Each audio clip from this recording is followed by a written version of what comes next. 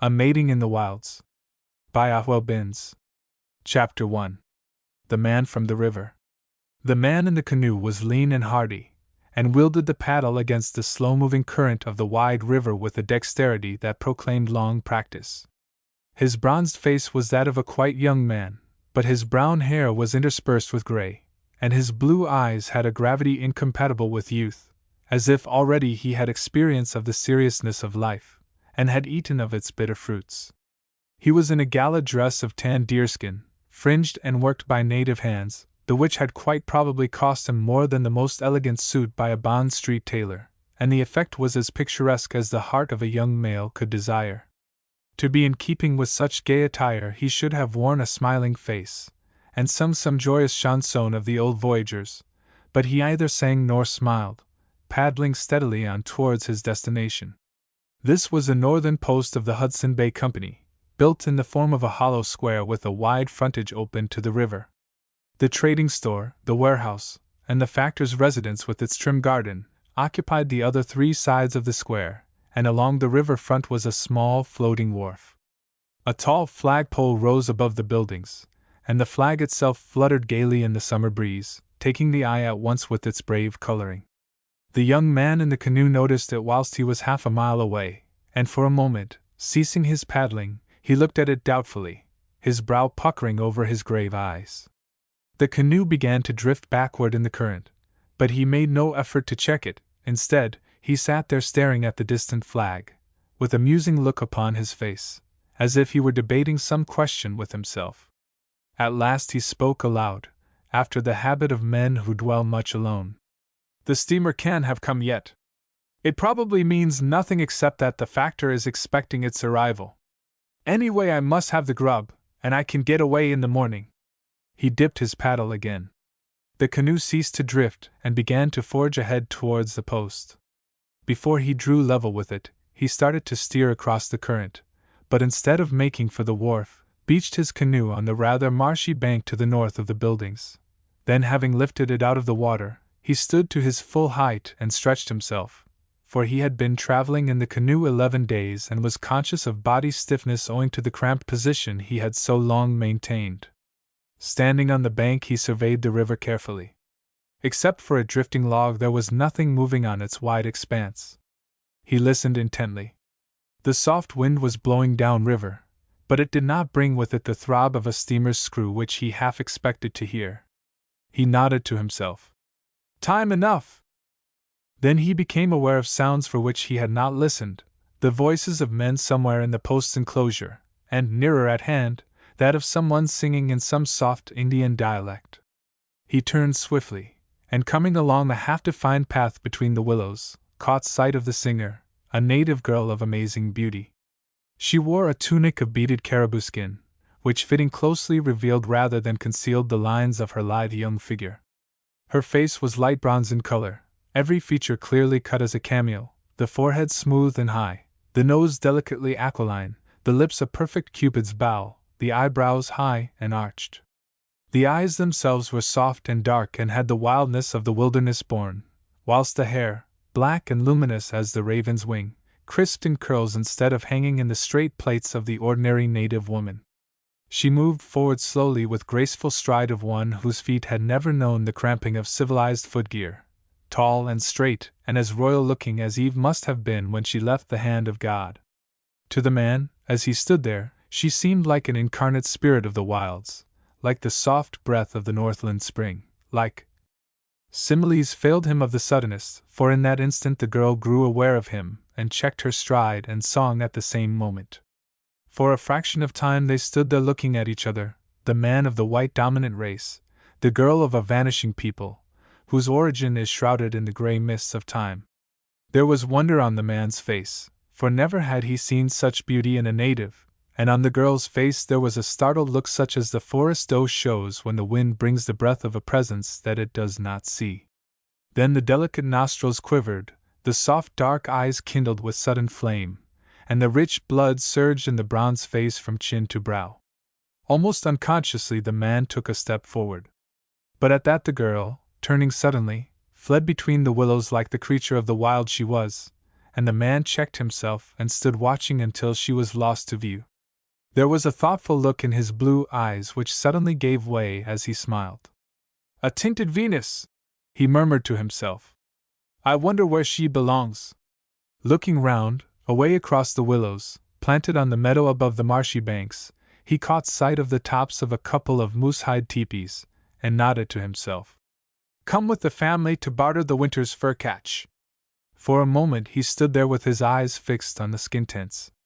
There was a reflective look upon his face, and at the end of the moment he made a movement towards the path along which the girl had fled. Then he stopped, laughed harshly at himself, and with the old look back on his face, turned again to his canoe, unloaded it, and began to pitch camp.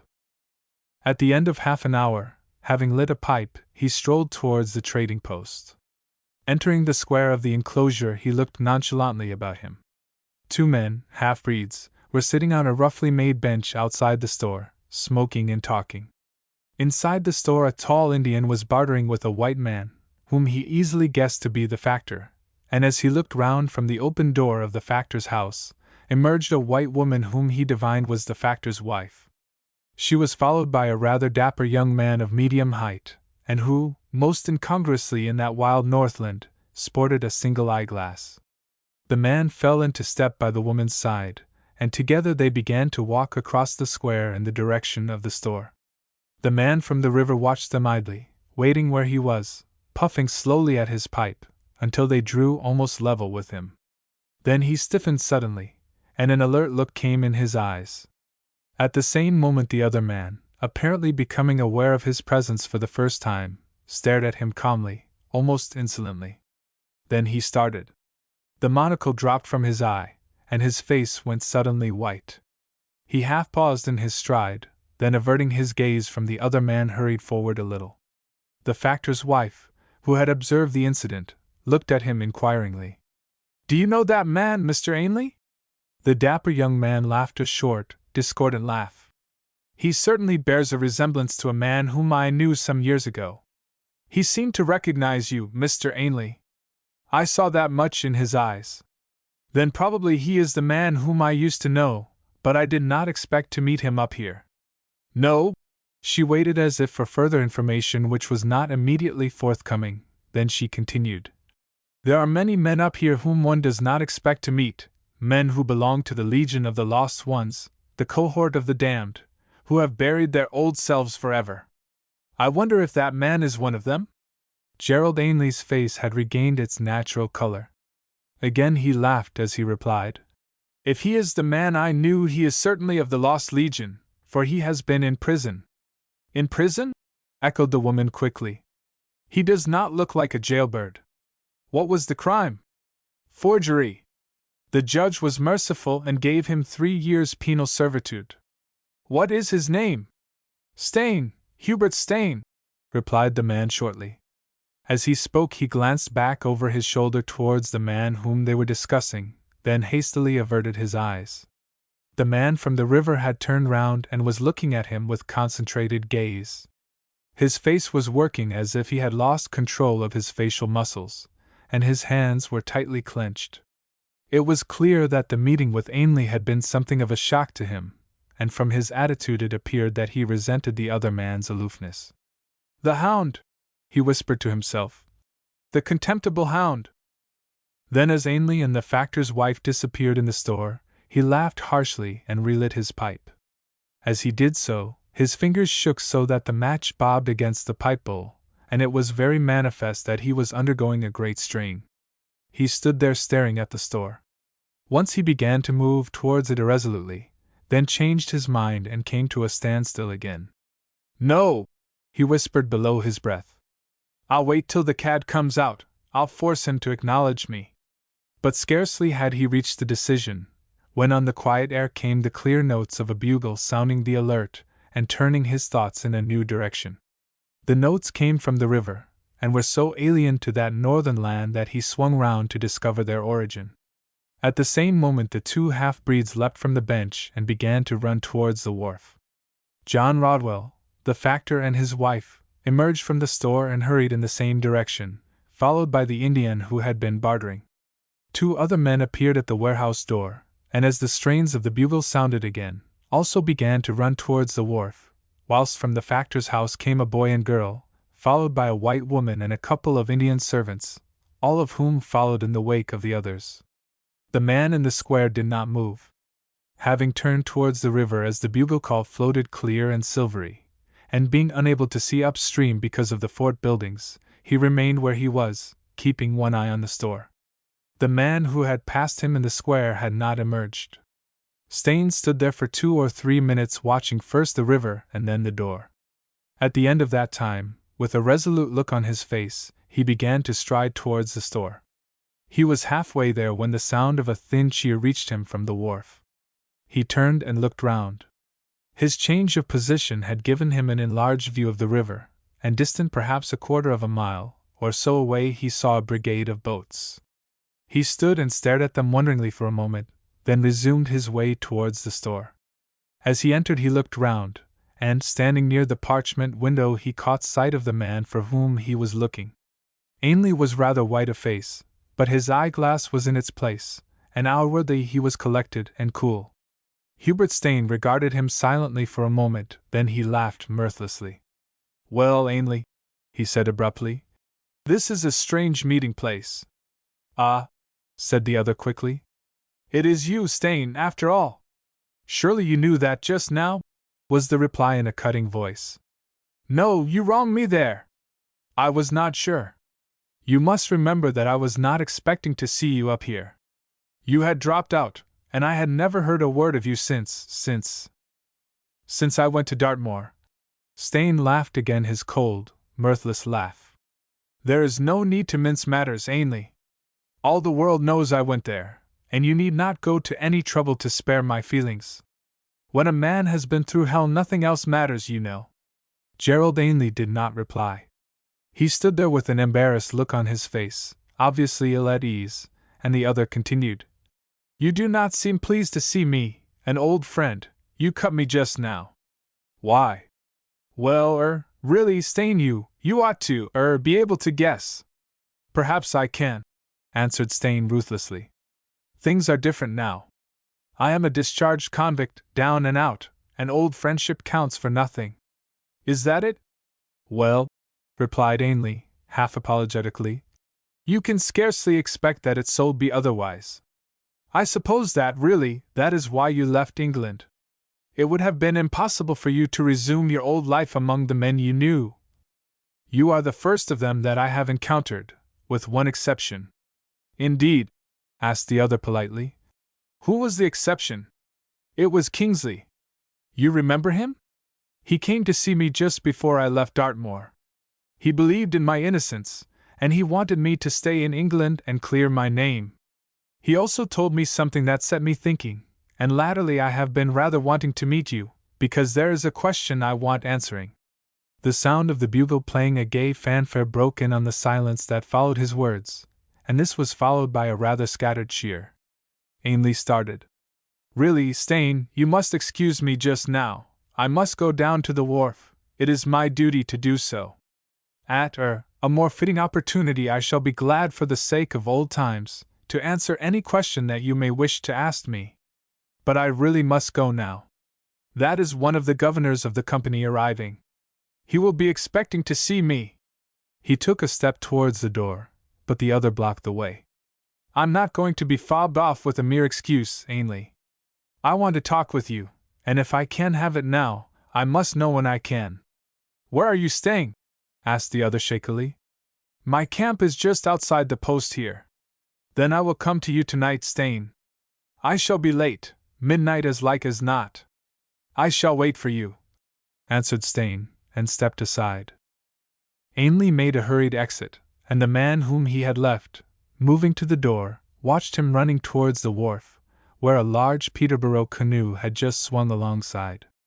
There were several others making for the wharf, and as Stain watched, one by one they drew up, and discharged their complement of passengers.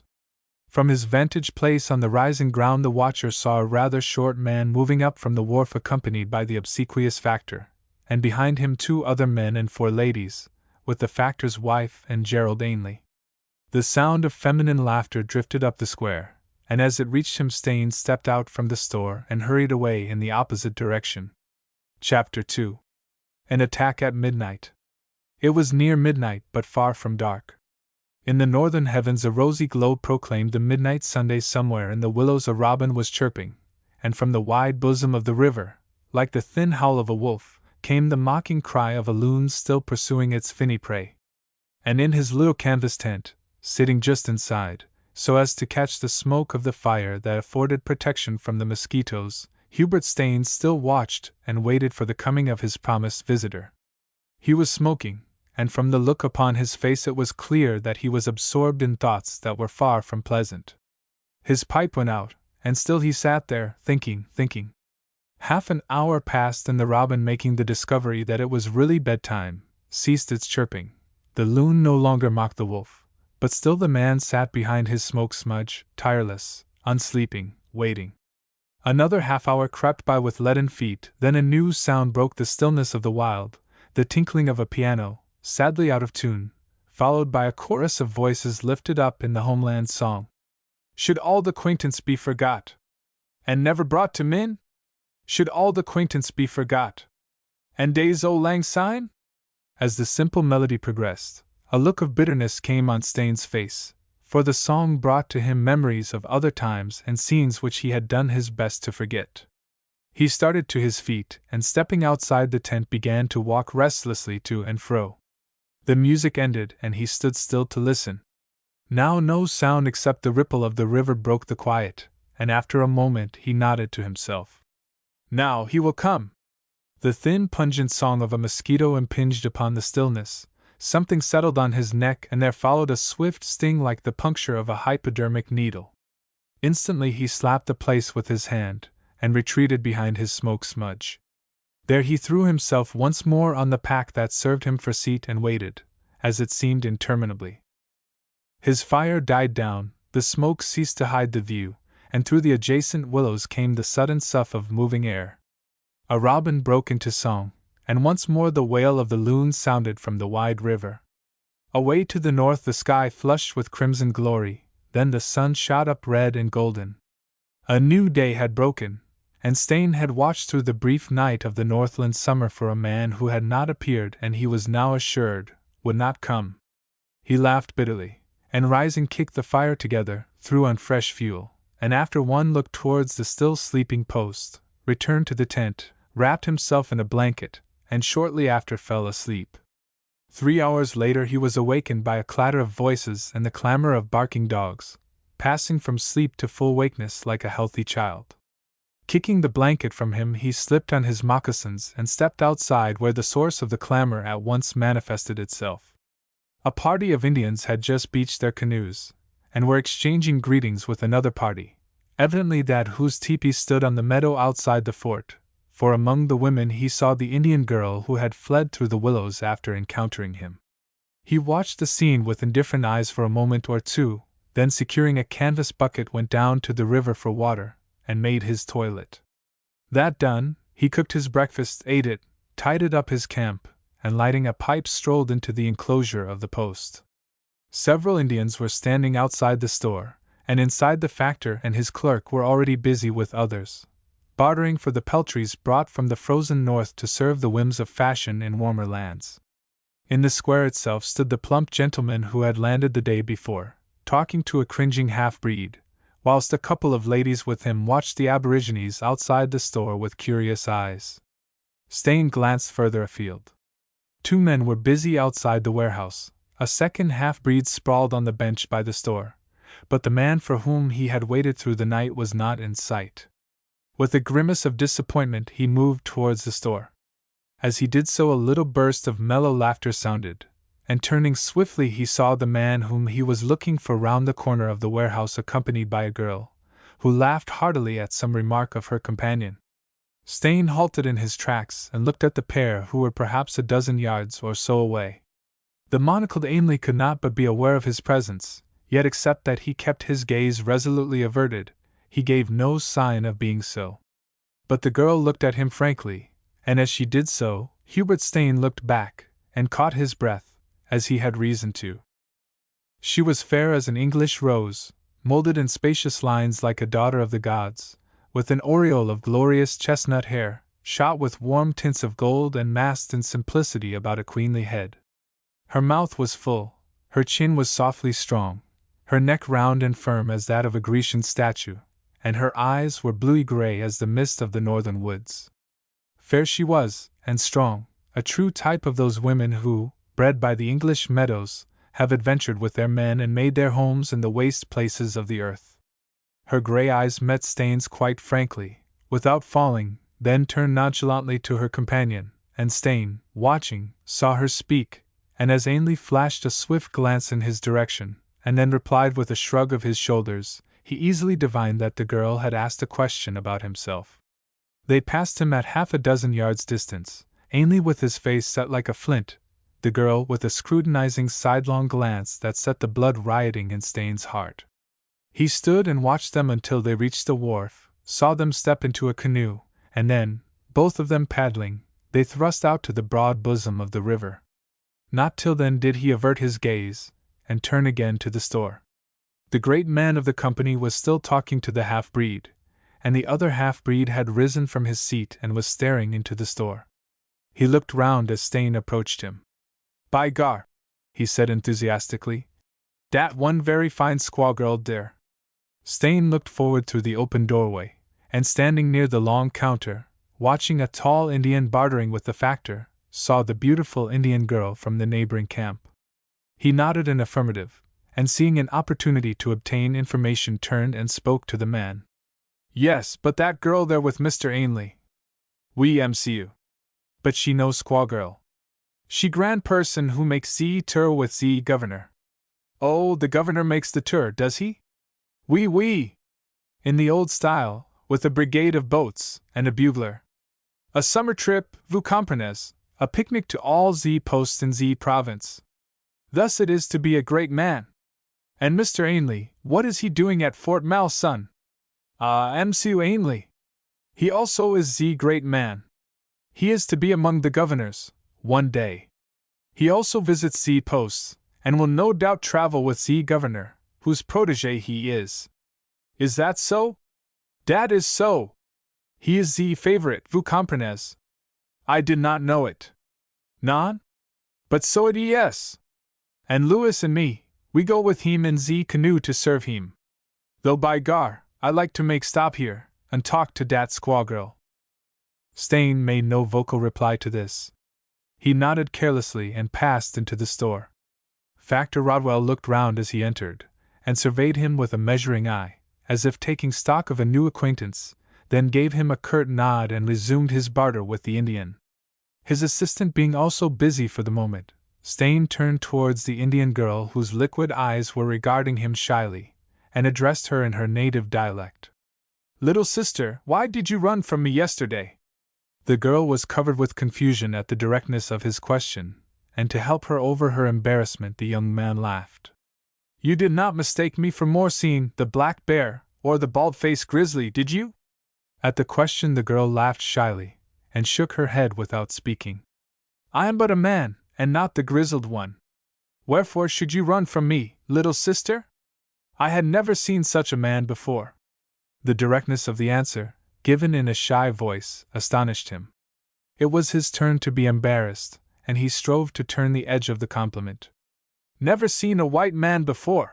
he cried in mock amazement. "I did not say that I had never seen a white man before. I have seen many.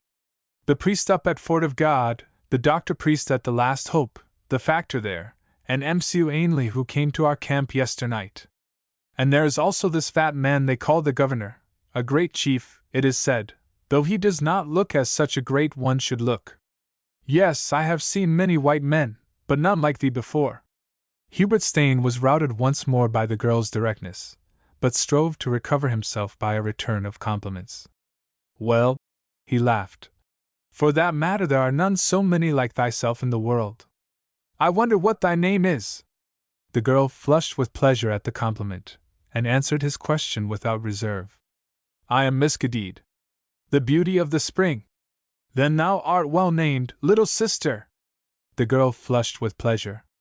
The flame that had leapt in her dark eyes at their first meeting burned once more, and where, but for an interruption, the conversation would have drifted can only be conjectured. But at that precise moment the tall Indian called to her, "Miss Gadid." The girl moved swiftly to him, and with a gesture that was almost royal the Indian pointed to a pile of trade goods heaped upon the long counter. The girl gathered as much as was possible in her arms, and staggered with her load from the store, and as Factor Rodwell nodded to him, Hubert Stain moved up the counter, and began to give his order. The factor wrote it down without comment, glancing at his customer from time to time with shrewd appraising eyes, and when Stain had paid for the goods which were to be ready before noon, he asked a question. "New to the district, aren't you?" "I wintered here," replied Stain briefly. "Then you did no trapping," said the factor with a laugh. "Or you'd have brought your pelts in. I guess you must be prospecting?" "I have done a little," agreed Stain, a touch of reserve in his manner. "A lonely job," commented the factor. "Yes," was Stain's reply, then he nodded and turned towards the door. The factor watched him go with frowning eyes, then turned to his assistant. "Not a very sociable sort, hey, Donald?" The assistant grinned, and shook his head. "Tongue-tied, I guess. I wonder where he has his location." "Somewhere north," answered Donald. "He came upstream, I saw him." The factor said no more to him, but passed out of the store towards the warehouse. As he did so he caught sight of Stain standing in the square watching a canoe far out on the river. The factor's eyes were good and he recognized the occupants of the craft quite easily, and as he saw Stain's interest in them, the frown gathered about his eyes once more, and he muttered to himself, "I wonder what Mr. Ainley's little game means." Then, as he was unable to find any answer to his question, he turned again to his own affairs. As for Hubert Stain, he stood in the square for quite a long time watching for the return of the canoe, determined to have speech with Ainley. Then, as it still lingered, he turned and made his way to his own camp. It was quite late in the afternoon when the opportunity he sought was given to him. Impelled by the merest curiosity, he had strolled over to the Indian teepees and had there encountered Miss Gadid teaching a puppy dog tricks. He had stopped to speak to her, and was still engaged in a rather one-sided conversation, when the sound of English voices caused him to turn round. The governor's party, accompanied by the factor, was moving towards the teepees. His first impulse was to go away, then seeing Ainley among the little knot of people, he decided to remain, and to serve his own end, kept Miss Gadid in conversation, as when left to herself she would have fled to the moose-hide tent. The party drew nearer. Stain was conscious of its attention, and the blood in Miss Gadid's face came and went in a manner that was almost painful. Any one looking at them, and noting the apparent absorption of the man and the certain embarrassment of the girl, must have utterly miscomprehended the situation, and that was what happened, for a moment later, the sound of a laughing feminine voice reached him. "Behold an idol of the land!" He looked up with an angry light in his blue eyes. The party was just passing, and nearly every pair of eyes was regarding him curiously. And one pair, the gray eyes of the girl who had been with Ainley, met his in level glance, and in them he saw a flicker of contempt. That glance sent the blood to his face, and increased the anger which had surged within him at the laughing remark he had overheard. Ainley was among these people, and come what might he would have speech with him before them all. He stepped forward determinedly, but Ainley, who had been watching him closely, anticipated his move by falling out of the group. "Don't be a fool, Stain! You'll do yourself no good by kicking up a dust here. I couldn't come last night, but tonight at the same time I will not fail." He turned and moved on again before Stain could reply, and as he joined the English girl, the latter inquired in a surprised voice, "You know that gentleman, Mr. Ainley?" Stain caught the question, but the answer he did not hear, though he could guess its purport, and found no pleasure at the thought of what it would be. Consumed with wrath and shame, he went his way to his own camp, and seeking relief from intolerable thoughts busied himself with preparations for a start on the morrow, then schooled himself to wait as best he could, through the long hours before Ainley's appointed time. Again the midnight sun found him sitting behind his smoke smudge, waiting, listening. All the songs and cries of the wild faded into silence, and still Ainley had not come. Then he caught the sound of light feet running, and looking up he saw Miss Cadide hurrying towards him between the willows. Wondering what had brought her forth at this hour, he started to his feet, and in that instant he saw a swift look of apprehension and agony leap to her face. "Beware, my brother!" He heard no more. A man rose like a shadow by his side, with lifted hand holding an axe shaft. Before he could move or cry out, the shaft descended on his uncovered head, and he dropped like a man suddenly stricken dead. When he came to himself, the rosy Northland night had given place to rosier dawn, and he found that he was lying, bound hand and foot, at the bottom of a Peterborough canoe. There were 3 Indians in the canoe, one of whom he recognized for Miss Cadide's father, and after lying for a few minutes wondering what was the meaning of the situation in which he found himself, he addressed himself to the Indian. "What is the meaning of this?" The Indian stared at him like a graven image, but vouchsafed no reply. Stain lay there wondering if it had anything to do with Miss Cadide, and finally, recalling the girl's dramatic appearance at the very moment when he had been stricken down, decided that it had. "What are you going to do with me?" he inquired after an interval. "Nothing," replied the Indian. "At the end of 5 days thou wilt be set free, and the canoe follows behind." "But why?"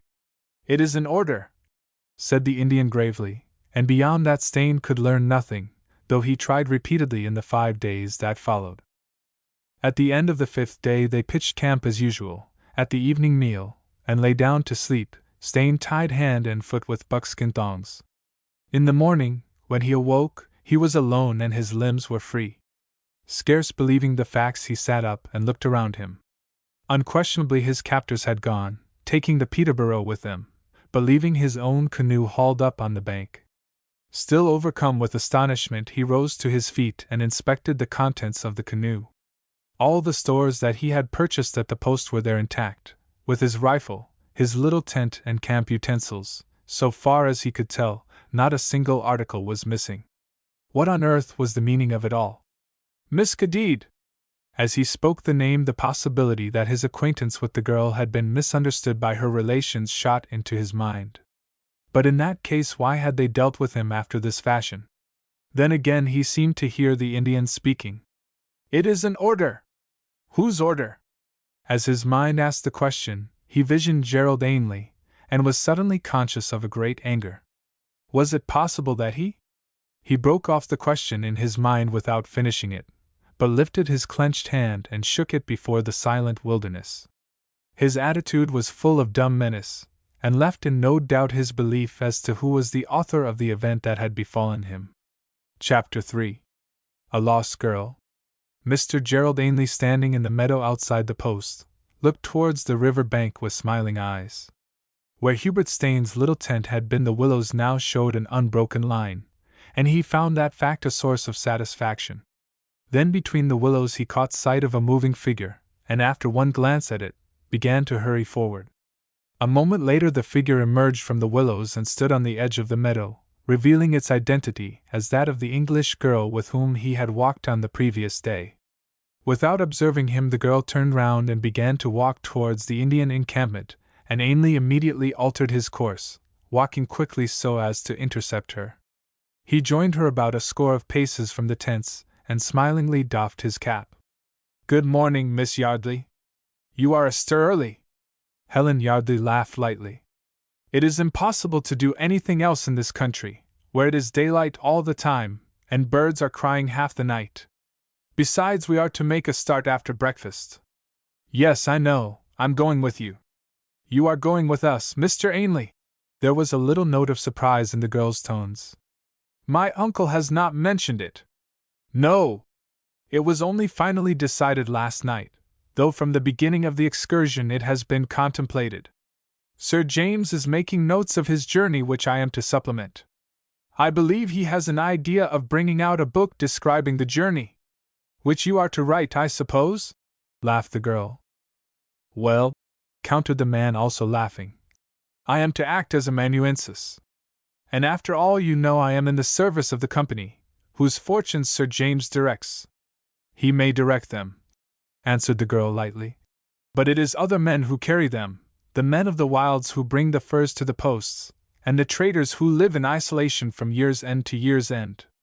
You must not take my uncle quite so seriously as he takes himself, Mr. Ainley.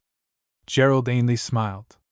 You forget, Miss Yardley, he can make or break a man who is in the company's service. Perhaps, laughed the girl. Though if I were a man I should not so easily be made or broken by another. I should make myself and see that none broke me. She paused as if waiting for an answer, then as her companion continued silent, abruptly changed the topic. By the by, I see that your acquaintance of other days has removed himself. Yes, answered Ainley. I noticed that. He must have gone in the night. Yes, was the reply. I suppose he folded his tent like the Arabs and as silently stole away. I dare say the meeting with an old acquaintance was distasteful to him. That is possible, answered Ainley. When a man has deliberately buried himself in this wild land he will hardly wish to be resurrected. And yet he did not appear to avoid you yesterday? Said the girl thoughtfully. A momentary impulse, I suppose, replied her companion easily. I dare say he thought I might fraternize and forget the past. And you couldn't? Well, scarcely. One does not fraternize with jailbirds even for old time's sake. They had now arrived at the teepees, and as they halted, the flap of one was thrown aside, and Miss Cadide emerged. She did not see them, as the moment she stepped into the open air her eyes turned towards the willows where Staines' camp had been. A look of sadness clouded the wild beauty of her face, and there was a poignant light in her eyes. Ah, whispered Helen Yardley. She knows that he has gone. Perhaps it is just as well for her that he has, answered Ainley carelessly. These marriages of the country are not always happy, for the woman. Miss Cadide caught the sound of his voice, and turning suddenly, became aware of their presence. In an instant a swift change came over her face. Its sadness vanished instantly, and as her eyes flashing fiercely fixed themselves upon Ainley, a look of scorn came on her face, intensifying its bizarre beauty. She took a step forward as if she would speak to the white man, then apparently changed her mind, and swinging abruptly on her heel, re-entered the tent. Helen Yardley glanced swiftly at her companion, and surprised a look of something very like consternation in his eyes. That was very queer, she said quickly. What was very queer? Asked Ainley. That girl's action. Did you see how she looked at you? She was going to speak to you and changed her mind. Ainley laughed a trifle uneasily. Possibly she blames me for the disappearance of her lover. But why should she do that? She can hardly know of your previous acquaintance with him. You forget, she saw him speak to me yesterday. Ah, yes, was the girl's reply. I had forgotten that.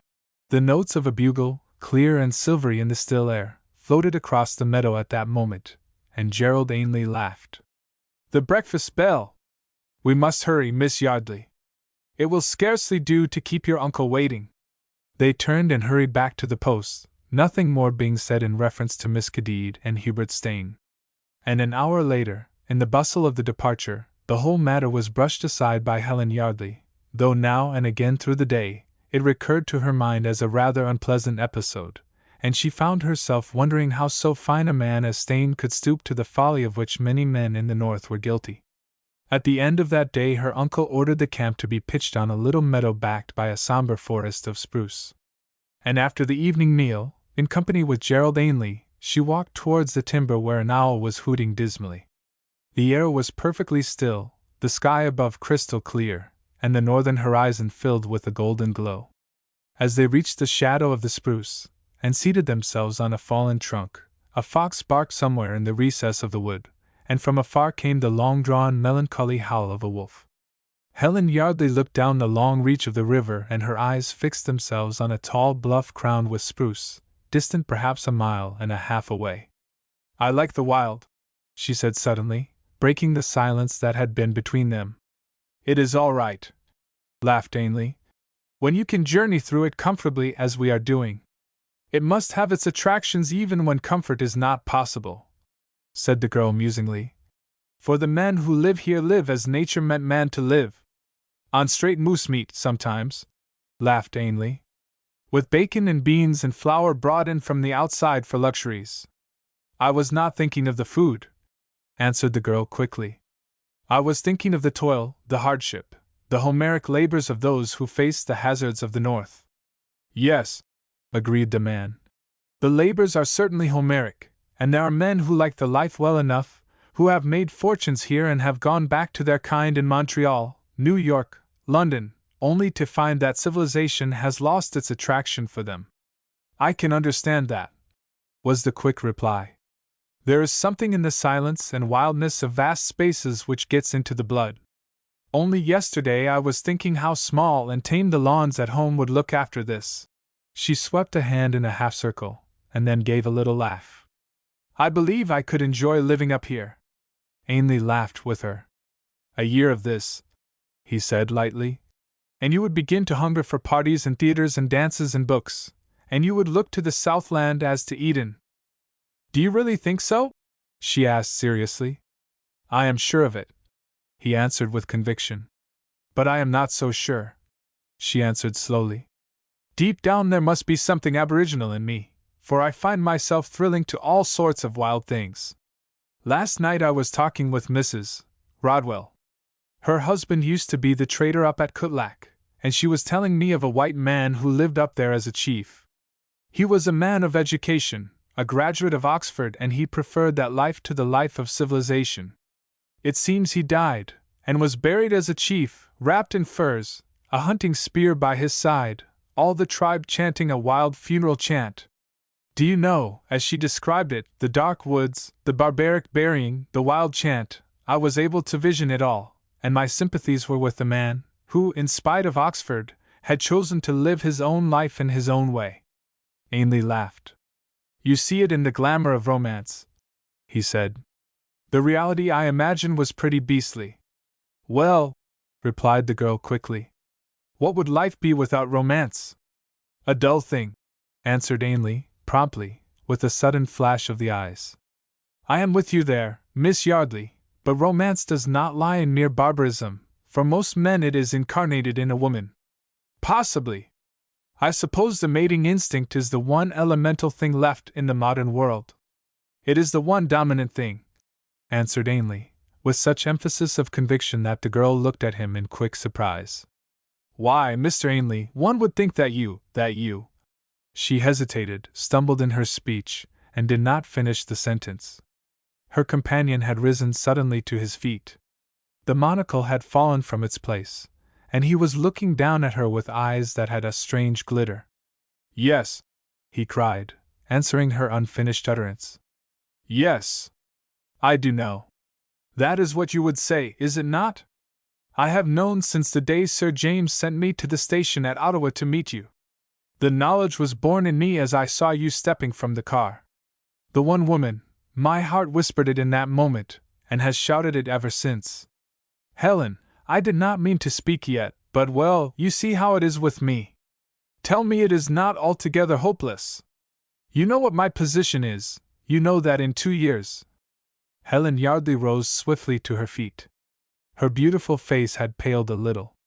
She stopped the flood of words with her lifted hand. Please, Mr. Ainley. There is no need to enter on such details. Then, you have taken me by surprise, said the girl slowly. I had no idea that you, I have never thought of it. But you can think now, Helen, he said urgently. I mean every word that I have said. I love you. You must see that, now. Let us join our lives together, and together find the romance for which you crave. The blood was back in the girl's cheeks now, running in rosy tides, and there was a light in her gray eyes that made Ainley's pulse leap with hope, since he mistook it for something else.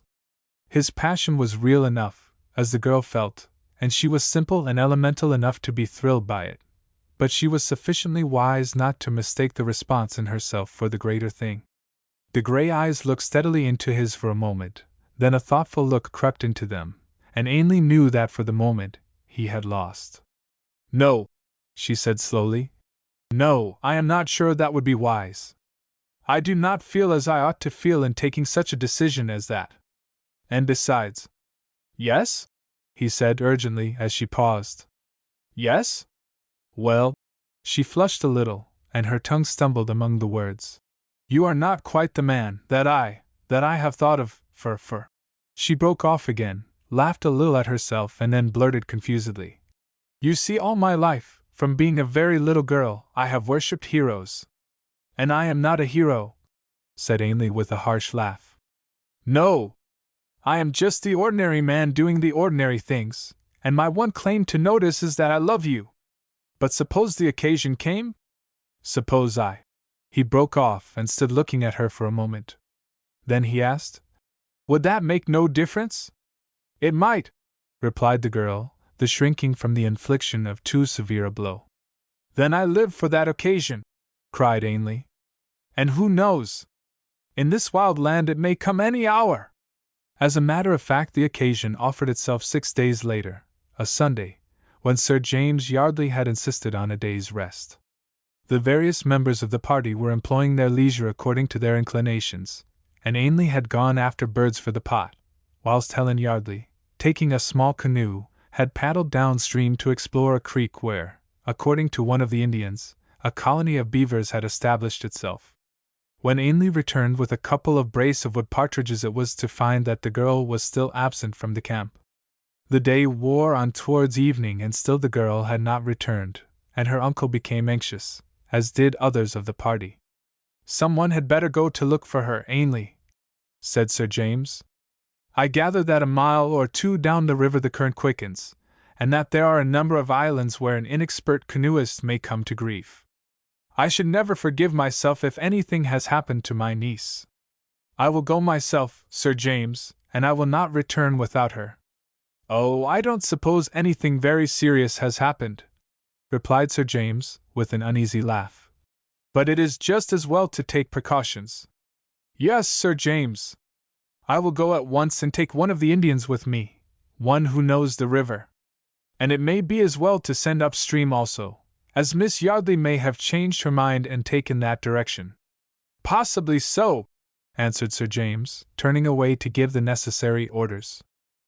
Gerald Ainley called one of the Indians to him, and ordered him to put 3 days' supply of food into the canoe, blankets and a small folding tent, and was just preparing to depart when Sir James drew near, and stared with evident surprise at the load in the canoe.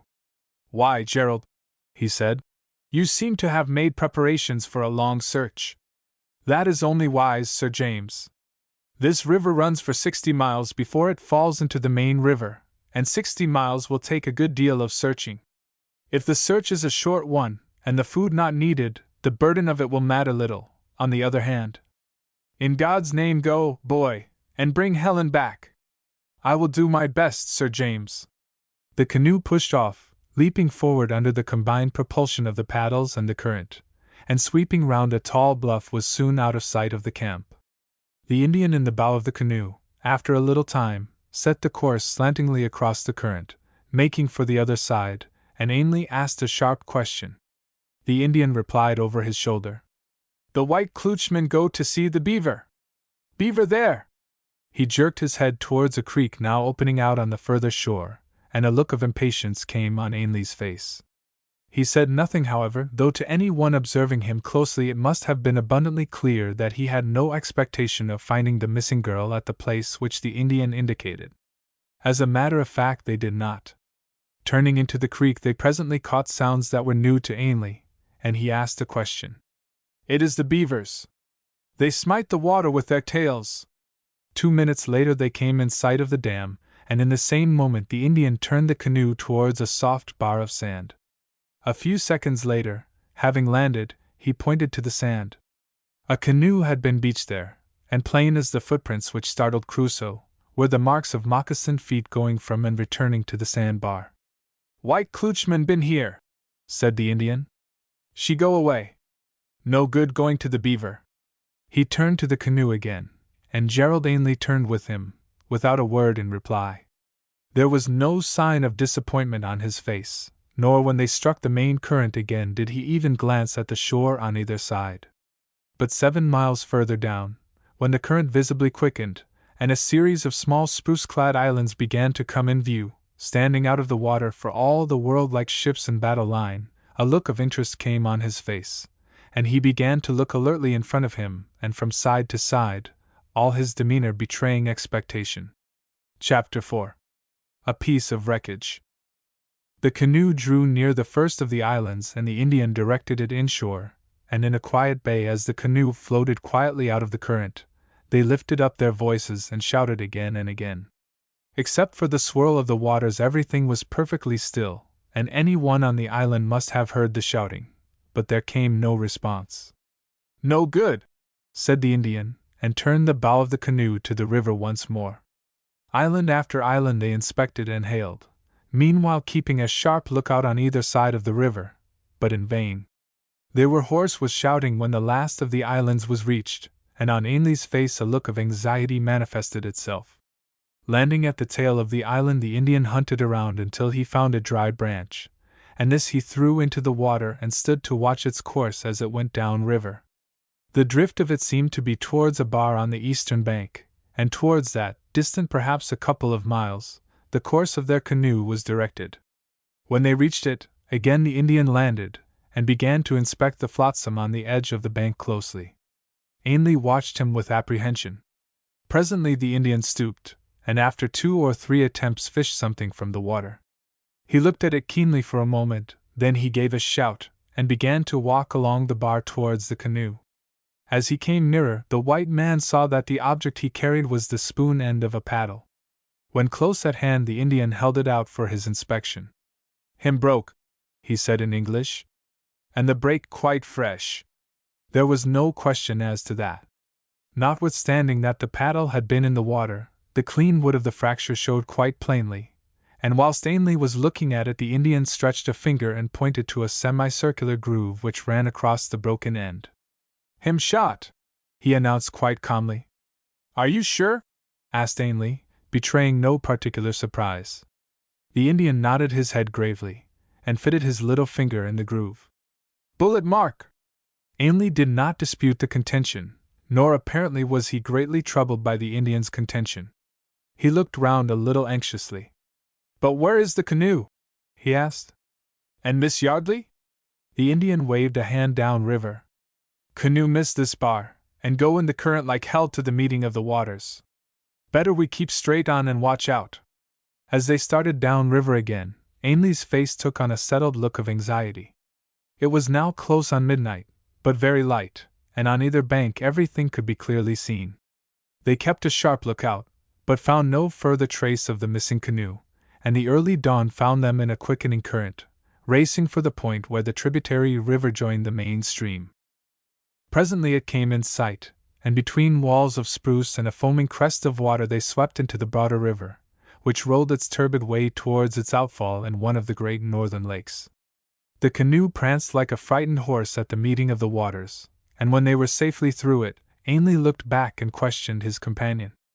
"Would Miss Yardley's canoe come through that?" "Like a dry stick," answered the Indian, letting the canoe drift for a moment in order to swing into the main current of the broader stream. Ainley looked ahead. Downstream the river narrowed and the low broad banks about them gradually rose, until they were like high ramparts on either hand. The Indian pointed towards the tree-crowned cliffs. "No good there," he said. "We land here, and make grub, walk down and see what water like." It seemed to Ainley the only sensible thing to do, and he did not demur.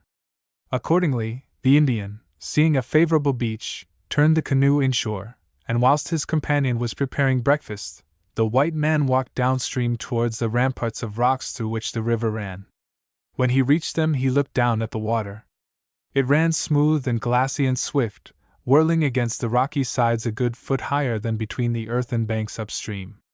He followed the gorge, forgetting that he was tired, forgetting the preparing breakfast, a look of extreme anxiety upon his face. 3/4 of an hour's walking brought him to the end of the gorge, and for a mile or two the country opened out once more, the river running wide between low-lying banks to disappear in the lee of a range of hills above which hung a veil of mist. He stood regarding the scene for a few minutes and then, the anxiety on his face more pronounced than ever, made his way back to the place where the Indian awaited him. The Indian had already eaten, and whilst he himself breakfasted he told him what he had seen. The native listened carefully, and in the end replied in his own language. "Good!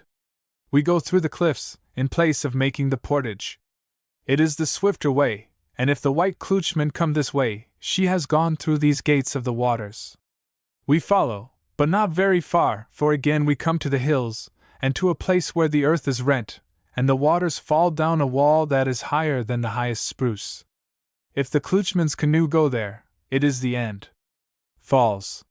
So that was the meaning of that mist among the hills. There the river plunged into a chasm, and if Helen Yardley's canoe had been swept on in the current, it was indeed the end. Ainley's anxiety mounted to positive fear. He pushed from him the fried deer meat and bacon which the other had prepared for him, and rose suddenly to his feet. "Let us be going," he said sharply, and walked restlessly to and fro whilst his companion broke camp. A few minutes later they were afloat again, and after a little time there was no need to paddle. The current caught them and flung them towards the limestone gateway at express speed. In an amazingly short time they had passed through the gorge, and were watching the banks open out on either side of them. There was no sign of life anywhere, no indication that anyone had passed that way since time began. As they sped onward, a peculiar throb and rumble began to make itself heard. It increased as they neared the range of hills towards which they were making, and as the banks began to grow rocky, and the water ahead broken by boulders, the Indian looked for a good place to land. He found it on the lee side of a bluff where an eddy had scooped a little bay in the steep bank, and turning the canoe inside it, they stepped ashore. Making the canoe secure, they climbed to the top of the bank and began to push their way downstream. The rapids, as Ainley noted, grew worse. Everywhere the rocks stood up like teeth tearing the water to tatters, and the rumble ahead grew more pronounced. Standing still for a moment, they felt the earth trembling beneath their feet, and the white man's face paled with apprehension. A tangle of spruce hid the view of the river as it skirted a big rock, and as the river evidently made a swerve at this point, they struck a beeline through the timber. The rumble, of which they had long been conscious, of the suddenness seemed to become a roar, and, as they came to an open place where they could see the water again, they understood the reason. The river, but a few feet below them, bordered by shelving terraces of rock, suddenly disappeared. Rolling glassily for perhaps 50 yards, with scarce a ripple on its surface, the water seemed to gather itself together, and leap into a gorge, the bottom of which was 90 feet below. Ainley stood looking at the long cascade for a full minute, a wild light in his eyes, then he looked long and steadily at the gorge through which the river ran after its great leap. His face was white and grim, and his mouth was quivering painfully. Then without a word he turned and began to hurry along the line of the gorge. The Indian strode after him. "Where go to?" he asked. "The end of the gorge," was the brief reply. The Indian nodded, and then looked back. "If canoe can go over there, it's smashed to small bits." "Oh, I know it, don't I?" cried Ainley savagely. "Hold your tongue, can't you?" An hour's wild walking brought them to the end of the gorge, and looking down the rather steep face of the hill, to the widening river, the white man carefully surveyed the banks. After a time he found what he was looking for, a pile of debris heaped against a bluff, whose hard rock resisted the action of the water. It was about a quarter of a mile away and on the same bank of the river as himself. Still in silence he began to drop down the face of the hill, and sometimes climbing over moss-grown rocks, sometimes wading waist-high in the river itself, he made his way to the heap of debris. It was the drift pile made by the river, which at this point cast out from its bosom logs and trees and all manner of debris brought over the falls and down the gorge, a great heap piled in inextricable confusion as high as a tall fir tree, and as broad as a church. Feverishly, Gerald Ainley began to wade round its wide base, and the Indian also joined in the search, poking among the drift logs and occasionally tumbling one aside. Then the Indian gave a sharp grunt, and out of the pile dragged a piece of wreckage that was obviously part of the side and bow of a canoe. He shouted to Ainley, who hurried scramblingly over a heap of the obstructing logs, and who, after one look at that which the Indian had retrieved, stood there shaking like wind-stricken corn, his face white and ghastly, his eyes full of agony. The Indian put a brown finger on a symbol painted on the bows, with the letters H, B, C, beneath. Both of them recognized the piece of wreckage as belonging to the canoe in which Helen Yardley had left the camp, and the Indian, with a glance at the gorge which had vomited the wreckage, gave emphatic utterance to his belief. All gone. Gerald Ainley made no reply.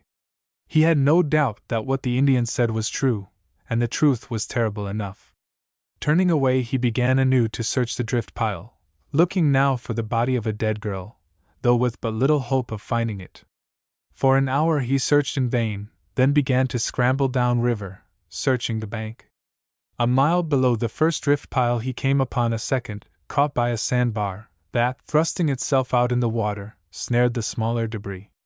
This also he searched diligently, with no result, and after wandering a little further down the river without finding anything, returned to where the Indian awaited him. "We will go back," he said, and these were the only words he spoke until they reached their canoe again.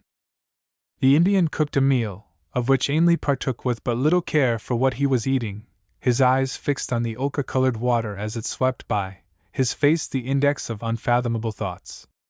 After the meal they began to track their canoe upstream, until they reached water where it would be possible to paddle, one of them towing with a line, and the other working hard with the paddle to keep the canoe's nose from the bank.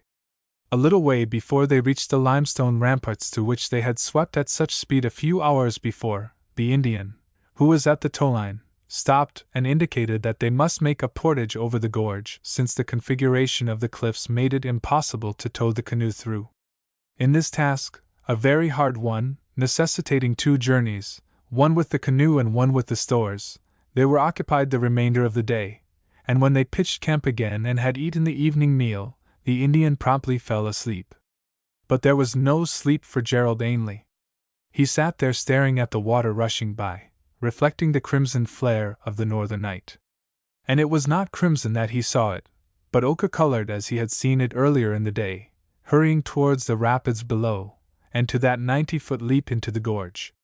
And all the time, in vision, he saw a canoe swept on the brown flood, a canoe in which crouched a chestnut-haired girl, her gray eyes wide with fear, her hands helplessly clasped, as she stared ahead, whilst the canoe danced and leaped in the quickening waters hurrying towards the ramparts below, which for aught she knew might well be the gates of death. Sometimes the vision changed, and he saw the canoe in the rapids below the ramparts, and waited in agony for it to strike one of the ugly teeth of rock. Again and again it seemed that it must, but always the current swept it clear, and it moved on at an increasing pace, swept in that quick mill race immediately above the falls. On the very edge he saw it pause for a brief fraction of time, and then the water flung it, and the white-faced girl into the depths beneath, and he saw them falling through the clouds of spray, the girl's dying cry ringing through the thunder of the waters. He cried out in sudden agony, "My God! No!" Then at the sound of his own cry, the vision left him for a time, and he saw the river as it was, rosy in the light of the midnight Sunday. A sound behind him caused him to turn round. The Indian, awakened by his cry of anguish, had sat up and was staring at him in an odd way. "It is all right, Joe," he said, and with a grunt the Indian lay down to sleep again. Ainley could not remain where he was to become again the prey of terrible imaginations. Rising to his feet, he stumbled out of the camp, and began to walk restlessly along the bank of the river. He was body-tired, but his mind was active with an activity that was almost feverish. Try as he would, he could not shut out the visions which haunted him, and as fast as he dismissed one, a new one was conjured up.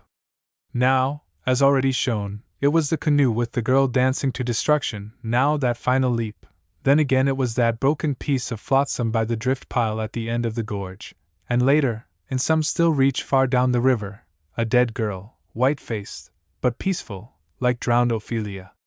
He walked far without knowing it, driven by the secret agonies within, and all the time conscious that he could not escape from them.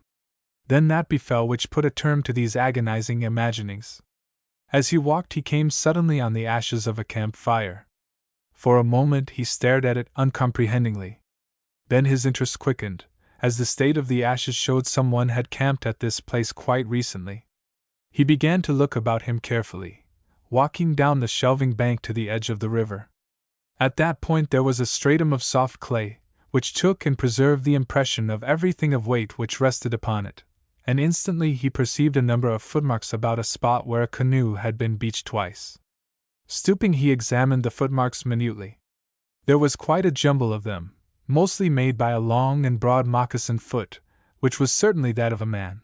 But in the jumble he found the print of smaller feet, which must have been made by a youth or girl. A quick hope kindled in his heart as he began to trace these prints among the others. He had little of the craft of the wilds, but one thing quickly arrested his attention. The smaller footprints all pointed one way, and that was down the bank towards the water. Now why should that be? Had the person who had made those footprints not been in the canoe when the owner had landed to pitch camp? And if such were the case, and the maker of them was indeed a woman, what was she doing here, alone in the wilderness? Had Helen Yardley been saved by some fortunate chance, and wandering along the river bank, stumbled on the camp of some prospector or trapper making his way to the wild north? His mind clutched at this new hope eagerly. Hurriedly he climbed the sticky bank and began feverishly to search for any sign that could help him. Then suddenly the hope became a certainty, for in the rough grass he saw something gleam, and stooping to recover it, found that it was a small enameled swastiki brooch similar to one which he had seen 3 days before at Miss Yardley's throat. As he saw this he gave a shout of joy, and a moment later was hurrying back along the bank to his own encampment. As he went, almost at a run, his mind was busy with the discovery he had made. There were other brooches in the world like this, thousands of them no doubt, but there were few if any at all in this wild Northland, and not for a single moment did he question that this was the one that Miss Yardley had worn. And if he were right, then the girl was safe, and no doubt was already on her way back to her uncle's camp in the care of whatever man had found her. Excitedly he broke on the slumbers of his Indian companion, and after showing him the brooch, bade him accompany him to the place where he had found it, and there pointed to the footmarks on the river bank. "Can you read the meaning of those signs?" The Indian studied them as a white man would a cryptogram, and presently he stood up, and spoke with the slow gravity of his race. "The Klutchman, she came from the river. The man, he carry her from the water in his arms." "How do you know that, Joe?" The Indian pointed to certain footprints which were much more deeply marked than the others. "The man, he carry heavy weight when he make these, and the Klutchman she weigh, how much? 110 pounds sure. He not carry that weight back to the canoe, because the Klutchman she walk." He pointed again, this time to the smaller footprints, and to Ainley, reading the signs through the Indian's eyes. The explanation amounted to a demonstration. Yes, I understand," he cried. "But in that case, where is she?" The Indian looked up and down the river, then waved a hand upstream. "The man, he take her back to camp." "Then why did we not meet them as we came down?" A puzzled expression came on the Indian's face. For a moment he stood considering the problem, then he shook his head gravely. "I not know. We must get back to the camp at once, Joe. We must find out if Miss Yardley has returned. We know now that she is alive, and at all costs we must find her. We will start at once, for there is no time to lose." He turned on his heel and led the way back to the canoe, and half an hour later they were paddling upstream towards the junction of the rivers, the Indian grave and imperturbable, Ainley with a puzzled, anxious look upon his handsome face. Chapter 5. A Brave Rescue. When Hubert Stain took stock of his position, after his captors had left him, he found himself in a country which was strange to him, and spent the best part of a day in ascertaining his whereabouts. The flow of the wide river where the camp had been pitched told him nothing, and it was only after he had climbed a high hill 1.5 miles away from the river that he began to have any indication of his whereabouts. Then, with the country lying before him in a bird's-eye view, he was able to learn his position. There was more than one river in view, and a chain of small lakes lay between one of them and the river where he had been left by his captors. From the last of those lakes a long portage, such as had been made on the last day but one of the journey, would bring them to a river which a few miles away joined the river on the bank of which he had been left to shift for himself. Studying the disposition of the country carefully, he reached the conclusion that by a roundabout journey he had been brought to the river on the upper reaches of which he had his permanent camp, and as the conviction grew upon him, he made his way back to the canoe, and began to work his way upstream. As he paddled, the problem of his deportation exercised his mind, and nowhere could he find any explanation of it, unless it had to do with Miscadid. But that explanation failed as he recalled the words of her father. "It is an order. Who had given the order?" He thought in turn of the factor, of Sir James Yardley, of Gerald Ainley.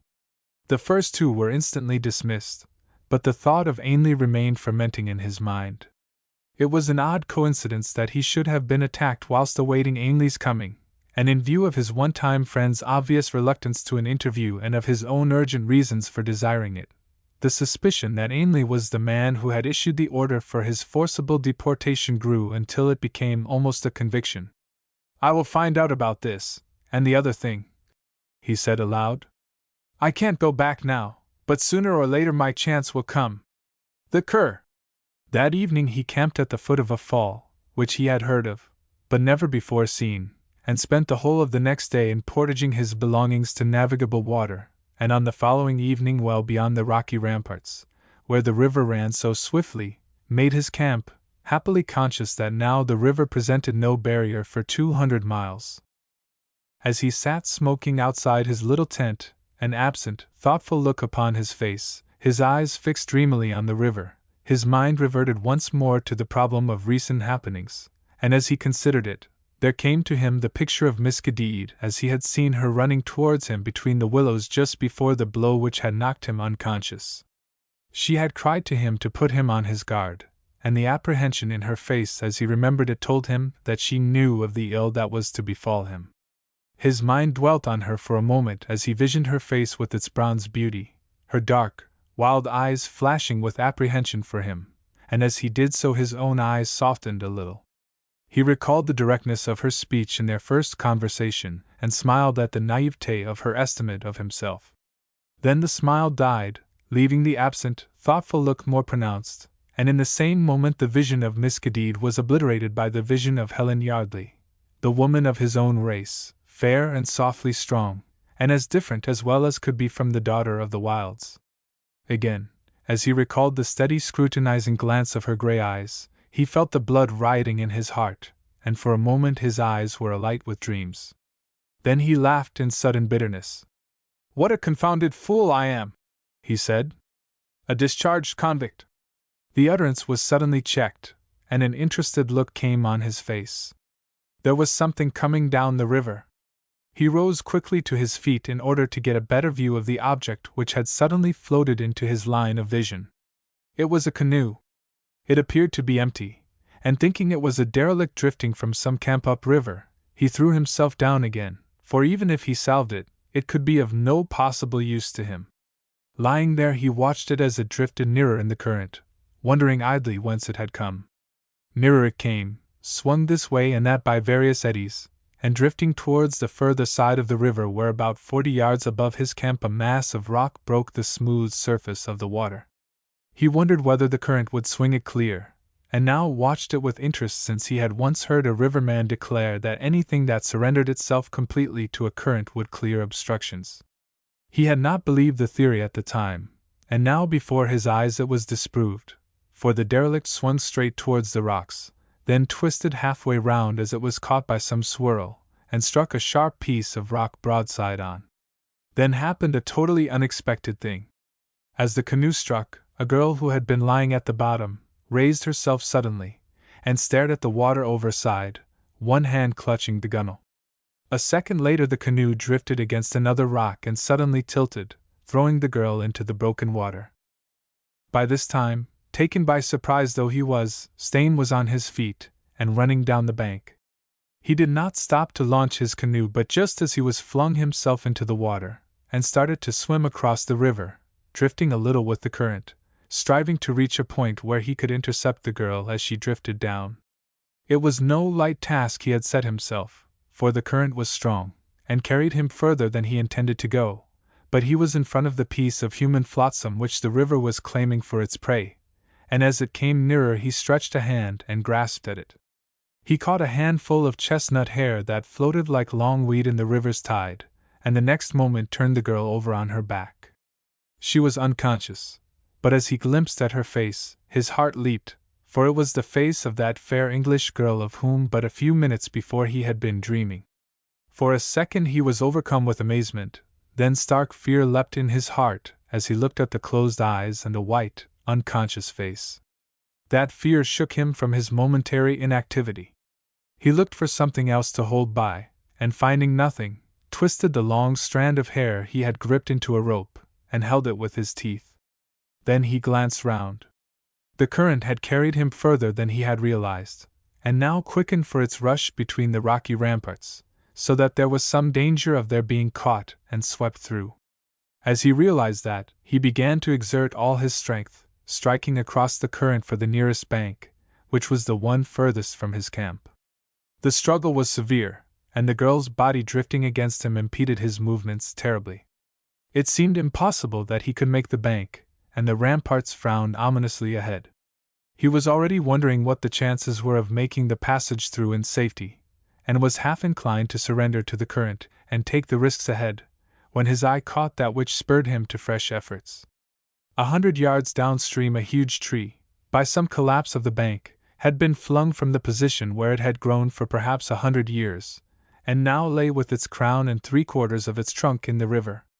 Its roots, heavily laden with earth, still clung to the bank and fought with the river for its prey. If he could reach that, Stain realized that he might yet avoid the perilous passage between the bastions of rock. He redoubled his efforts against the quickening current, and by supreme exertions pulled himself into a position where the current must carry him and the girl against the tree. In a moment, as it seemed, they had reached it, and now holding the girl's hair firmly in one hand, with the other he clutched at one of the branches. He caught it, and the next moment was unexpectedly ducked overhead in the icy water. He came up gasping, and then understood. The tree was what in the voyageur's nomenclature is known as a sweeper. Still held by its roots, it bobbed up and down with the current, and the extra strain of his weight and the girl's had sunk it deeper in the water. It still moved up and down, and he had not finished spluttering when a new danger asserted itself. The suck of the current under the tree was tremendous. It seemed to Stain as if 1,000 malevolent hands were conspiring to drag him under, and all the time he was afraid lest the unconscious girl should be entangled among the submerged branches. Lying on his back holding the bough that he had caught, at the same time steadying himself with a foot against another branch, he swiftly considered the situation. It was impossible that he could pull himself onto the trunk from the upper side. Even had he been unhampered by the unconscious girl, that would have been difficult, the suck of the current under the tree being so great. He would have to get to the other side somehow. To do that there were new risks to be taken. He would have to let loose the branch which he held, drift through the other interlacing branches, and get a hold on the further side of the trunk. It was risky, and beyond was the water swirling for its race between the bastions. But he could do nothing where he was, and, setting his teeth, he let go his hold. In a second, as it seemed, the tree leaped like a horse and the water swept him and the girl under the trunk. Scarcely were they under when his free arm shot out and flung itself round a fresh bough which floated level with the water. Immediately the bough bobbed under, but he was prepared for that, and after a brief rest he set the girl's hair between his teeth once more, and with both hands free began to work from bough to bough. One that he clutched gave an ominous crack. It began to sag in a dangerous way, and at the fork where it joined a larger branch a white slit appeared and began to grow wider. He watched it growing, his eyes quite steady, his mind alert for the emergency that it seemed must arrive, but the branch held for the space of time that he needed it, and it was with heartfelt relief that he grasped a larger bough, and the next moment touched bottom with his feet. At that he shifted his hold on the girl, towing her by a portion of her dress, and 2 minutes later lifted her beyond the waterline on the high shelving bank. Then, as he looked in her white face and marked the ashen lips, a panic of fear fell on him. Dropping to his knees he took her wrist in his hand and felt for her pulse. At first he thought that she was dead, then very faint and slow he caught the beat of it. The next moment he had her in his arms and was scrambling up the bank. At the top he had the good fortune to stumble on a trail that was evidently used by Indians or other dwellers in the wilderness, probably by men portaging the length of bad water down the river. It was a rough enough path, yet it made his task immeasurably easier. But even with its unexpected aid, the journey was a difficult one, and he staggered with exhaustion when he laid the girl down upon the rough grass at a point not quite opposite his own camp. Gasping, he stood looking at her until he had recovered his breath, the girl unconscious of his gaze. Then, when he felt equal to the task, he plunged again into the river and swam to his own camp. A few minutes later he returned in his canoe, carrying with him a field water bottle filled with medical brandy. The girl lay as he had left her, and his first action was to pour a few drops of brandy between her parted lips, and that done he waited, chafing her hands. A minute later the long-lashed eyelids fluttered and opened, and the gray eyes looked wildly round without seeing him, then closed again, and a long sigh came from her as she lapsed into unconsciousness anew. At that he wasted no more time. Lifting her, he carried her down to the canoe, and paddling across the river, bore her up to his own camp, and laid her down where the heat of the fire would reach her. Then he administered further brandy, and once more waited. Again the eyelids fluttered and opened, and the girl looked round with wild, uncomprehending gaze. Then her eyes grew steady, and a moment later fixed themselves upon Stain. He waited, saw wonder light them, then, in a voice that shook, the girl asked, "How did I come here?" "That you know best yourself," answered the young man, cheerfully. "I fished you out of the river, that is all I know."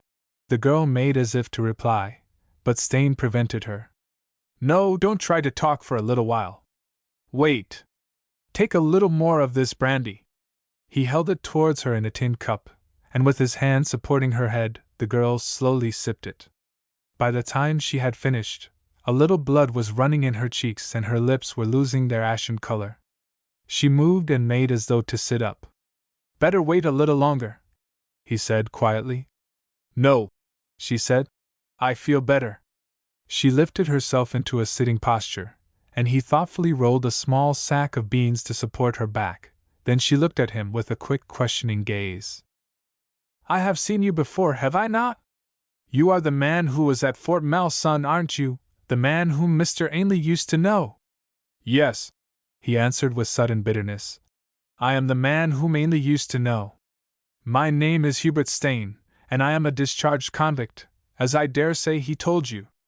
The sudden access of color in Helen Yardley's face, and the look in her eyes, told him that he had guessed correctly, but the girl did not answer the implied question. Instead, she looked at the river and shuddered. "You fished me out," she said, her eyes on the rocks across the river. "Was it there the canoe overturned?" "Yes," he answered. "You struck the rocks." "I must have been dozing," she replied. "I remember waking and seeing water pouring into the canoe, and the next moment I was in the river." "You saw me, I suppose?"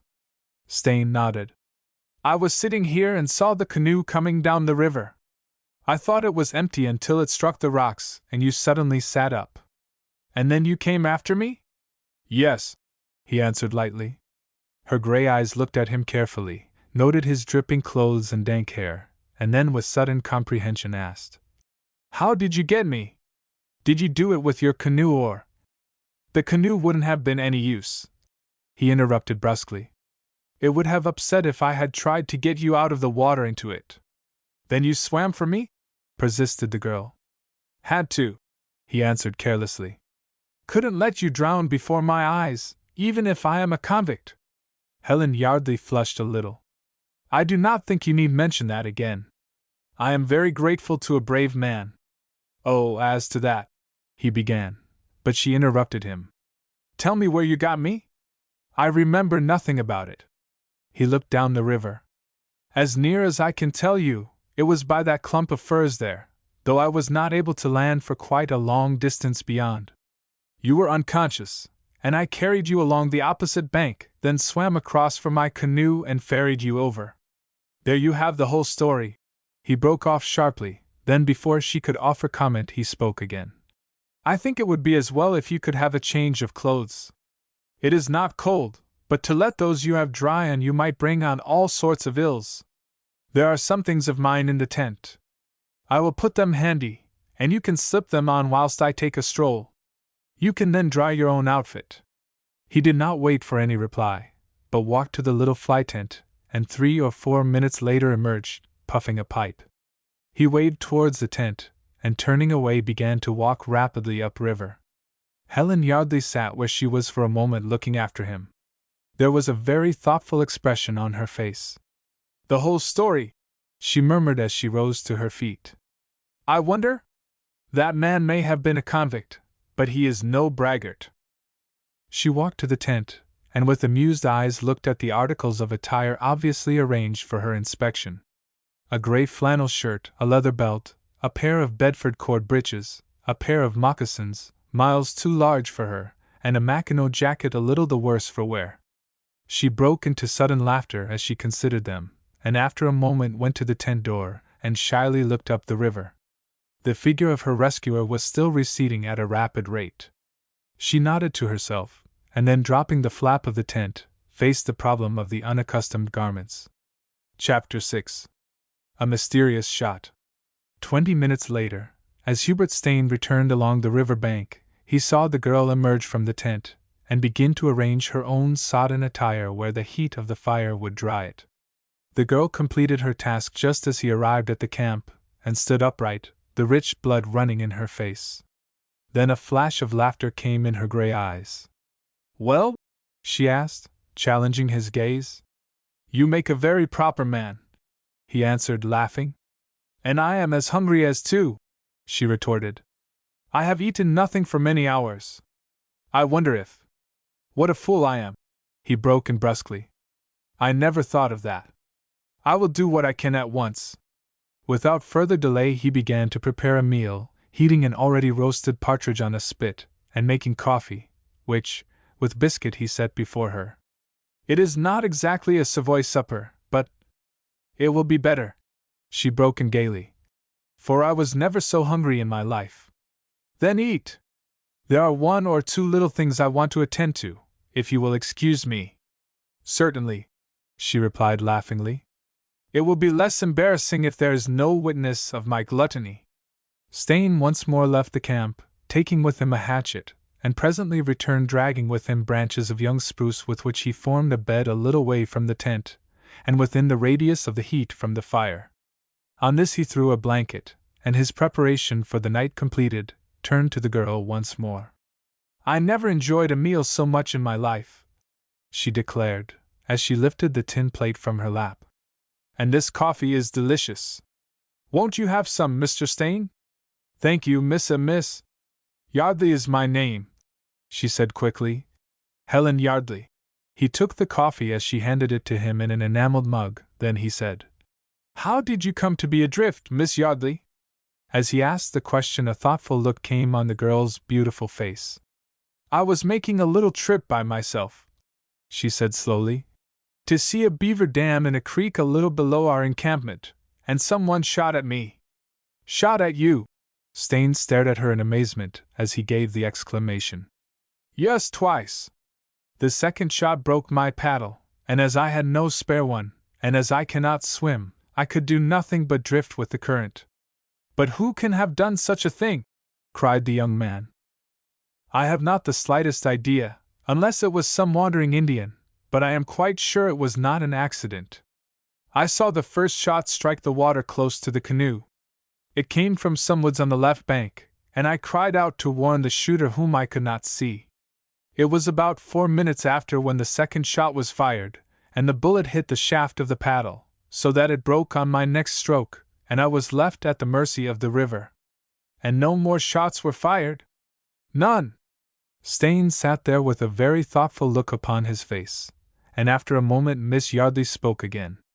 "What do you think, Mr. Stain?" He shook his head. "I do not know what to think, Miss Yardley," he said slowly, "but it looks as if the thing had been done deliberately." "You mean that someone tried to kill me?" "No, not that," was the reply. "You would offer too fair a mark for anyone accustomed to handling a rifle to miss. I mean that there was a deliberate attempt to set you adrift in the canoe. The first shot, you say, struck the water near you, the second smashed your paddle, and after that there was no more firing. Why? The only answer is that the shooter had accomplished his object." "It certainly has that appearance," answered the girl. "But why should anyone do a thing like that? That is quite beyond me. It was so brutal a thing to do." Some roaming Indian possibly, suggested Miss Yardley thoughtfully. But as you asked just now, why?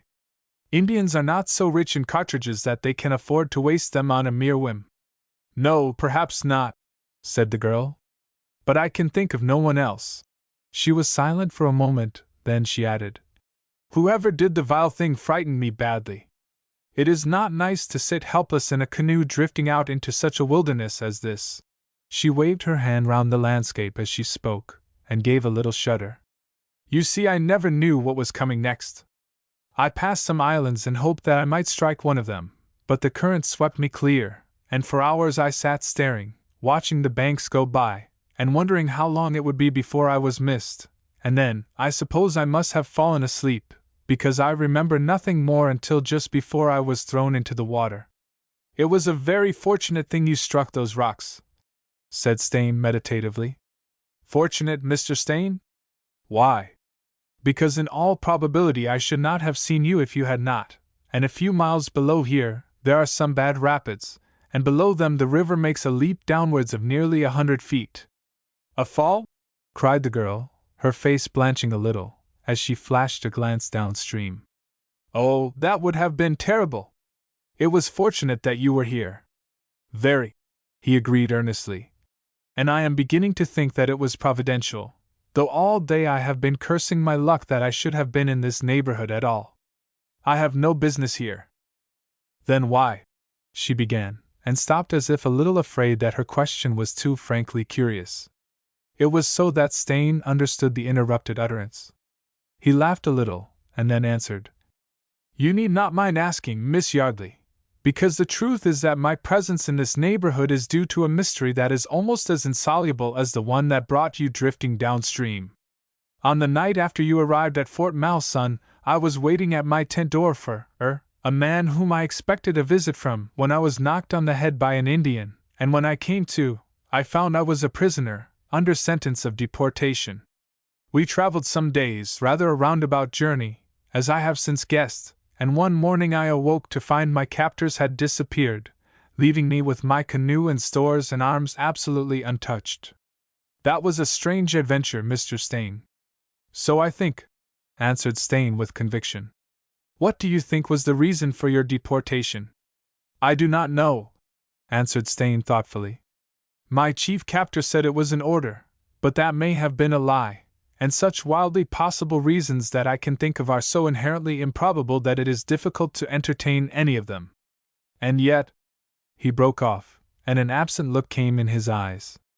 The girl waited, hoping that he would continue, and whilst she did so for one moment visioned Miss Cadide in all her wild barbaric beauty, and her mind, recalling Ainley's words upon the matter of the girl's relation to the man before her, wondered if there lay the reason. Stain still remained silent, showing no disposition to complete his thought, and it was the girl who broke the silence. You say you were waiting for a man when you were seized, Mr. Stain. Tell me, was the man Gerald Ainley? The young man was a little startled by her question, as his manner showed, but he answered frankly, Yes. But how did you guess that? Helen Yardley smiled. Oh, that was quite easy. You were the topic of conversation at the dinner table on the very night that you disappeared, and I gathered that to the factor you were something of a mystery, whilst no one except Mr. Ainley knew anything whatever about you. As you and he were old acquaintances, what more natural than that you should be waiting for him? I suppose he did not come? If he did, I never saw him, and I waited for him 2 nights. 2? Cried Helen. Then he could not have wanted to come. I rather fancy he did not, replied Stain with a bitter laugh. You wished to see him very much? Asked the girl quickly.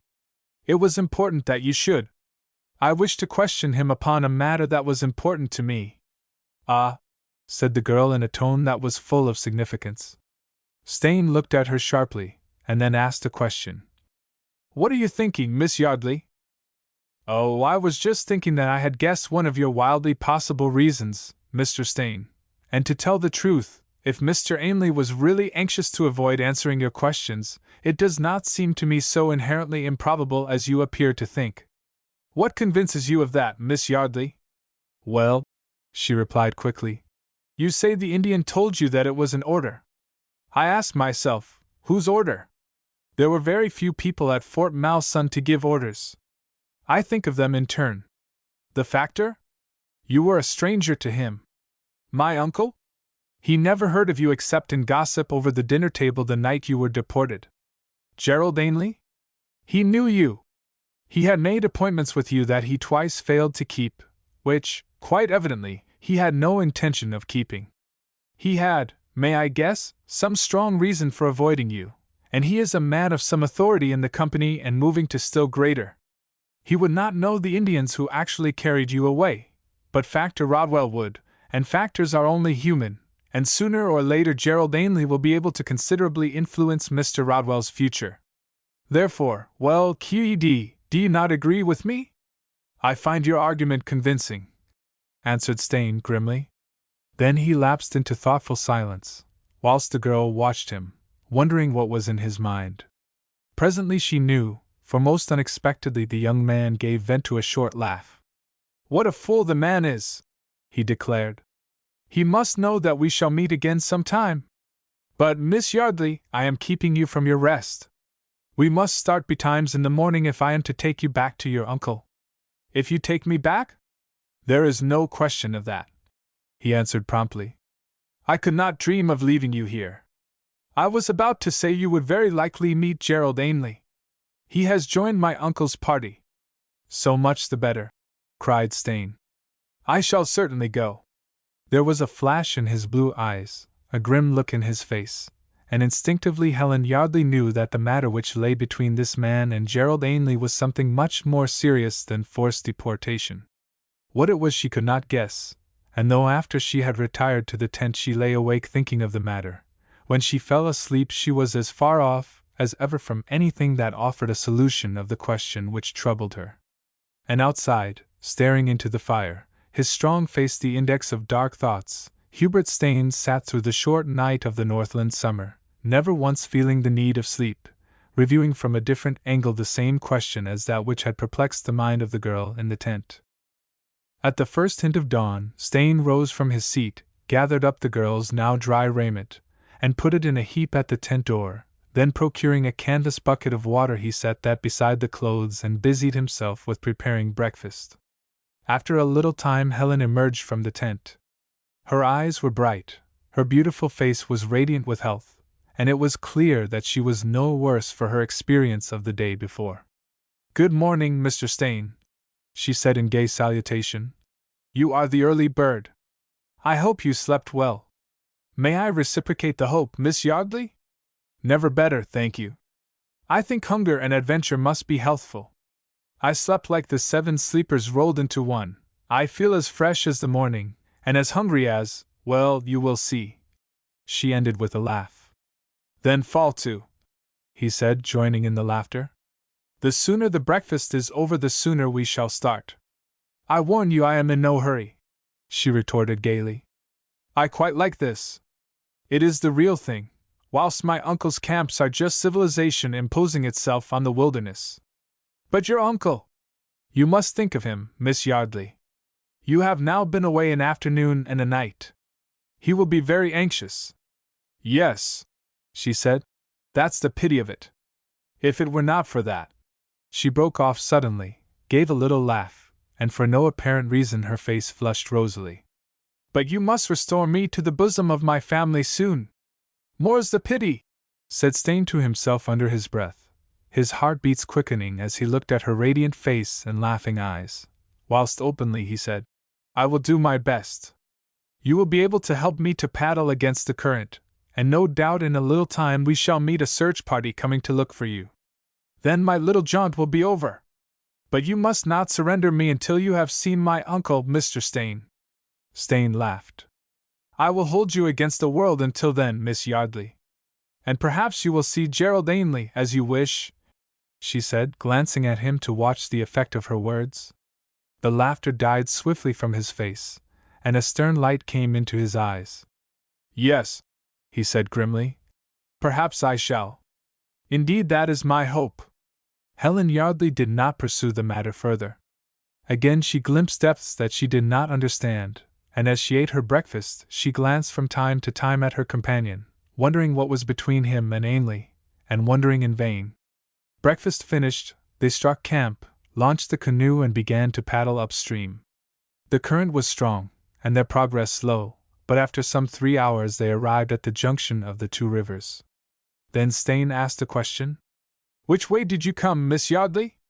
Down the main stream or the other one?" The girl looked towards the meeting of the waters doubtfully. "I do not know," she said. "I certainly do not remember coming through that rough water. Your uncle's party had of course traveled some way since I left Fort Malsun?" "Oh yes, we had made long journeys each day and we were well on our way to, wait a moment. I shall remember the name, to old Fort Winagog." "Winagog?"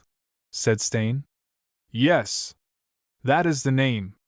I remember my uncle mentioning it yesterday." "Then you came down the main stream for a certainty, for the old fort stands on a lake that finds an outlet into this river, though it is rather a long way from here. We will keep straight on. No doubt we shall strike either your uncle's camp or some search party presently." As it happened, the conclusion he reached was based on a miscalculation. The only waterway to old Fort Winagog that he knew was from the main river and up the stream that formed the outlet for the lake. But there was another that was reached by a short portage through the woods from the subsidiary stream from which he turned aside, a waterway which fed the lake, and which cut off at least 120 miles. Knowing nothing of this shorter route, he naturally concluded that Helen Yardley's canoe had come down the main stream, and took the wrong course in the perfect assurance that it was the right one. So hugging the left bank they passed the junction of the rivers, and a little further on crossed to the other side to seek shelter from a rising wind, under the high bank. And less than an hour later the canoe, carrying Gerald Ainley and his Indian, swept out of the tributary stream into the broader current, and they drove downstream, unconscious that every stroke of the paddle was taking them further from the girl whom they sought. Chapter 7. Stranded. It was high noon when Hubert Stain directed the nose of the canoe towards a landing place in the lee of a sandbar, on the upper side of which was a pile of dry driftwood suitable for firing. "We will take an hour's rest, Miss Yardley, and possibly whilst we are waiting your friends may show up." He lit a fire, prepared a wilderness meal of bacon and beans, the latter already half-cooked, and biscuit and coffee, and as they consumed it, he watched the river, a long stretch of which was visible. "I thought we should have encountered your friends before now, Miss Yardley," he remarked thoughtfully. The girl smiled. "Are you anxious to get rid of me?" she asked. "Believe me, I am enjoying myself amazingly, and if it were not for the anxiety my uncle and the others will be feeling, I should not trouble at all. This," she waved a hand towards the canoe and the river, "is so different from my uncle's specially conducted tour." "Oh, I am not at all anxious to be rid of you," laughed Stain, "but I cannot help wondering whether we have not taken the wrong turn. You see, if we have, every yard takes us further from your uncle's camp."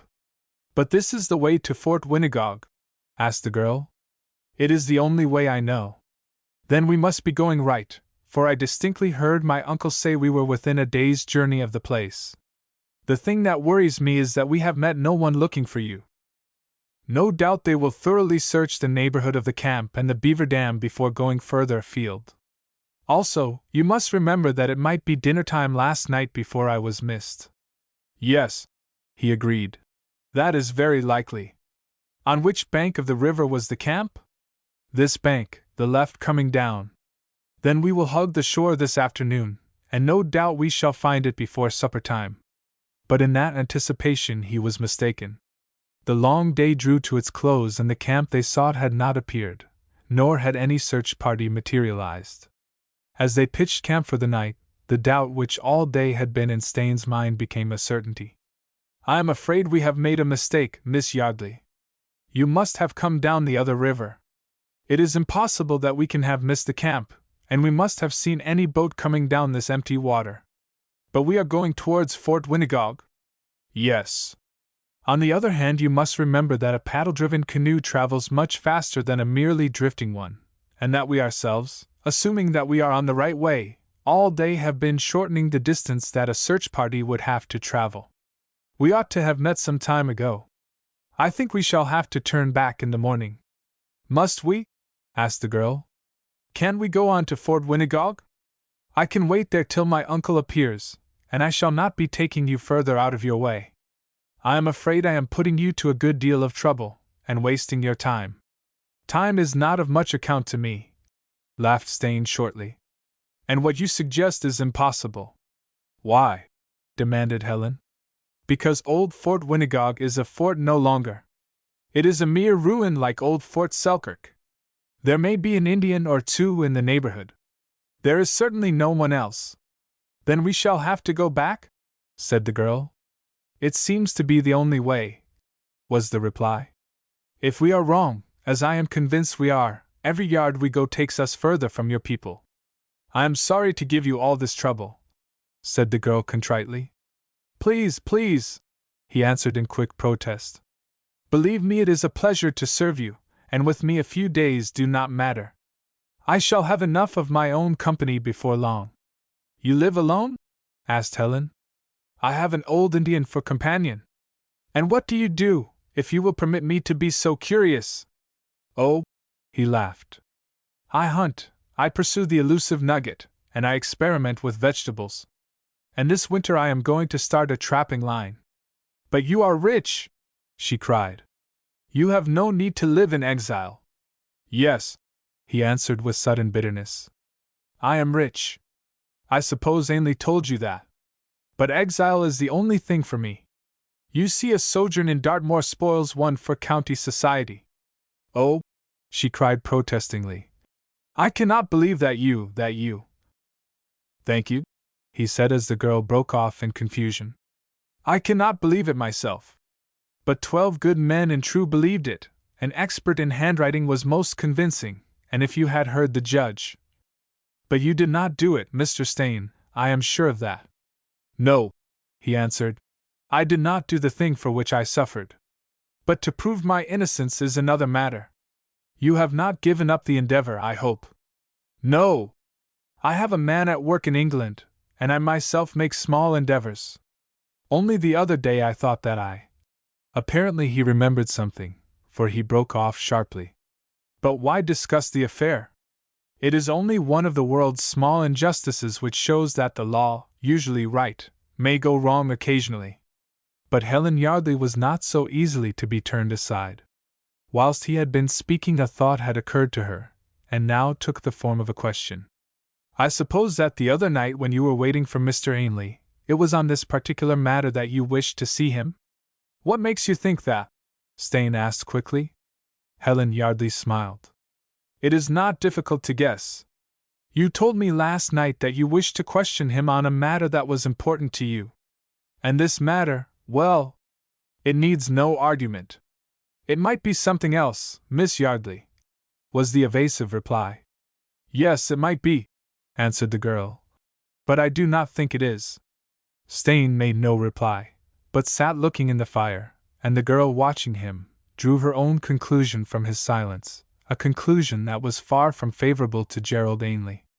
She wondered what were the questions Stain had wished to ask her uncle's secretary, and which, as she was convinced, he had been at such pains to avoid.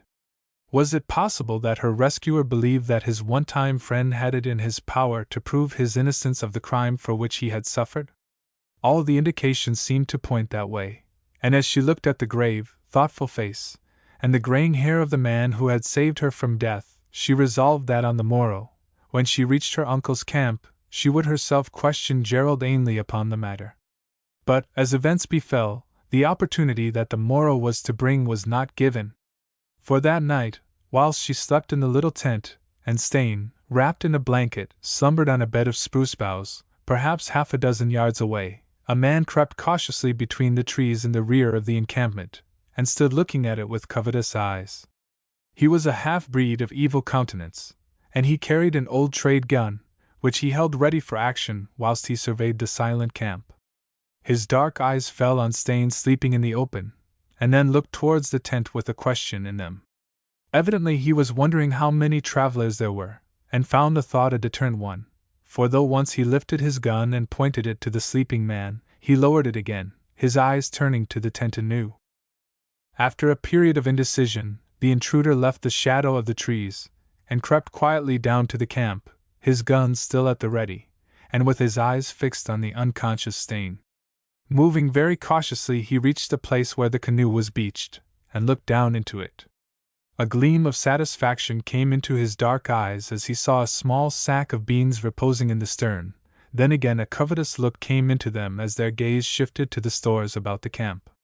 But these were very near the sleeping man, and as the latter stirred in his sleep, the half-breed relinquished any thought of acquiring them.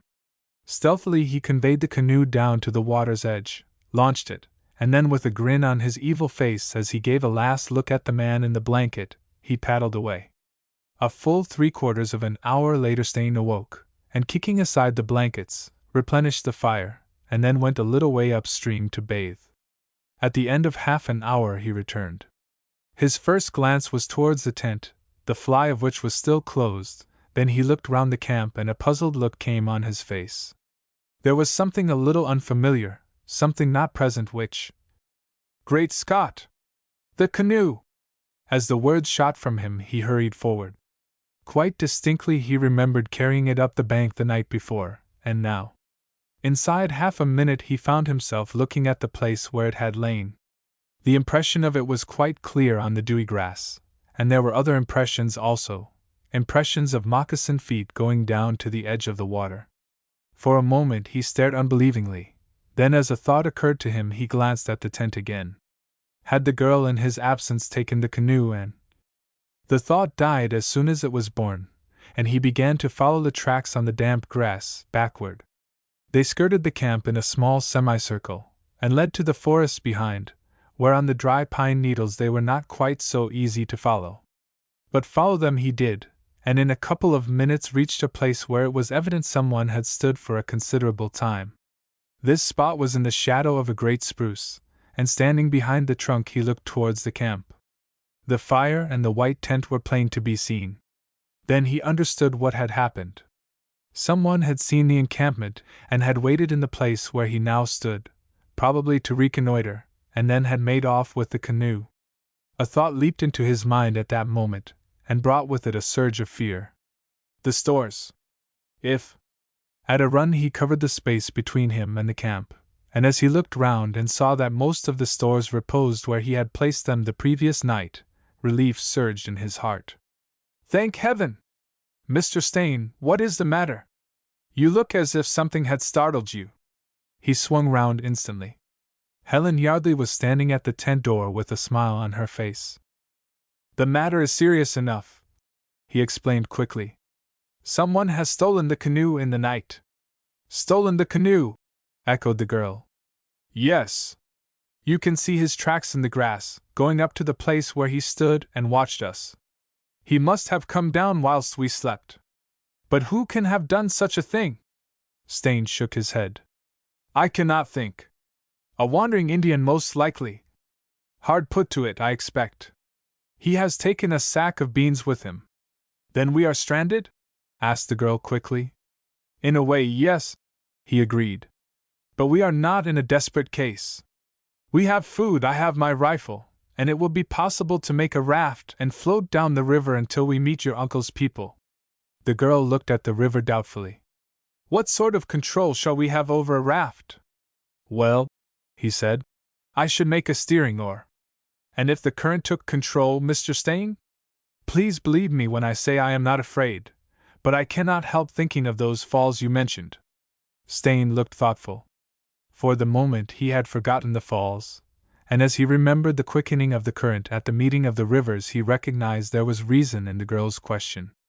There are risks, of course, he said. The alternative to the river is to tramp through the wood. Then I vote for the alternative, replied Helen with a little laugh.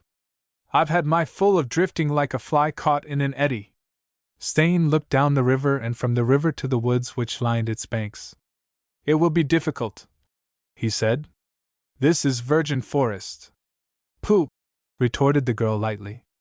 You can't make me afraid, Mr. Stain. Ever since I left Edmonton with my uncle's party I've wanted to rough it, to know what the wilderness really is. Now's my chance, if you don't deprive me of it. In spite of the seriousness of the situation, Stain laughed. Oh, I won't deprive you of it, Miss Yardley. We'll start after breakfast, But I warn you, you don't know what you are in for. Job's comforter. She mocked him laughingly. I'm going to fill the kettle. A cup of tea will cheer you up and make you take a rosier view of things. She said no more, but taking the kettle, walked down to the river, humming to herself a gay little chanson. Que vie la! There's someone in the orchard. There's a robber in the apple trees. Que vie la! He is creeping through the doorway. Ah, allez vous-en! Viens! He watched her go, with a soft light gleaming in his hard blue eyes, then he turned and began to busy himself with preparations for breakfast. When the meal was finished, he went through the stores and his personal possessions. We can't take them all, he explained. I know my limit, and £60 is as much as I can carry along if I am to travel steadily, without too many rests.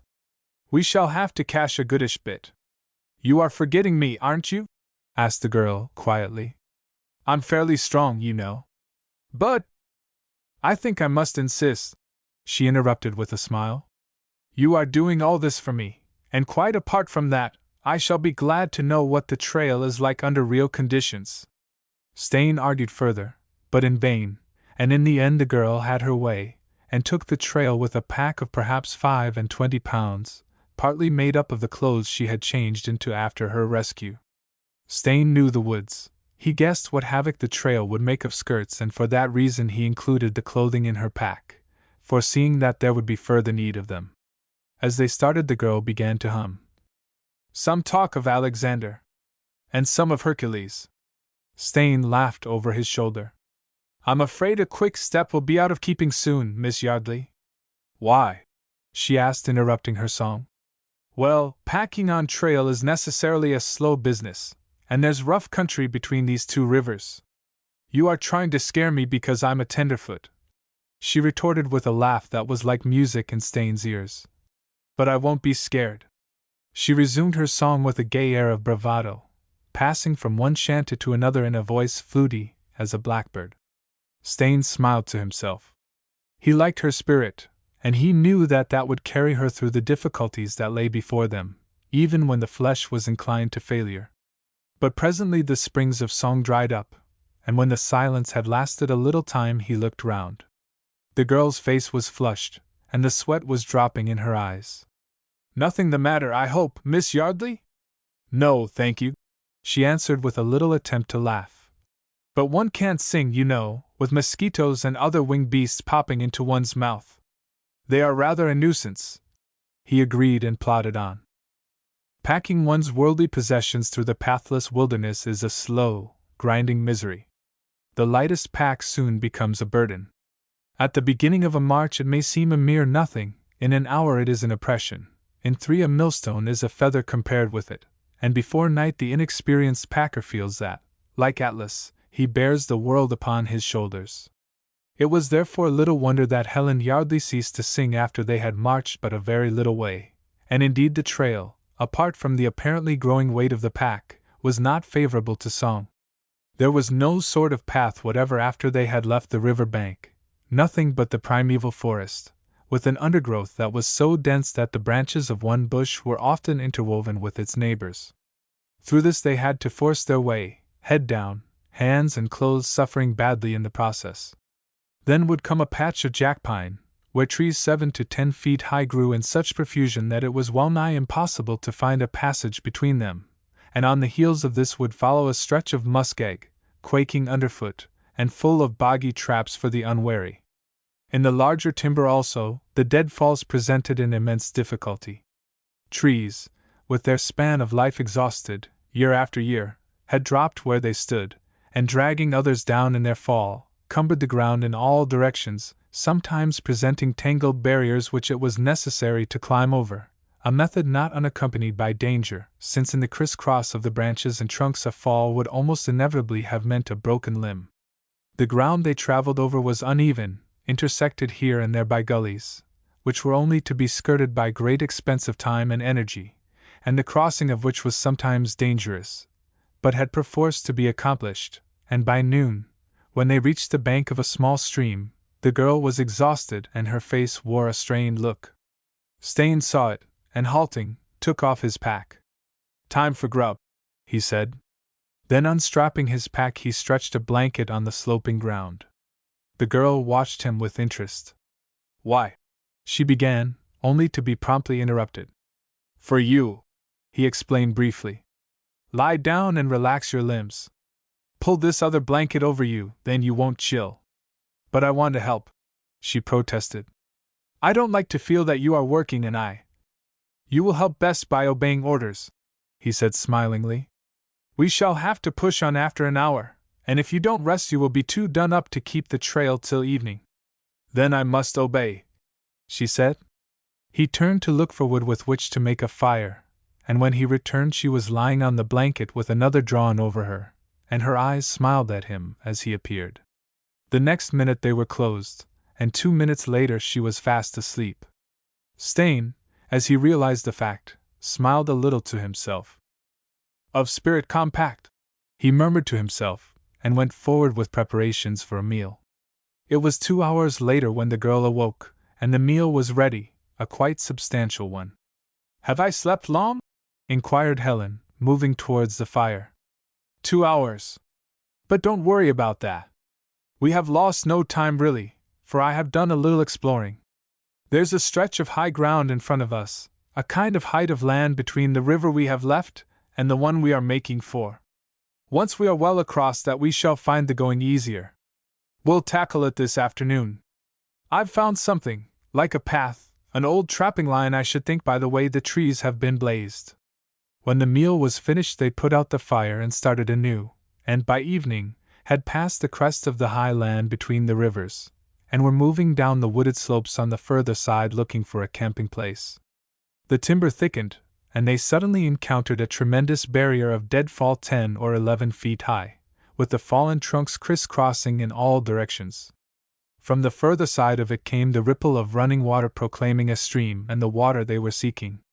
It is exasperating, said Stain, with a little laugh. But we must climb the beastly thing. If we try to go round it, we shall probably only encounter others. I'll go first and have a look at the other side. He began to climb the obstruction, and when he reached the top looked down at the tangle of trunks below. It's pretty bad, he shouted to the watching girl. You had better wait until I find a way down. He began to crawl gingerly along the monarch tree at the crown of the pile. Its branches were twisted in all directions and dangerous snags were frequent. Suddenly his foot slipped. He made a wild attempt to regain his balance but the heavy pack prevented him, and a second later with a shout he plunged into the tangled pile below, vanishing from the girl's sight on the further side. With a swift cry of alarm, Helen, who had been seated on a fallen trunk, leaped to her feet. She called out to him, her voice shaking with fear. Mr. Stain! Mr. Stain! There came no answering hail from the other side of the deadfall, and with dismay manifesting itself in her beautiful face, the girl faced the barrier and began to climb with reckless, desperate haste. Chapter 8. A Meeting in the Forest. Gerald Ainley's canoe had almost reached the junction of the rivers, on the return journey, and he and his companion were battling hard against the acceleration of the current, when the Indian gave a grunt and looked round. What is it, Joe? Asked Ainley quickly. Man with canoe, answered the Indian laconically. He make a portage. Where?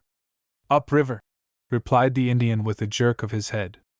Ainley craned his neck a little and, as he did so, just caught sight of a man moving across an open place between the trees 1/4 of a mile away, the canoe over his head and shoulder like a huge cowl. We must speak to him, Joe! Perhaps he has news, said Ainley quickly, and a second later shouted at the top of his voice. Hallo, oh! That the man heard the hail was sure, for both of them saw him halt and turn to look downstream. But the next moment he turned, and continuing his journey, was instantly lost in the thick of the trees. That was queer, said Ainley. He heard me, but whoever he is he doesn't want to speak to us. We catch him, replied the Indian. Make land below the meeting of the waters, and portage through woods to other river. Meet him there. As he spoke the native began to make a course across the river, and Ainley asked for information. I don't understand, Joe. If we land below the junction, how can we meet a man who lands above? Both go the same way, grunted the Indian. Walk to meet the man. We make short portage, and wait for him across the water. He come and we meet him. Ainley still was in a fog, but when they had landed and had started to follow a well-defined path through the forest, he understood. The direction they were following would bring them to the bank of the tributary river, perhaps 1.5 miles from the meeting of the waters, and the path which the stranger was following would bring him out on the opposite side of the river. If Joe were right, the lower portage was the shorter, and, notwithstanding that the other man had the start, they could reach the river first, and would be able to force a meeting on him however much he wished to avoid them. After half an hour's steady trudging through the woods, they came in sight of the water once more, and set their burdens down behind a screen of bushes. We first, said the Indian after a cautious survey of the empty river. Wait! He come! Seated behind the screening bushes they waited, watching the other side of the river. Half an hour passed and the man for whom they watched did not appear. Then the Indian spoke. The man know, he said. He wait till we go. But why should he be afraid? Asked Ainley sharply. I not know. But he wait. Then if the mountain won't come to Muhammad, Muhammad must go to the mountain. What that? Asked the Indian. We will cross the river, said Ainley. We will go look for him. Good, said the Indian. 5 minutes later they were afloat once more, and in a few minutes had landed on the further side. You stop here with the canoe, Joe, said Ainley, picking up his rifle. I'll go and hunt up the fellow. If you hear me call, come along at once.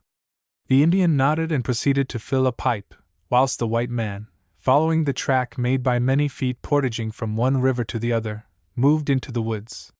He made no attempt at concealment, nor did he move with caution, for he was assured that in the dense wood a man burdened with a canoe could not turn aside from the path without disaster overtaking him. If he kept straight on, he was bound to meet the man whom he sought. That conviction proved to be well grounded. He had been walking less than 10 minutes when he caught sight of the canoe lying directly in his way, with the man who had been carrying it, seated on the ground with his back against a tree, smoking. As the man caught sight of him, he started to his feet and stretched his hand towards a gun reposing against the trunk. Holding his own rifle ready for action, Ainley shouted reassuring words to the man, and then moved quickly forward. The man, a half-breed, the same man who had stolen Staines' canoe, gave one keen glance at him, and then dropping his hand from the gun, awaited his coming. Why did you run away when I shouted a while back? Asked Ainley sharply. I not run, answered the half-breed, insolently. I carry the canoe, and I think I not wait. Dat is all. Ainley looked at the man thoughtfully. There was something furtive about the fellow, and he was sure that the reason given was not the real one. Then why are you waiting here? He asked with a directness that in no way nonplussed the other. I take what you call a breather, answered the man stolidly. What matter to you? Ainley looked at him. He was sure the man was lying, but it was no affair of his, and after a moment he turned to his main purpose. I wanted to ask you something, he said. A white girl has been lost on the river. She is a niece of a great man in the company, and I am looking for her. Have you seen her? What's she like? Asked the half-breed with a sudden quickening of interest. Ainley described Helen Yardley to the best of his ability, watching the other's evil face whilst he did so, and before he had ended guessed that the man knew something of the girl he was seeking. You have seen her? He cried abruptly. Oui, replied the half-breed. I have seen her 1-2-3 days ago. She is in canoe on the river. He pointed towards the water as he spoke, and waved his hand towards the south. She is ver beautiful, and I watch her for ze pleasure, vous comprenez? And another man he watched also. I see him, and I see him shoot with ze gun, once, twice he shoot. You saw him shoot?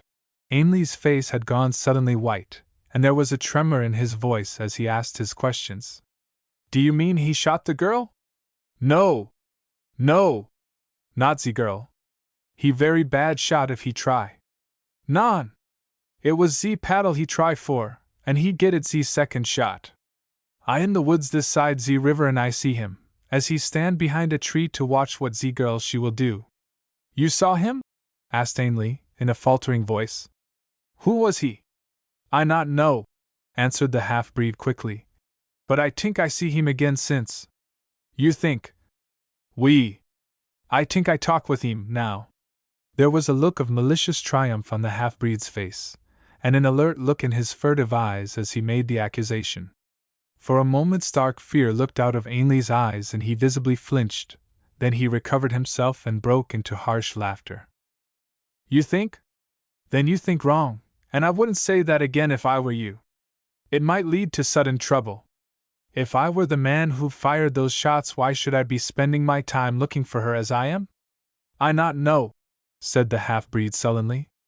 No, I should think not, so you had better put that nonsense out of your head, now, once for all, for if you go about telling that mad tale you'll surely be taken for a madman and the mounted police. He broke off as a flash of fear manifested itself in the half-breed's face, then he smiled maliciously. I see you do not like the police, though I dare say they would like to meet you, hey? The man stood before him dumb, and Ainley, convinced that he had stumbled on the truth, laughed harshly. Stony Mountain Penitentiary is not a nice place. The silent places of the north are better, but if I hear of you breathing a word of that rot you were talking just now, I will send word to the nearest police post of your whereabouts, and once the mounters start after a man, as I dare say you know, they follow the trail to a finish. I know, assented the man quickly. Then unless you want to land in their hands in double quick time you'll tell no one of the silly mistake you made just now, or, well, you understand. The half-breed nodded, and thinking that he had gone far enough, Ainley changed the subject. And now tell me, have you seen that girl I asked you about since you saw her 3 days back? A thoughtful look came in the half-breed's face, and his unsteady eyes sought the canoe lying at his feet. He thought of the white tent on the river bank and of the man sleeping outside of it, and instantly guessed who had occupied the tent. We, he replied laconically. You have? Sudden excitement blazed in Ainley's face as he asked the question. When? Where? The half-breed visioned the sleeping camp once more, and with another glance at the stolen canoe, gave a calculated answer. Yesterday. She go up the Oder River in a canoe with a white man. Up the other river? Oui. I pass her and him, both paddling. It seems likely dat dey go to Fort Winnegog. Dey paddle quick. Fort Winnegog. As he echoed the words, a look of thought came into Ainley's eyes. Helen would have heard that name as the next destination of the party, and if the man who had saved her from the river was in a hurry, and traveling that way, it was just possible that she had decided to accompany him there. He nodded his head at the thought, and then a new question shot into his mind, a question to which he gave utterance. Who was the man? I mean the man who was with the girl in the canoe. I not know, answered the half-breed, trying to recall the features of the sleeping man whose canoe he had stolen. Him tall man, with hair that curl like shavings. Tell me more, demanded Ainley sharply, as an unpleasant suspicion shot into his mind. I not know more, protested the half-breed. I see him not ver close, and I travel fast. I give him and girl one look, cry bonjour, and then he is past. Vous comprenez? Yes, replied the white man standing there with a look of abstraction on his face. For a full 2 minutes he did not speak again, but stood as if resolving some plan in his mind, then he looked at the half-breed again. You are going up the river? He asked. Oui. Then I want you to do something for me. A day's journey or so further on you will find a camp. It is the camp of a great man of the company. I know it, interrupted the half-breed. I have seen it. Of course, I had forgotten you had been in the neighborhood of it. Well, I want you to go there as fast as you can and to take a note for me. There will be a reward. I will take the note. Then you must wait whilst I write it. Seating himself upon a fallen tree, he scribbled a hasty note to Sir James Yardley, telling him that he had news of Helen and that he hoped very shortly to return to camp with her, and having addressed it gave it to the half-breed. There is need for haste, he said. I will reward you now, and the great man whose niece the girl is, will reward you further when you take the news of her that is in the letter. But you will remember not to talk. I should say nothing about what you saw up the river a few days back. Sir James is a suspicious man, and he might think that you fired those shots yourself, in which case. He shrugged his shoulders, then taking out a $10 note, handed it to the half-breed, whose eyes gleamed as he took it. Now, he continued, shoulder your canoe, and come along to the river. I should like to see you start. I'll carry your gun, and that sack of yours. He took the half-breed's gun, picked up the beans, and in single file they marched through the wood back to where the Indians sat patiently waiting.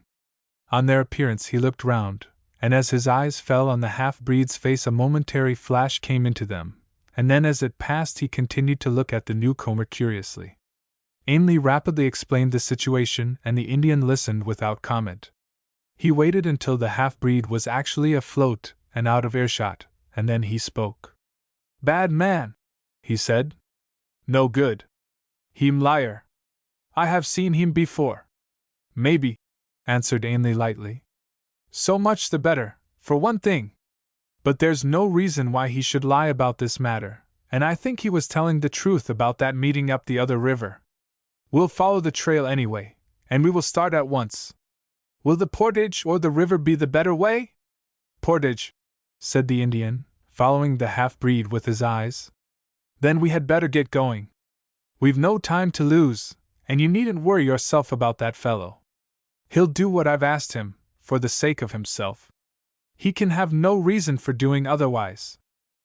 But in that, as in his statement that the half-breed could have no reason for lying, Ainley was mistaken.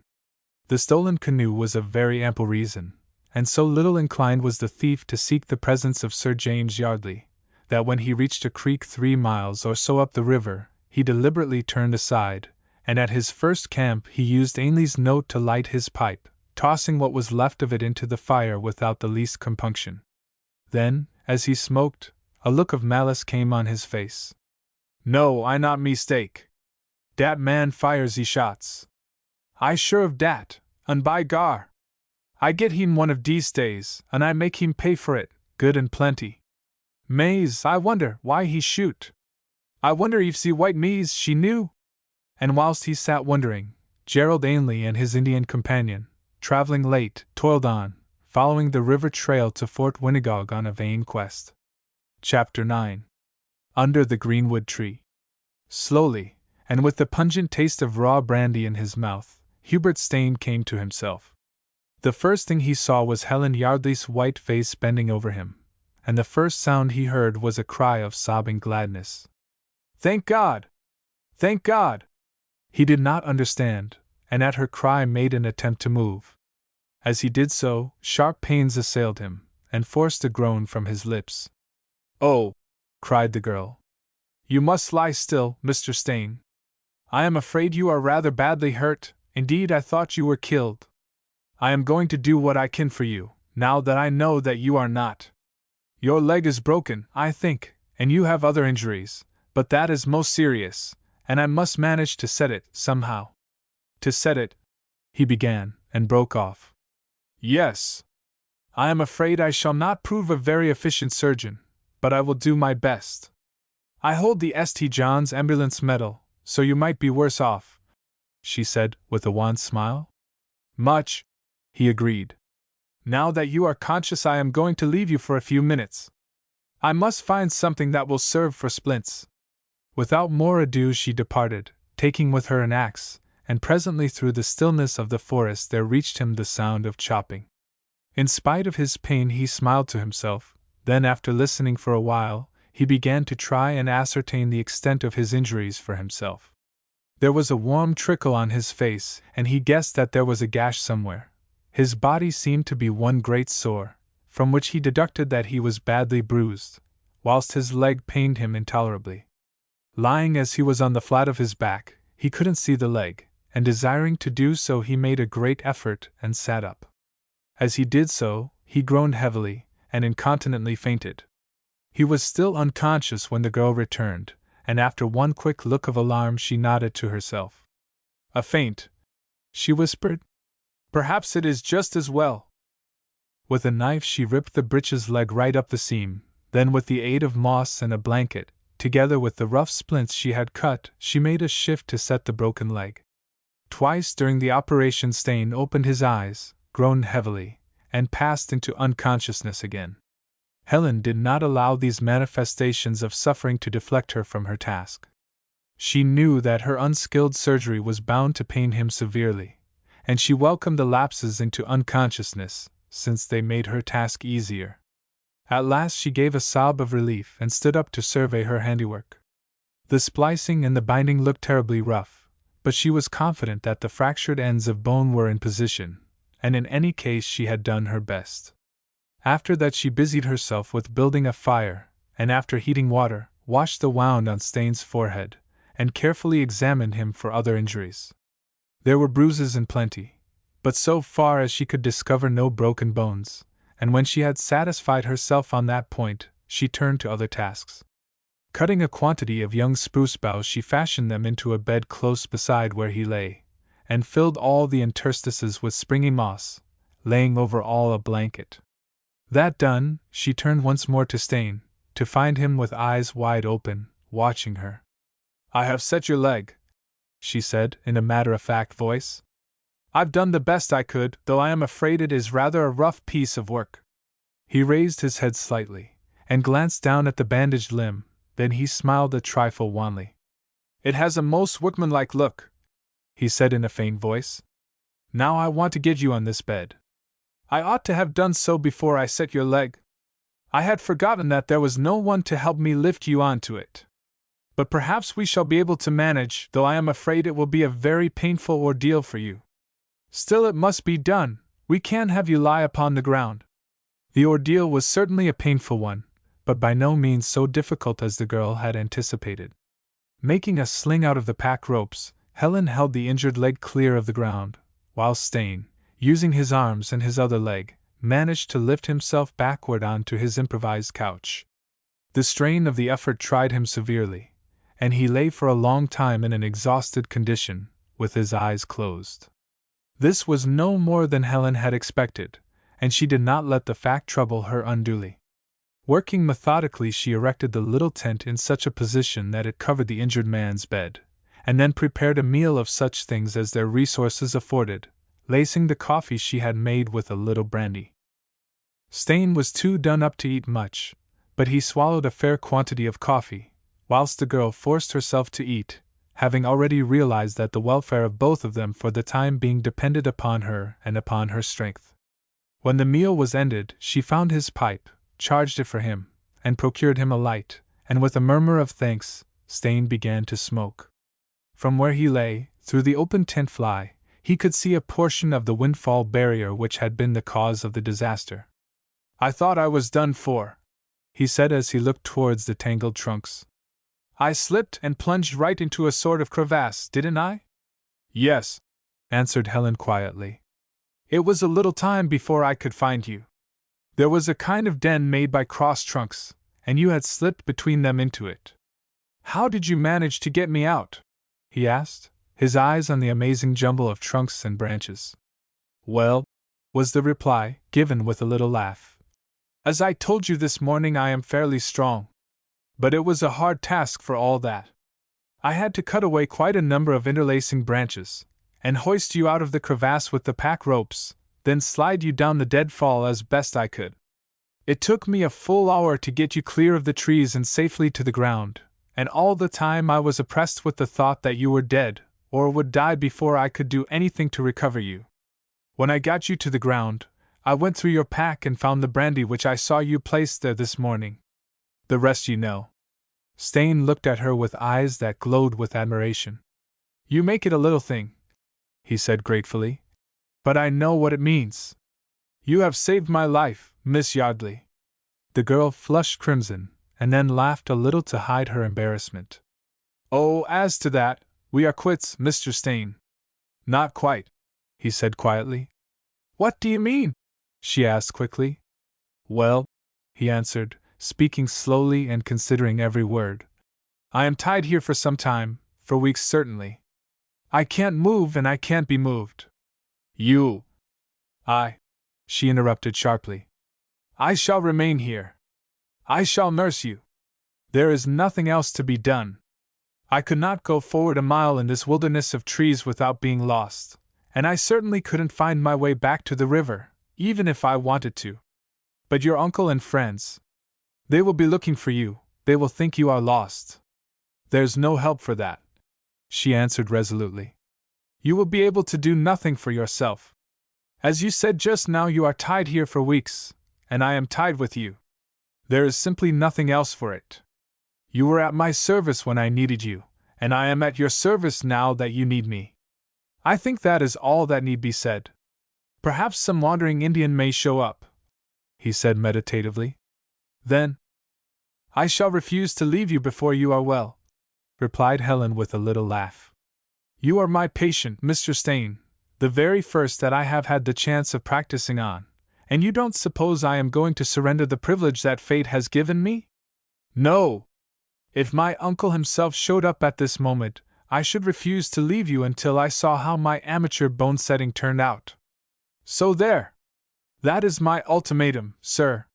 There was an almost merry note in her voice, but there was a note of resolve also, and Stain's gratitude and admiration increased. He looked at her with grateful eyes. Her face was rosy, her eyes were bright with laughter, though they turned away in some confusion as they met his. You are a very noble. Oh, she interrupted quickly, her face taking a deeper hue. You do not know me yet. You haven't seen me at my worst. You don't know how catty I can feel sometimes. Wait until you do, and then you can deliver judgment. She ended with laughter, and rose from her seat as if to leave the tent, seeing which Staines spoke quickly. Whatever the worst or best of you may be, I am happy to be in your hands. Just wait until I have shown my claws, she said over her shoulder, as she passed outside. Stain lay quite still with a very thoughtful look in his eyes. Outside he could hear her moving about, singing softly to herself. He caught a line or two, and his memory instantly supplied the rest. Under the greenwood tree, who loves to lie with me, and turn his merry note unto the sweet bird's throat. Come hither, come hither, come hither. Here shall we see no enemy, but winter and rough weather. He smiled to himself, and a soft look came into his eyes. The girl was making a jest of a situation that would have appalled multitudes of her over-civilized sisters, and he marveled at her courage. The glow in his eyes grew brighter as he stared into vacancy. Some daydream softened the stern lines in his face, and for a few minutes the spell of it held him. Then suddenly he frowned, and a little harsh laugh broke from his lips. You fool! He whispered to himself. You fool! A moment later the girl entered the tent again. In her hand she carried a rather decrepit hussif and a hank of strong linen thread. She held them down for him to see. I am making free with your possessions, Mr. Stain, but there's no help for it. I simply must repair these rags of mine. He looked at her and noticed for the first time that her blouse was badly torn. Half of one sleeve was ripped away, and there was a long tear through which he caught the gleam of a white shoulder. Her skirt, he saw, was in no better case. She caught his glance and laughed. I'm a perfect Cinderella. It will take me hours to sew up these rents. Do you think it is worthwhile? He asked with a faint smile. I'm not much of a tailor myself, and I should look at that job as wasted effort. But what else can I do? She demanded. I can't get in a taxi and run down to Bond Street on a shopping expedition. No, he answered slowly. But you might look in the pack you carried today. There's a habit there that is better suited to the woods than the one you have. Oh! She cried, her gray eyes alight with laughter, and a little flush in her cheeks. You brought it along then? I put it in your pack, because I knew that 2 days of trail in the forest would reduce your present costume to shreds. She eyed the hussif distastefully. I hate sewing, she said. I think I will leave the repairs till morning. There is no immediate hurry that I know of. Not at all, he answered with a little smile, and divining that his advice would be accepted, he turned to a fresh subject. Where are you going to sleep? You ought not to have given me the tent. She waved a hand airily. Outside. There isn't much room here. Like R.L.S. sleeping out with his donkey, I shall discover a new pleasure for myself. A quick light leaped in Stain's eyes and a smile came on his wan face. What are you smiling at? Demanded the girl laughingly. But he did not tell her how his mind had recalled the context of the passage she had referred to, a passage which declared that to live out of doors with the woman a man loves is of all lives the most complete and free. His reply was a mere evasion. I am afraid you will find it an exaggerated pleasure, Miss Yardley. Then it will be strictly for one night only, she said. Tomorrow I shall build a shack of boughs and bark like one I watched an Indian building, down on the Peace River. It will be exhilarating to be architect and builder and tenant all in one. But for tonight it is God's green caravanserai for me, and I hope there won't be any trespassers, wolves or bears and such like beasts. There may be mice, laughed Stain. Mice! A look of mock horror came on her face. I'm mortally afraid of mice. And Miko may pay you a visit. The Lord have mercy on me. Who is Miko? Miko is the red squirrel. He abounds in these woods and his Indian name means the mischief maker. I adore squirrels, laughed Helen. Upweekis will be away just now, so he won't disturb you with his screeching. And who may Upweekis be? The lynx. He will have gone to the burned lands after the rabbits for the summer hunting. Anything else on the forest visiting list? Asked the girl merrily. Kukuskas, the owl may hail you. Pooh! Who's afraid of owls? She laughed again, and then grew suddenly grave. But we are talking too much, she said quickly. There is a little too bright color in your face. I think you had better try to sleep. I shall be just outside the tent, and if there is anything you need you must call me. Good night, Mr. Stain. In spite of the forest folk, I expect I shall sleep like a top. Good night, Miss Yardley. The girl went outside, and after sitting for quite a long time looking in the fire, retired to the couch of spruce which she had prepared for herself, and almost instantly fell asleep. 4 hours afterwards she awakened suddenly and looked around her. A rosy glow through the trees proclaimed the dawn. The forest was wonderfully still, and there seemed no reason whatever for the sudden awakening. Then a stream of meaningless babble came through the canvas wall of the tent. She sat up instantly and listened. Plainly, the patient was delirious, and the sound of his delirious babble must have broken through her sleep. 3 minutes later she was inside the tent, her brow puckered with anxiety. Stain lay there with flushed face, and wide-open eyes that glittered with a feverish light. He took absolutely no notice of her entrance, and it was clear that for the present he was beyond all recognition of her. She looked at him in dismay. For the moment he was quiet, but whilst she still stood wondering what she should do, the delirium broke out again, a mere babble of words without meaning, some English, some Indian, in which she found only two that for her had any significance. One was Gerald Ainley's name, and the other the name of the beautiful Indian girl whom she had seen talking with the sick man down at Fort Malsun, Miss Cadide. Her face flushed as she recognized it, and a little look of resentment came in her eyes. She remembered what Ainley had hinted at about Stain and Miss Cadide, and what others had plainly thought, and as she stood there it seemed almost an offense to her that the name should be mentioned to her even in the unconsciousness of delirium. Then she gave a hard little laugh at herself, and going outside once more, presently returned with water and with a couple of handkerchiefs taken from the sick man's pack.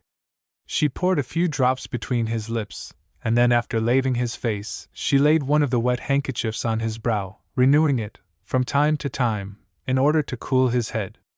After a little time the babble ceased, the restlessness passed away, and his eyes closed in natural slumber.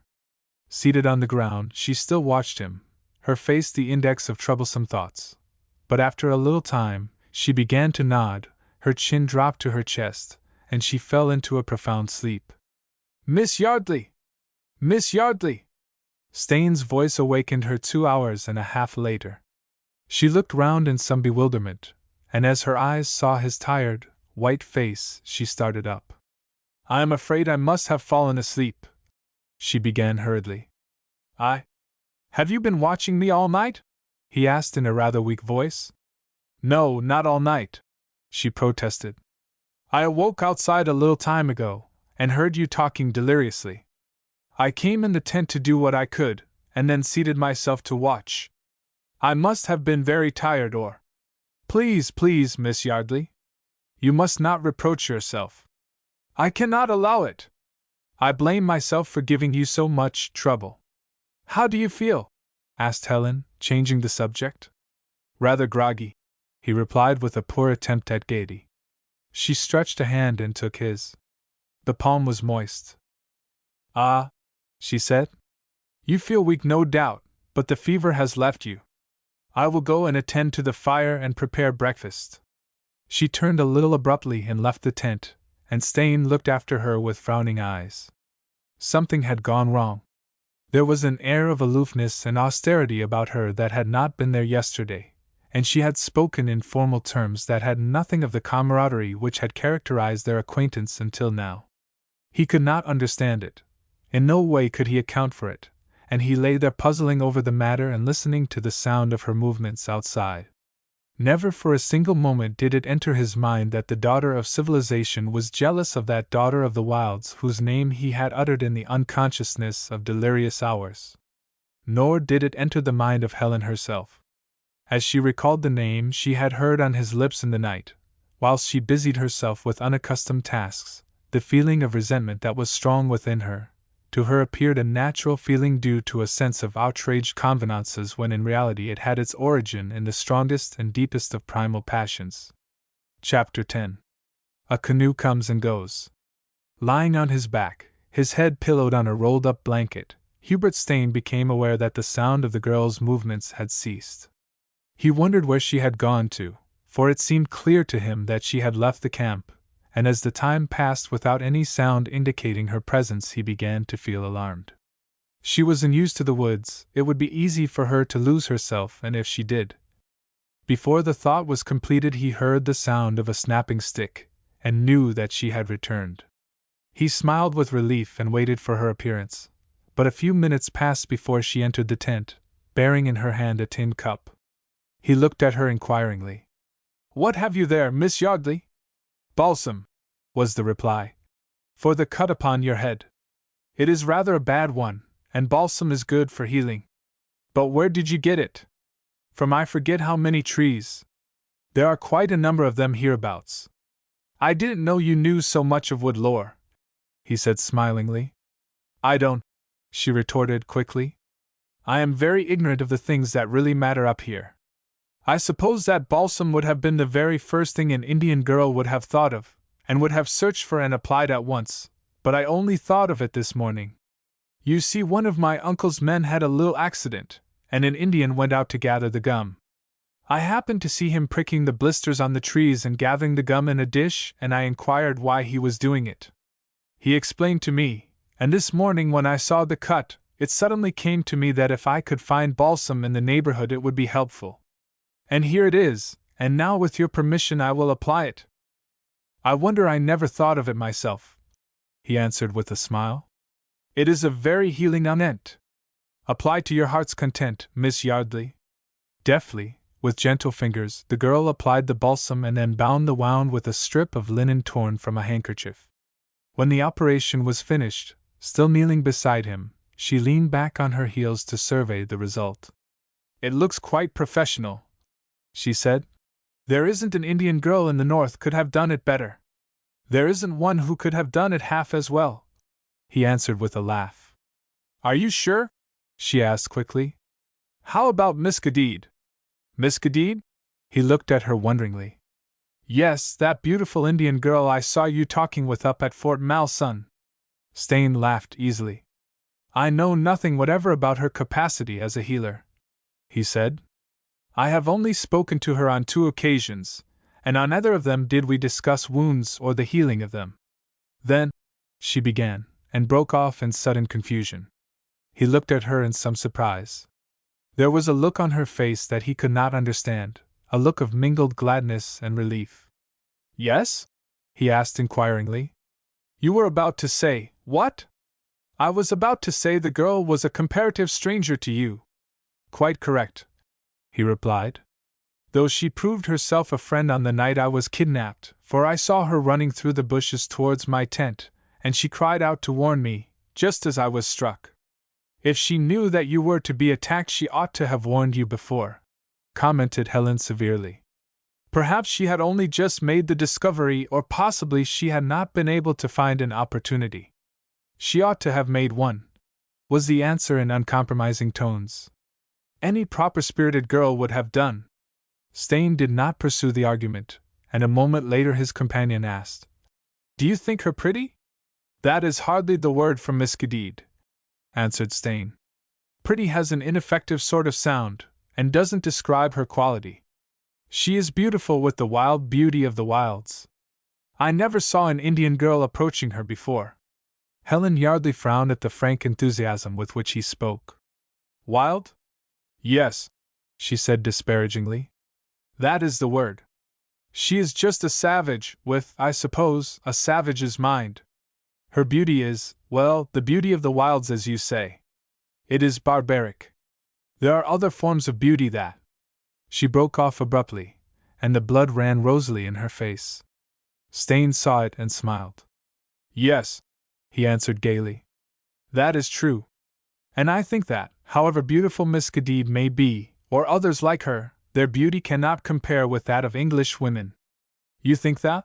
she cried, and then laughed with sudden gaiety as she rose to her feet.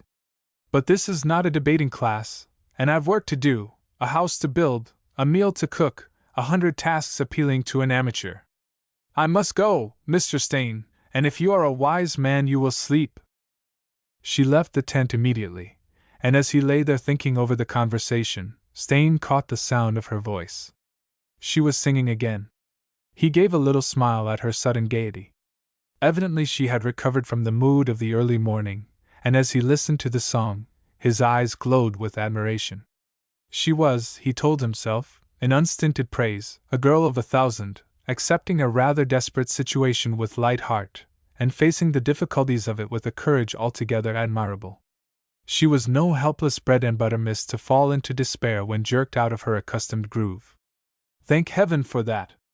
As he looked down at his injured leg, he shuddered to think what would have been the situation if she had been, for he knew that for the time being he was completely in her hands, and rejoiced that they were hands so evidently capable. Then he fell to thinking over the situation. They would be tied down where they were for some weeks, and if care was not exercised the problem of food would grow acute. He must warn her to ration the food and to eke it out. His thought was interrupted by her appearance at the tent door. She held in her hand a fishing line that he had purchased at the post and a packet of hooks. "I go a-fishing," she cried gaily. "Wish me luck." "Good hunting," he laughed back. "I hope there is fish in the stream.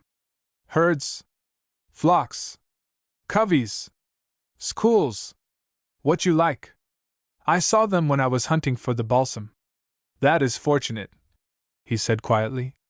"You know, Miss Yardley, we may have to depend on fin and feather for food. The stores I brought were only meant to last until I could deliver you to your uncle. We shall have to economize." "I have thought of that," she said with a little nod. "I have been carefully through the provisions. But we will make them last, never fear. You don't know what a Diana I am."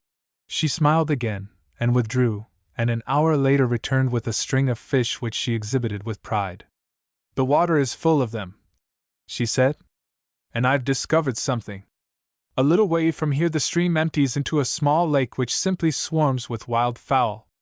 There is no fear of us starving." "Can you shoot?" he inquired.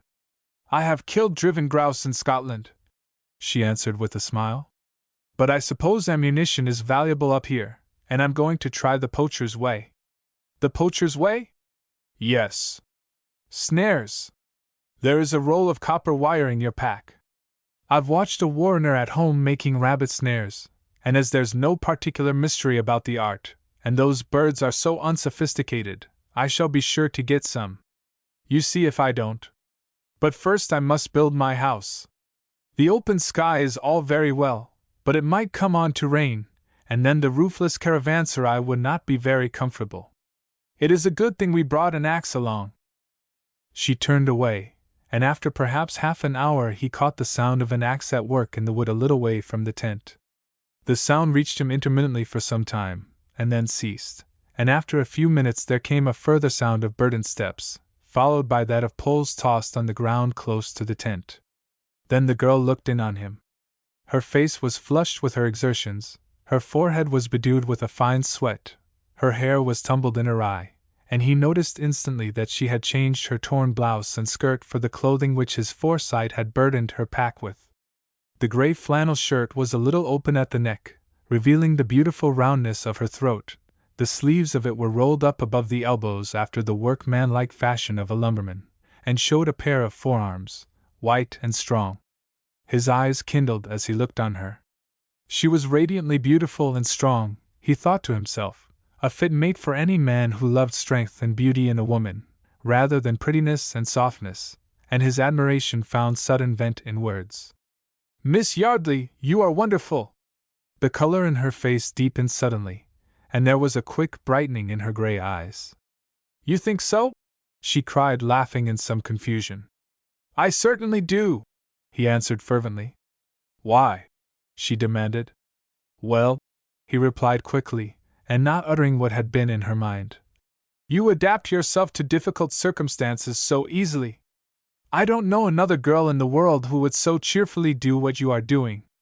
"Oh," she retorted gaily, "needs must when the devil drives. But was that all you were thinking?"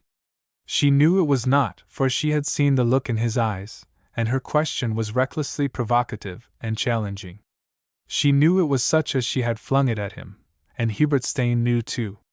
His face flushed, his heart pounded wildly, and for a moment there was a surging desire to tell her what he really had been thinking. The next moment he put the temptation from him. "No," he answered with an attempt at laughter. "But the rest is not for publication."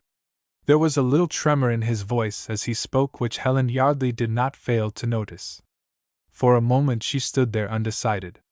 She was conscious of an uplift of spirit for which there appeared no valid reason, and she visioned opening out before her a way of life that a week ago she had never even dreamed of. 3 days in the solitude of the wilderness with Hubert Stain had brought her closer to him than an acquaintance of years could have done, and she was aware of wild impulses in her heart. As she stood there she was half inclined then and there to challenge fate, and to force from him the words that he withheld. Then, with a great effort, she checked the surging impulses, and gave a tremulous laugh. "That is too bad of you," she cried.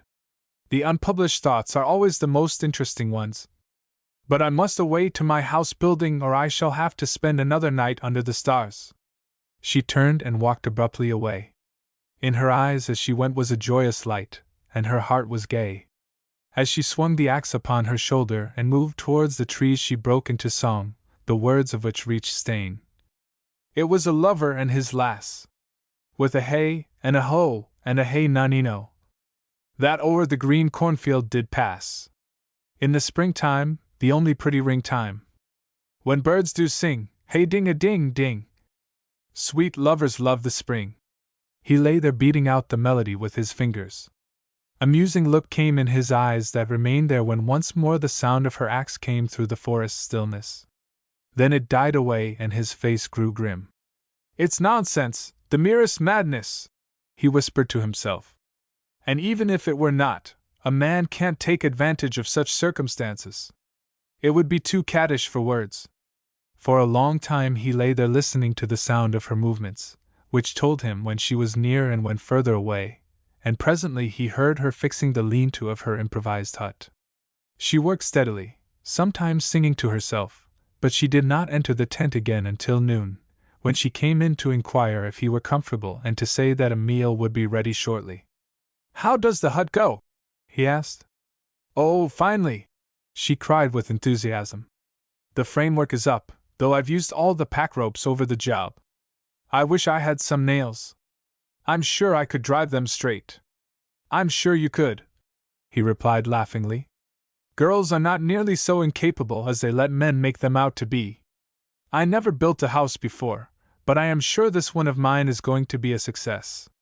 After we have eaten I am going to look for birch bark to make the covering, but there's one thing that is worrying me. "What is that?" he asked. "I am wondering how to fasten the bark together. I shall have to get it in strips, I know, and the strips will have to be sewn together. I know that, but the question is, how? If I had stout twine and a packing needle it would be easy, but it is still easy," he interrupted. "You will have to get the roots of the white spruce, and sew with that, as a cobbler sews, using a knife for all." "Oh," she laughed. "I never thought of that, and it is so simple. I shall manage all right now." After the meal of fish and beans and coffee, she disappeared once more, and later he heard her busy outside again. From the sounds he judged that she had found the bark and the other materials that she needed, and was busy sewing the covering for her teepee, and presently he heard her fixing it. The operation seemed to take quite a long time and was evidently troublesome, for once or twice sounds of vexation reached him, and once he heard her cry roundly, "Confound the thing!"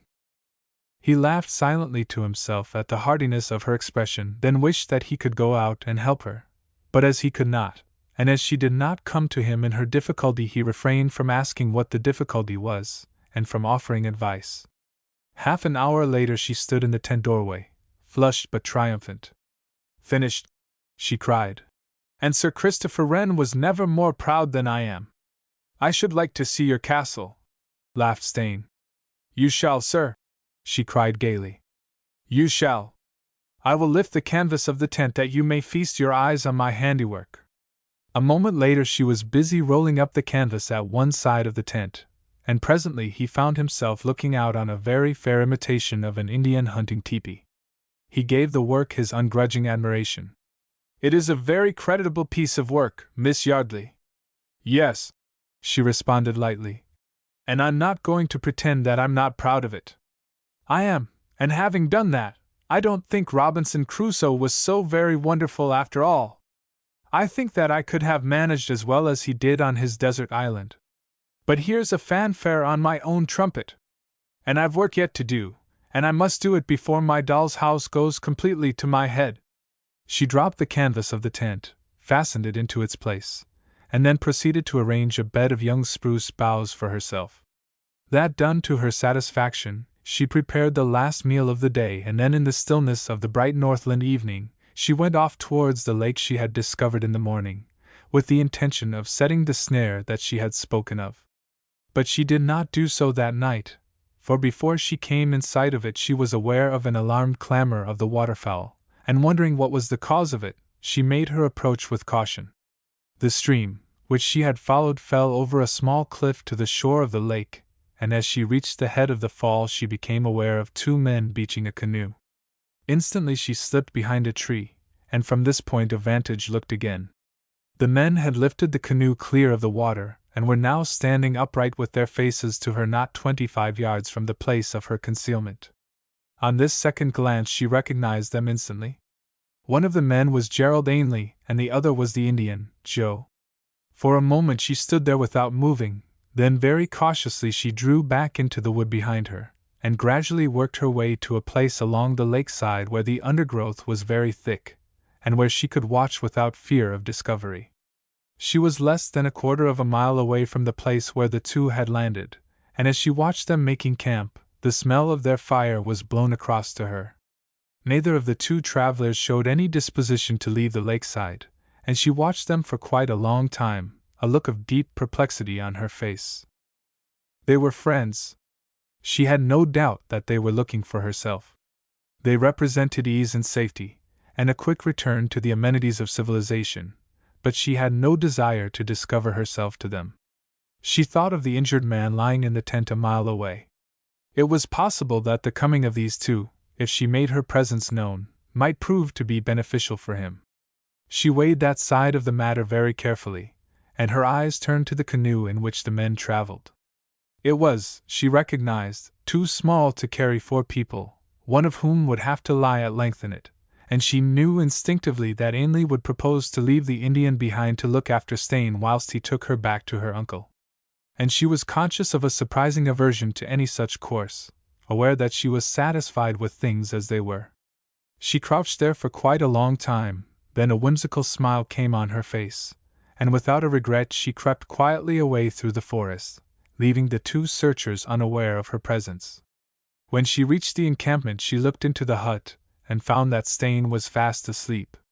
She smiled to herself, and instead of replenishing the failing fire, carefully extinguished it with earth, that neither the glare nor the smoke of it might reach the two searchers and so lead to the discovery of the camp. Then, having done all she could to ensure Stain and herself remaining undisturbed in their wilderness seclusion, she looked in the tent again, smiled once more, and dropping the fly of the tent, went to her own tepee. Though she lay long awake, she was up betimes next morning, and after one glance into the tent to assure herself that her patient was yet sleeping, she moved off in the direction of the lake. When she came in sight of it, she looked towards the foot of the waterfall for Ainley's camp. It was no longer there, but a mile and a half away she descried the canoe making down the lake. As she did so, she laughed with sudden relief and gladness, and hurried back to the camp to light the fire and prepare breakfast. Chapter 11. A Forest Fire. Sir James Yardley sat in the shelter of his tent looking anxiously at Gerald Ainley. "Then you have not found my niece, Ainley?" "No, Sir James. But I have news of her, and I am assured she is alive." "Tell me what gives you that assurance." Ainley thereupon described the search he had made, and produced the swastiki brooch, explaining the circumstances under which he had found it, and then gave an account of the meeting with the half-breed and of the latter's declaration that he had seen Helen going up the main river in a canoe with a white man. "But why on earth should Helen go up there?" asked Sir James wonderingly. "I cannot say, Sir James. I can only guess, and that is that Miss Yardley knew that we were making for the old Fort Winnegog, and mentioned it to her rescuer, who was probably journeying that way. Anyhow, I went up to the fort. The Indians there had not seen nor heard of any white girl in the neighborhood, but I gave them instructions to look for her, promising a reward if she were found. Then I hurried back here by the shorter route in the hope that possibly Miss Yardley might have returned in the meantime." Sir James stared through the tent door at the wild landscape before him. His face showed a lightening of his anxiety, though it was clear that the turn of events puzzled him. "I can't understand it," he said. "Why shouldn't Helen have made her way straight back here?" "Can't say, Sir James. Possibly the man who helped her doesn't know the country, and of course Miss Yardley is quite ignorant of it. And here she is, lost in the wilderness, careering round the compass with heaven knows what come-by-chance fellow," commented Sir James, adding quickly, "Ainley, she has got to be found." "Yes, Sir James. This unfortunate affair has upset me. It has quite disarranged my plans. We have lost 5 days here, and I shall be compelled to curtail my journey.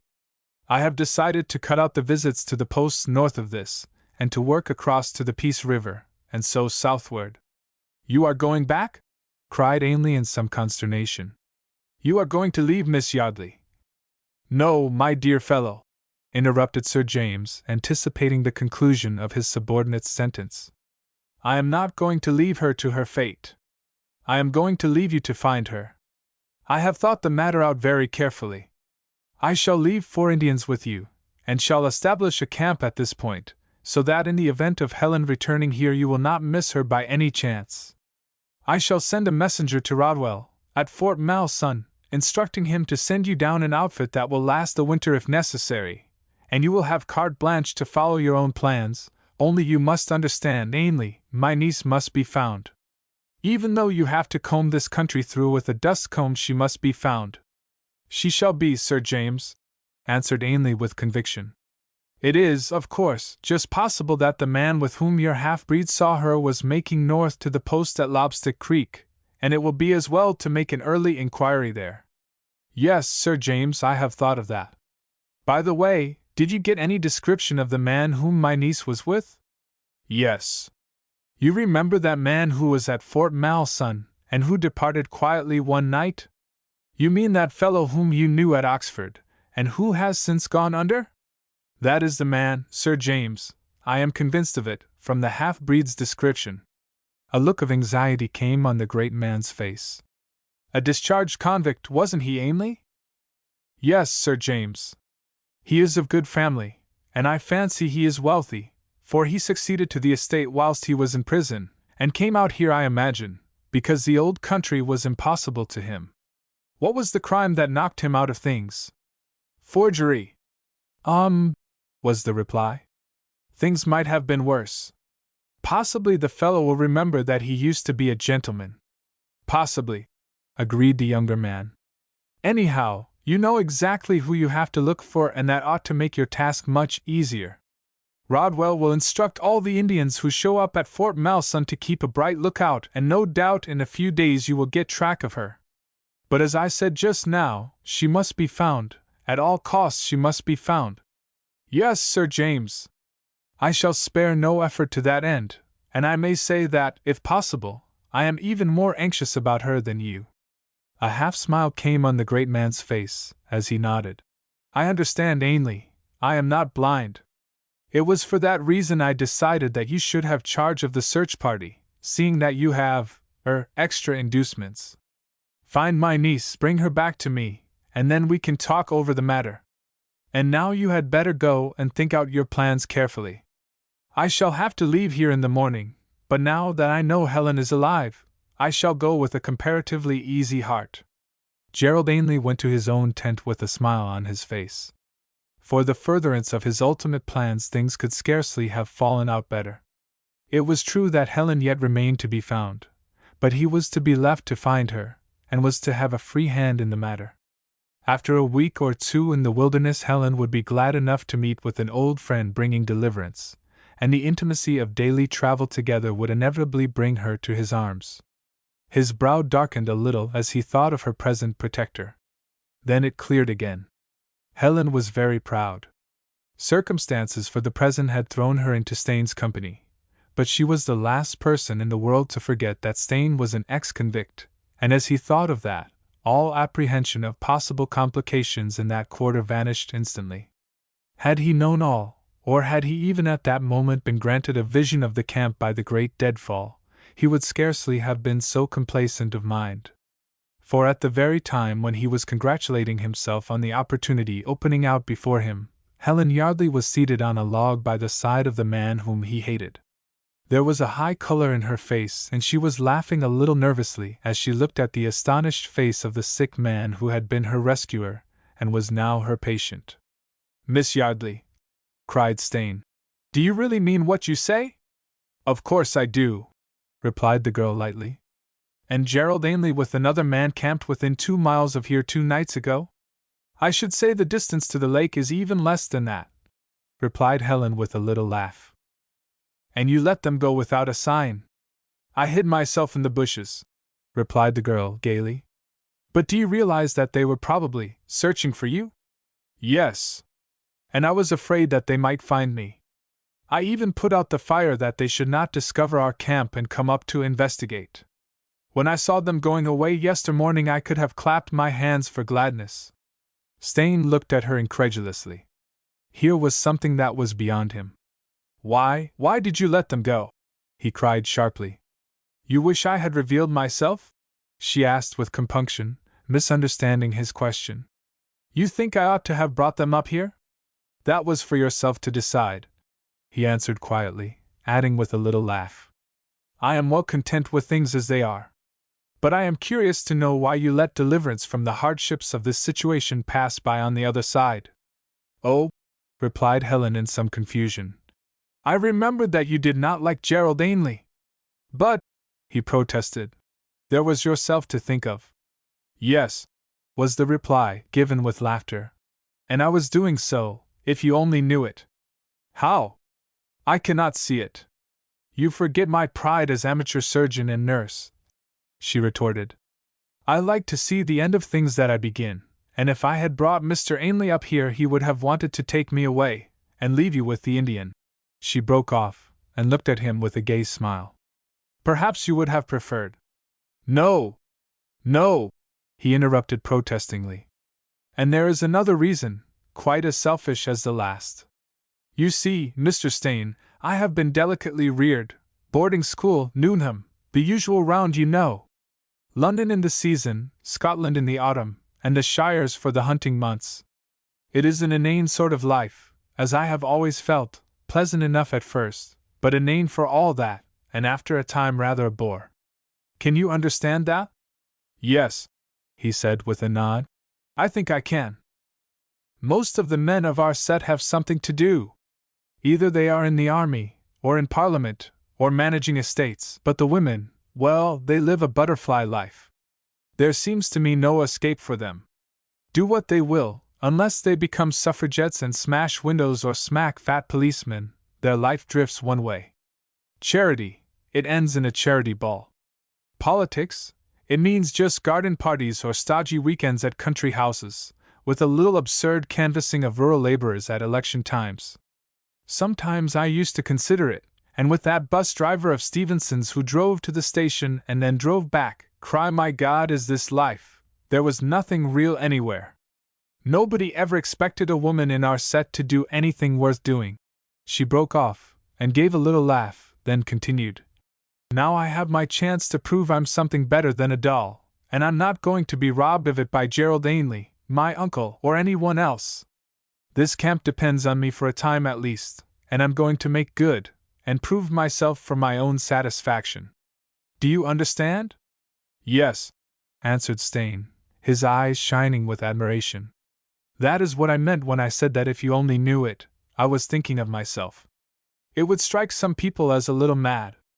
I know some women who in a situation like this would have sat down and just cried themselves to death.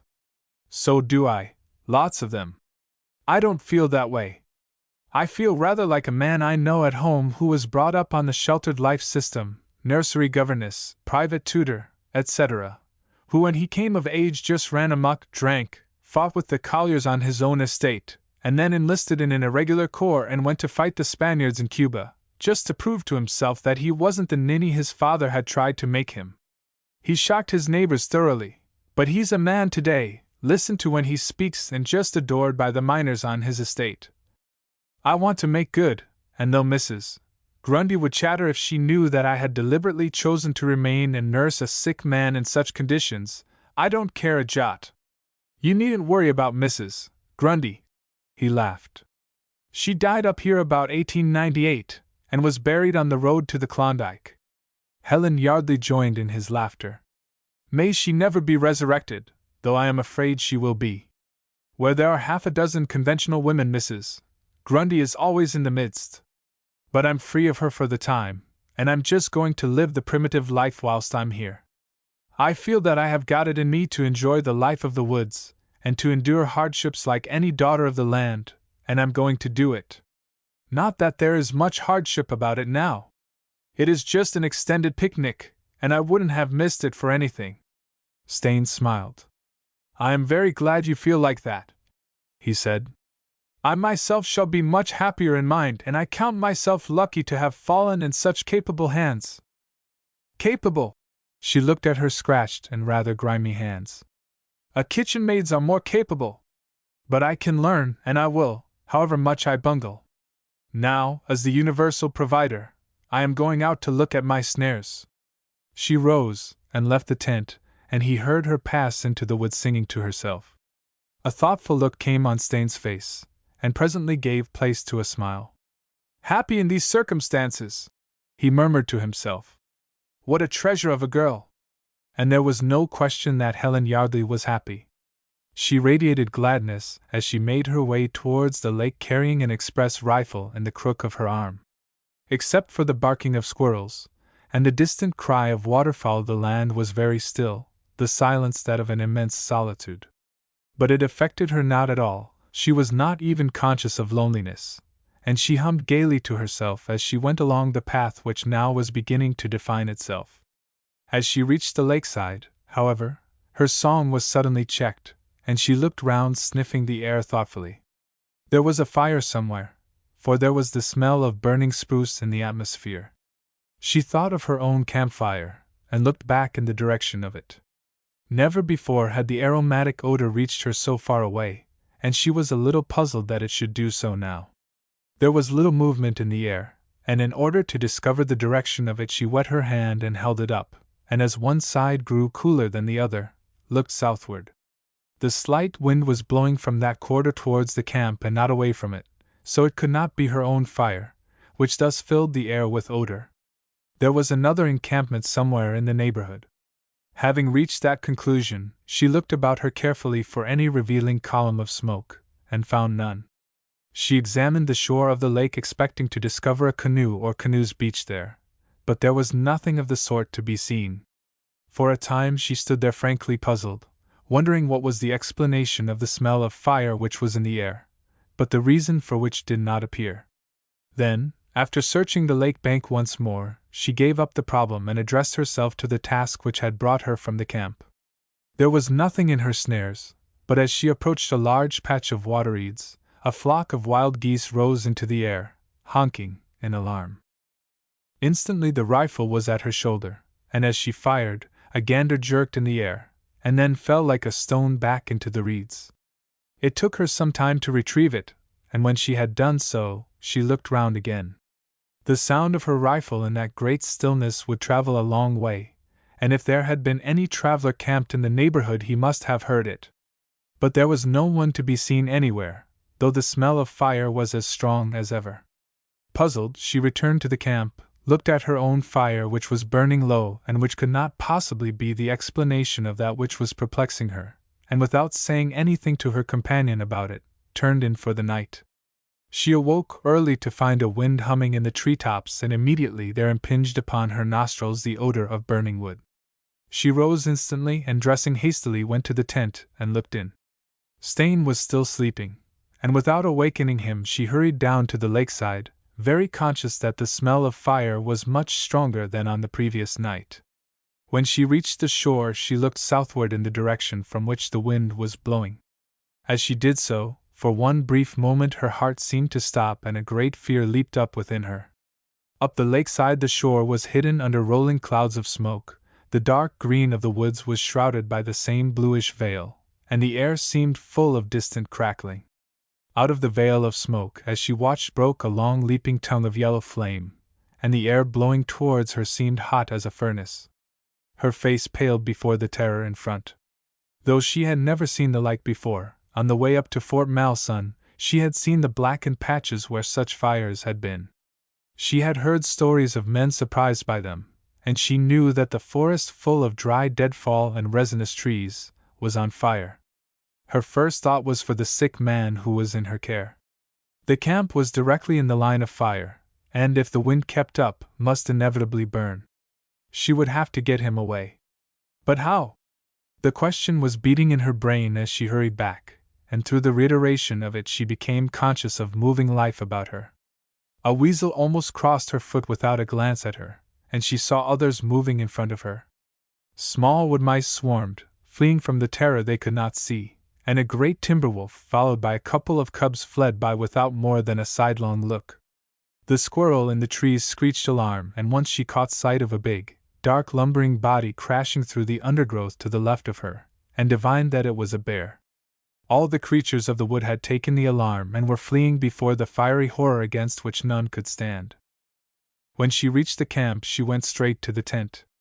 Stain was awake, lifted up on one elbow, an anxious look upon his face. As his eyes saw her pallor, he knew that a fear which in the last few moments had come to him was not groundless. "Ah!" he cried. "The timber is on fire! I thought I could smell it." "Yes," she answered, "and the wind is driving the fire this way." "How far away?" he inquired calmly. 2 or 3 miles. "You will have to go, Miss Yardley," he answered quickly. "The fire travels quickly in such timber as this. You must not mind me." "You want me to run away and leave you to die?" cried the girl. "I shall do nothing of the kind. I would sooner die myself. I could never respect myself again. There must be some way out of this difficulty, only I don't know it. But you are used to the ways of this wilderness. You must tell me what to do, and quickly, and I will do it. Oh, if we only had a canoe!" "We haven't," he answered thoughtfully. "But the next best thing we could make an—" "What is that?" "A raft." "A raft?" she echoed, hope lighting her face. "Yes. If by any means you could get me down to the lakeside, I could instruct you in the construction. But how you are going to do that?" "I shall carry you," interrupted the girl. "It will be very painful for you, but there is no other way. But how? On my back. I am strong, thank heaven. And as we have no time to waste, I will make arrangements at once. I'll take our things down to the shore, and then come back for you. You don't mind being left for a little while? Of course not. There'll be no breakfast this morning, but I can't help that. A forest fire is no help to housekeeping. She forced a little laugh as she spoke the words, but once outside the tent, a look of deepest anxiety clouded her beautiful face. Chapter 12. The Raft. Never in her life had Helen Yardley worked so hard as she worked in the next 2 hours. She made 2 journeys to the lake with their possessions, and on the way back the second time she arranged several resting places in preparation for the hardest task of all, the carrying of her injured companion down to the shore. That, as she knew, was bound to be a terribly painful thing for him, but there was no other way, and harsh necessity made her ruthless. She did what she could with an improvised sling, and helped him to stand on his uninjured leg. The pain he endured was shown in his white face, and in the bitten underlip, which trickled red. She was afraid that he was about to faint, but he recovered himself, and 3/4 of a minute later, she was carrying him pick-a-back to the lakeside. Twice she heard a groan torn from him, but she set her teeth, and pointed on to the first resting place, where, as gently as she could, she set him on the trunk of a fallen tree which, supported by its under branches, lay waist-high. Then she turned round and looked at Stain. He was in a state verging on collapse. Instantly she felt for his service water bottle which she had previously filled with brandy and water, and pouring out some of the liquid she held it towards him. "Drink," she said. "All of it." He did so, and when they had rested 5 minutes, they started again and, after halting twice more, reached the shore, where she set him down on a convenient rock, below which she had piled blankets to support his injured leg. Then, for the moment quite overdone, she collapsed on the sand, one hand on her jumping heart, the other on her throbbing head. It was a little time before either of them could speak, and it was the man who did so first. "Miss Yardley, take a little brandy. I implore you." Helen looked up, nodded without speaking, and with shaking hands poured out a little of the spirit for herself. After a time her breath came back, and she rose to her feet. "You are mortal heavy," she said with an attempt at gaiety. "You are like the old man of the sea on my back. I hope your leg is all right. Painful. But that is to be expected, and it can't be helped." A drift of smoke came down in the wind and made him cough, and he looked round to mark the progress of the fire. "We haven't much of a margin, Miss Yardley." "No," she answered. "I must get busy. Now tell me what to do." Whilst waiting for her to recover, he had noted numerous sun-dried poles scattered about the beach, and those he pointed to. "Get about 7 of those, Miss Yardley, as near equal length as you can. Gather them as close to the water's edge as possible, and then get some saplings for cross pieces. Lash the poles well together with the tent and pack ropes, and put a little spruce on the top to help us keep dry. We haven't time to build a Noah's Ark, and it will be no end of a job for you to get the thing afloat by yourself." The girl looked round and pointed to a little creek where the water was very still. "I could build it afloat there. There's a gravelly bottom and it's not deep." "Yes," he said quickly. "That would be better." For an hour he sat there watching her work, and marking the swift progress of the fire. The heat grew tremendous, the roar of the flames and of crackling trees filled the air to the exclusion of all other sounds, and the pungent smoke made it difficult to breathe. He had begun to think that after all her endeavors had been in vain, when she approached him, sweat running down her flushed face, and drenched well above the knees. "You will have to set your teeth," she said. "I shall have to carry you out to the raft." It was no easy task to get him onto it, but she had pushed the raft well in the reeds so that it could not give, and though it was a painful operation for him, he was presently lying on a pile made of the tent canvas and blankets. 10 minutes later, when he opened his eyes, they were afloat, and she was pulling the raft into deeper water. She looked at him as his eyes opened. "This raft is not quite so good as a punt, but it might be worse. They're always awkward things," he said. "You ought to have had a sweep." "No time," she answered, with a nod towards the shore. You will have to pull us out, as far as you can, and then we must drift. It is the only way, she agreed. Fortunately, this lake seems very shallow. 10 minutes later, the pole failed to touch bottom, and a current of water setting across the lake began to drift them well from the shore. As he saw that, Stain gave a sigh of relief. You can sit down and rest now, Miss Yardley. There is nothing further to be done for the present. It is a case of time and tide now, but I think we are perfectly safe.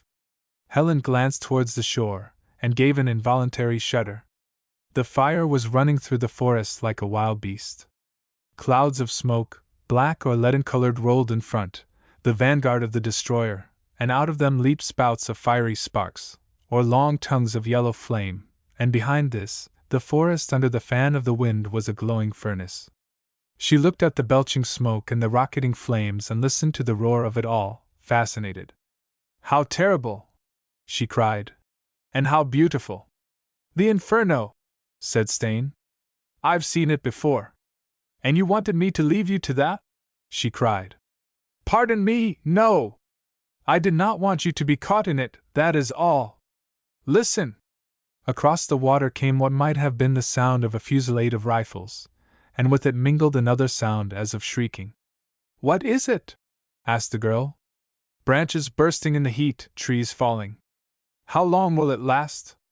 Don't know. Weeks maybe. The fire might travel 100 miles. Helen shuddered again. If we had not been near the water.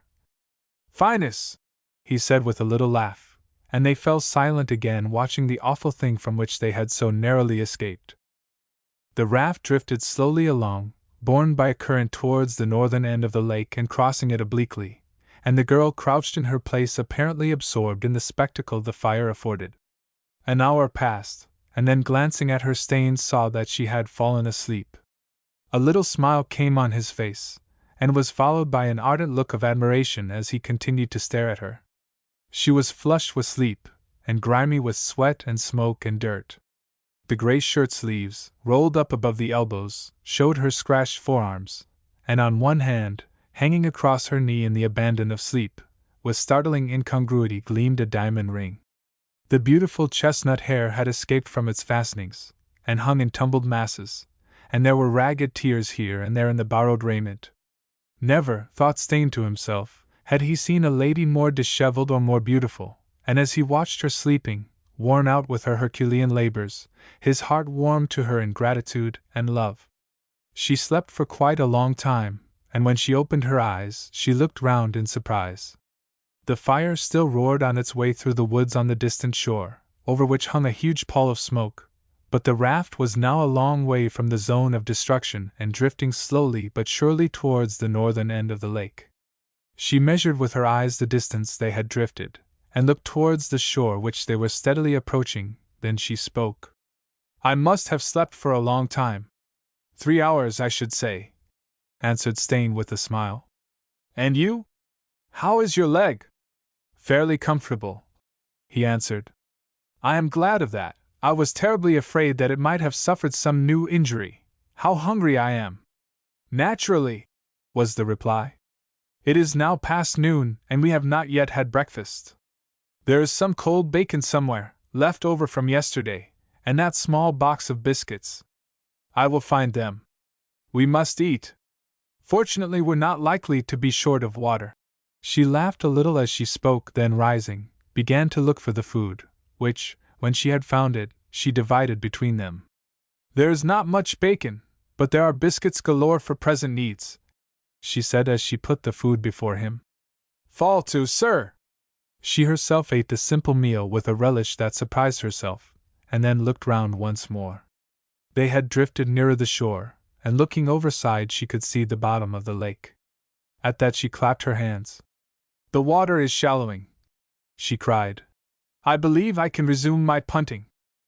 She took up her pole and finding that she could touch bottom, began to pole the raft inshore, and in 20 minutes she was looking for a place to land. She found it in a quiet little bay beyond a tree-crowned bluff, and in a little time she had beached the clumsy craft, and jumped ashore. She anchored the raft to a tree, and then looked around. Just where she had landed, there was a level patch of sward, backed by massive firs, and, after considering its possibilities for a moment, she spoke. "We will make our new camp here. It will do as well as anywhere else, and in case the fire travels round, we can easily take to the lake again." Her first action was to gather kindling wood for a fire, and to set the kettle over it, and that done, once more she pitched the tent and made a bed for her patient. Then, with great trouble and some pain for him, she got him from the raft to the spruce couch, after which she examined the rough splints and bandages. They were in place, and hoping that the leg had suffered no harm through the enforced removal, she prepared hot tea and such a meal as their resources allowed.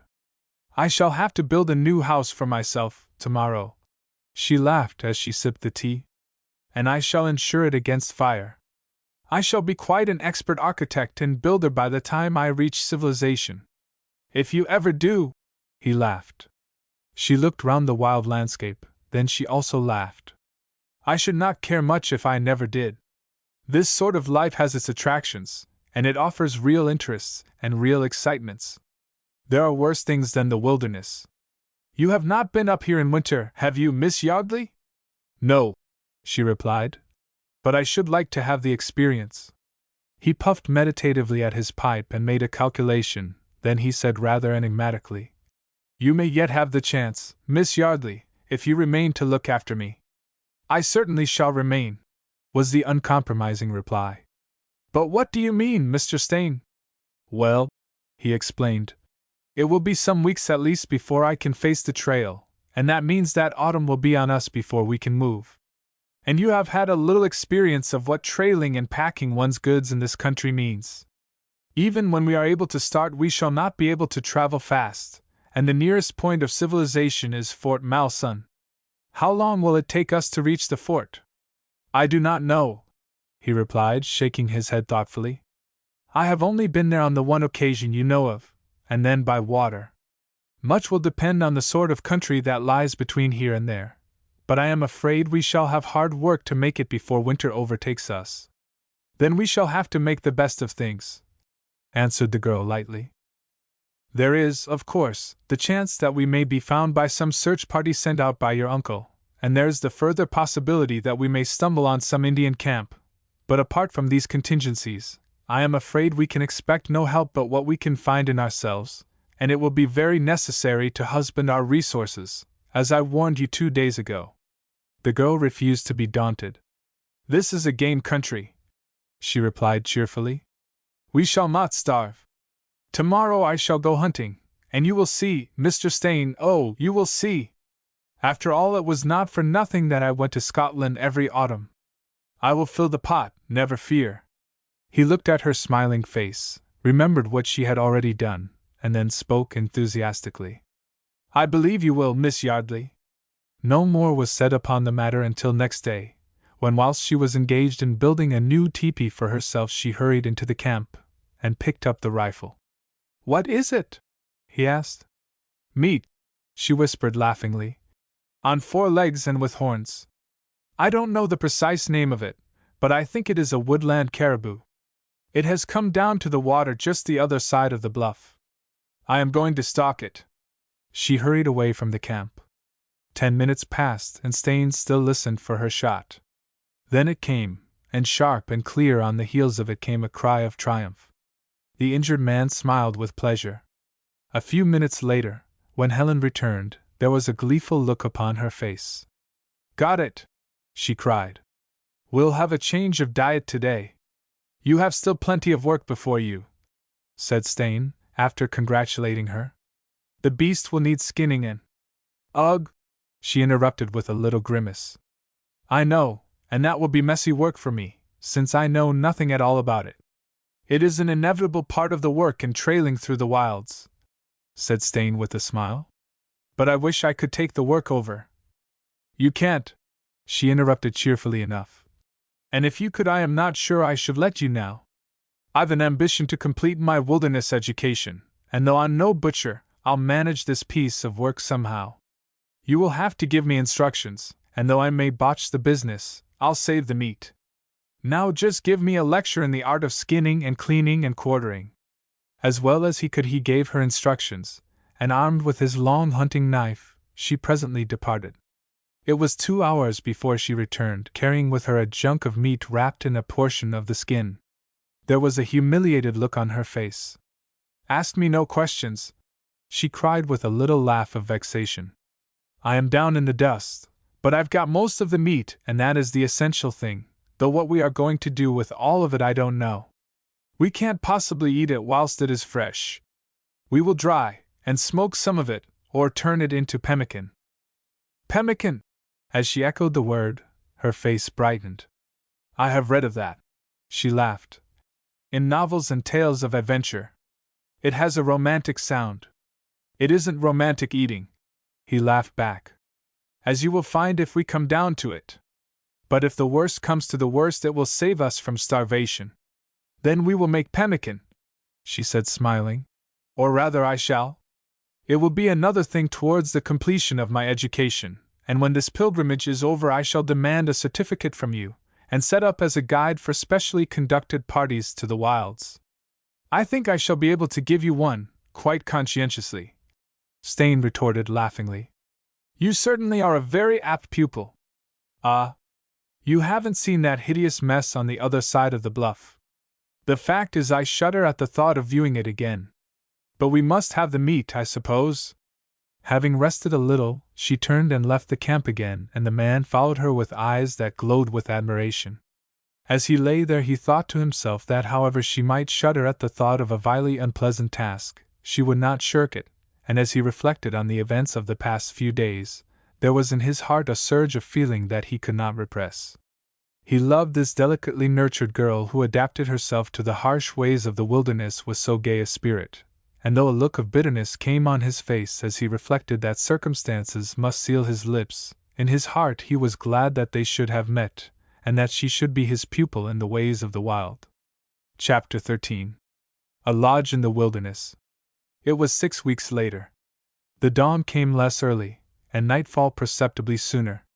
There was a new crispness in the air, and the leaves on the trees were losing their greenness and taking on every possible shade, from pale yellow to old gold, and from that to dusky red.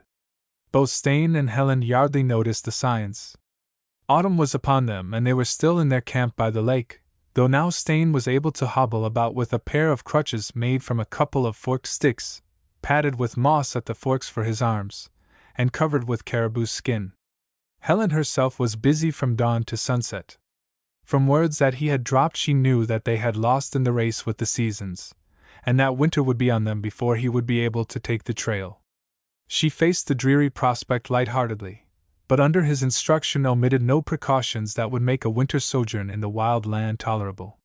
Fish were caught and dried, rabbits and hares snared, not merely for meat, but for their skins, which when a sufficient number had been accumulated were fashioned into parkas and blankets against the Arctic cold which was surely marching on them. The leaves began to fall, light frosts were succeeded by heavier ones, and one morning they awoke to find a thin film of ice on the surface of the still water of the little bay where their camp was located. Stain viewed the ice with ominous eyes. He was incapable of any heavy physical exertion as yet, and knowing the North in all its inimical aspects, he was afraid for his companion, and though he rejoiced in her frank comradeship, he regretted that she had let Ainley and the Indian depart without knowledge of her presence. Guessing that the lake was some sort of waterway between 2 points, daily, almost hourly, in the frequent absences of the girl, he scanned it for any sign of human presences, but in vain.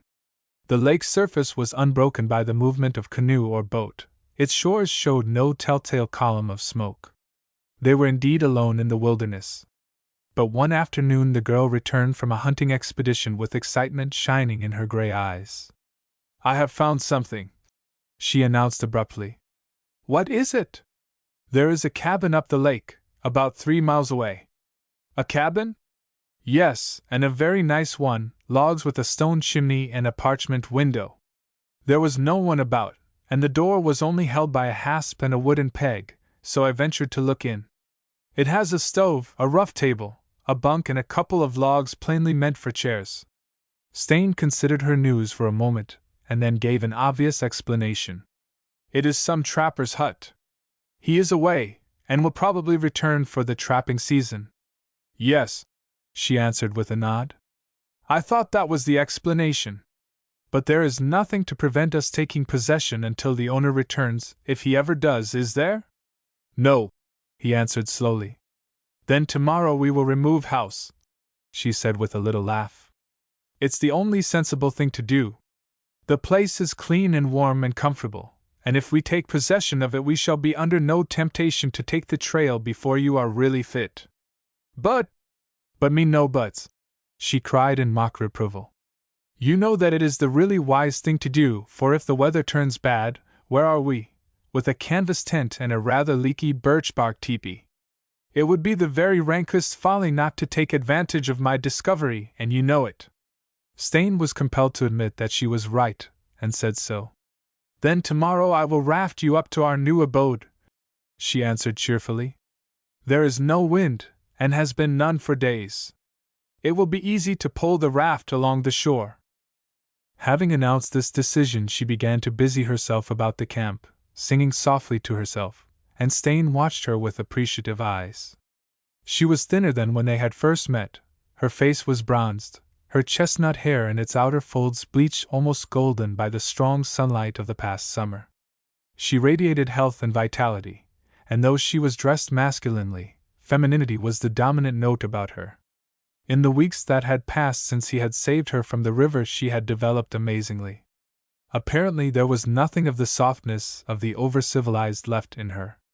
That had been eliminated by the harsh necessity of labor which circumstances had thrust upon her, and the life of the wilderness had developed in her elemental powers. She was now the strong mate woman, quick in judgment, resourceful in action, and of swift courage in danger. His eyes glowed as he watched her, and a soft look came on his face. As it happened, Helen turned and saw it. What is it? She asked quickly, a look of expectancy in her eyes. He hesitated. That look challenged him. He knew that if he said all that he felt she would respond. But the unfairness of such action prevented him from doing so, and though he was strongly tempted he turned aside. Nothing that I can tell you, he said in answer to her question. Oh, she retorted, you are a most tantalizing person. Why cannot you tell me? If the matter is secret you have no cause to be afraid. To whom could I whisper it in this wilderness? She waved a hand half round the compass as she spoke, and stood there looking at him, still with the look of expectancy in her eyes, and with a little dash of color in her bronzed cheeks. I am not afraid of your whispering it to anyone, replied Stain, with a poor attempt at laughter. Then why not tell me? She urged. Because, began the man, and then stopped. The temptation surged up anew within him, the stress of it almost broke down his resolution. Then he cried, almost violently, No! I cannot tell you, now! Now! She said in tremulous laughter. Now, behold, now is the accepted time, and now is the day of salvation. Unless the religious education of your youth was sadly neglected, you ought to know that. The present is the only time.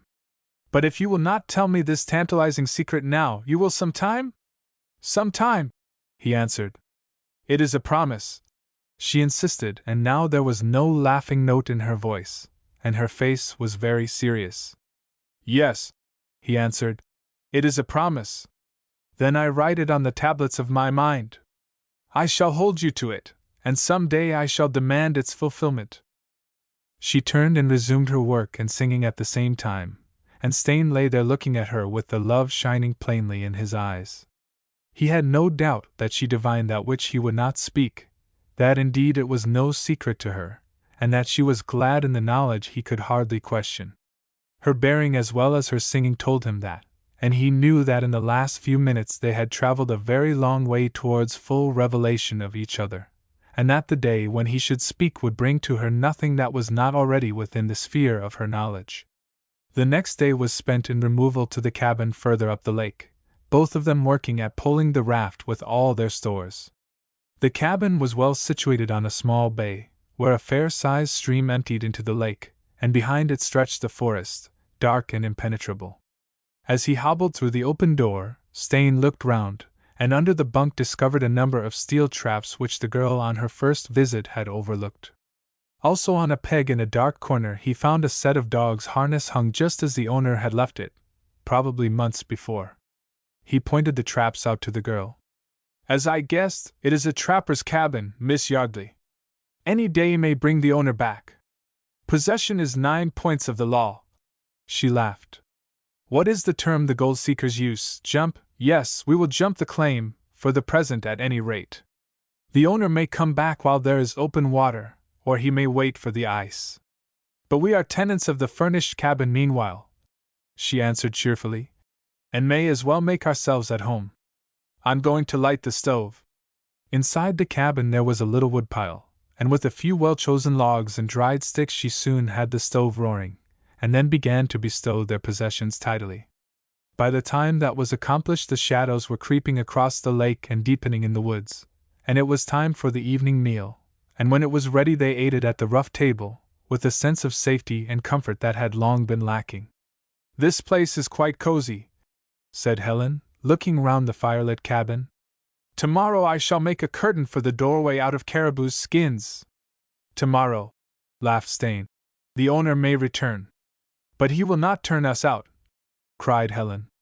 The men of the wilds are all hospitable. That is true, agreed Stain. And I have no doubt that we should be allowed to winter here if we chose.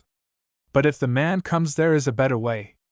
We shall be able to engage him to take us to Fort Malson, and so to safety and civilization. Oh, laughed the girl. Are you so anxious to go back to civilization? Stain's face suddenly clouded, and the old hardness came back to it.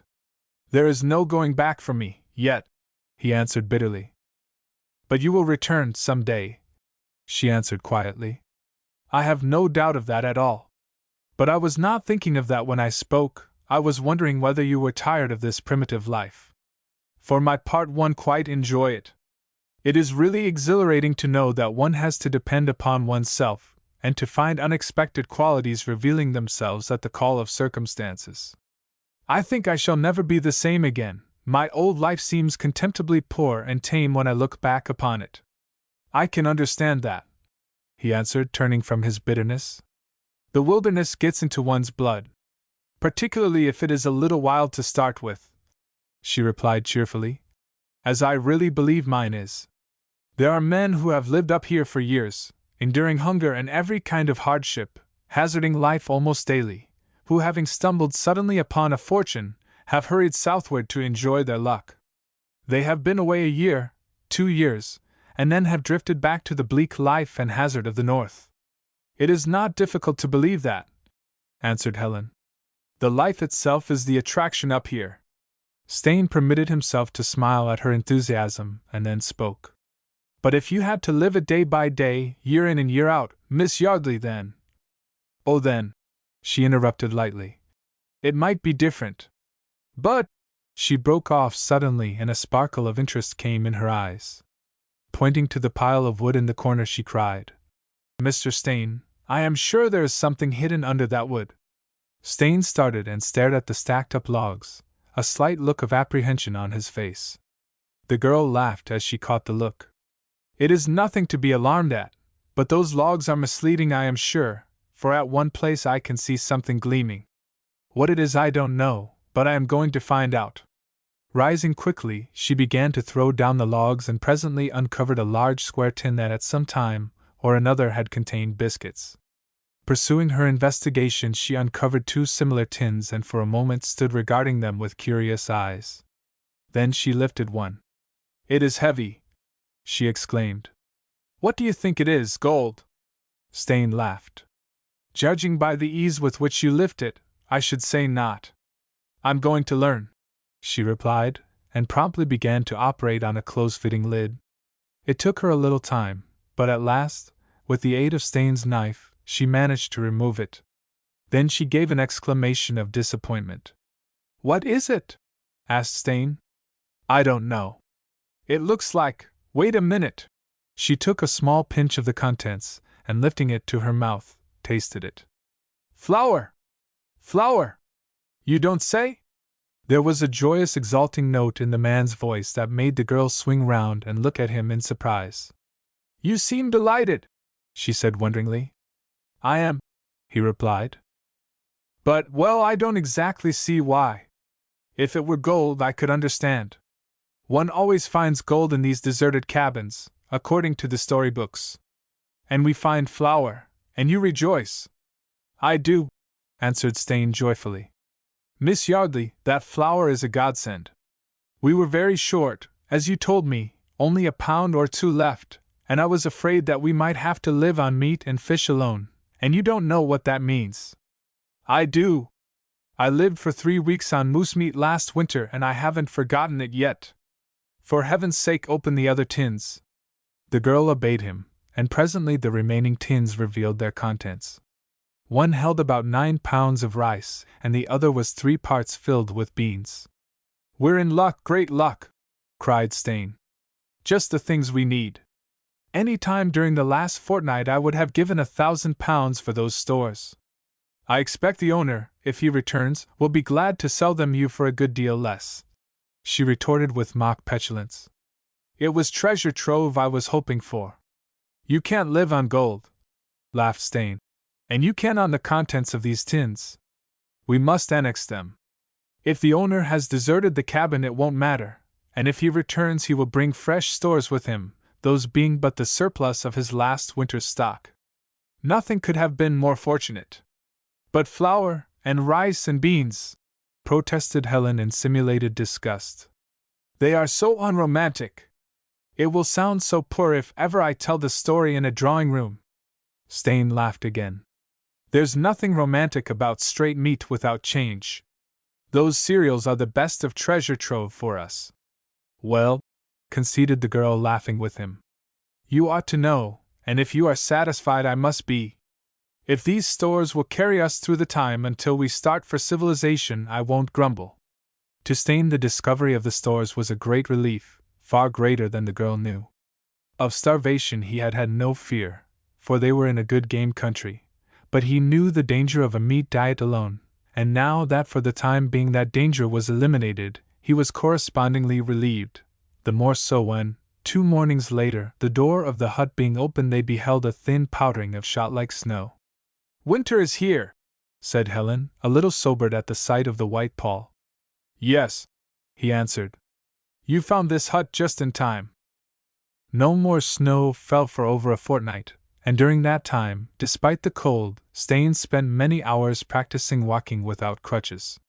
The fracture had quite knit together, and though his muscles were still weak, he gained strength rapidly, and as far as possible relieved the girl of heavier tasks. He chopped a great deal of wood, in preparation for the bitter cold that was bound to come, and stored much of it in the hut itself.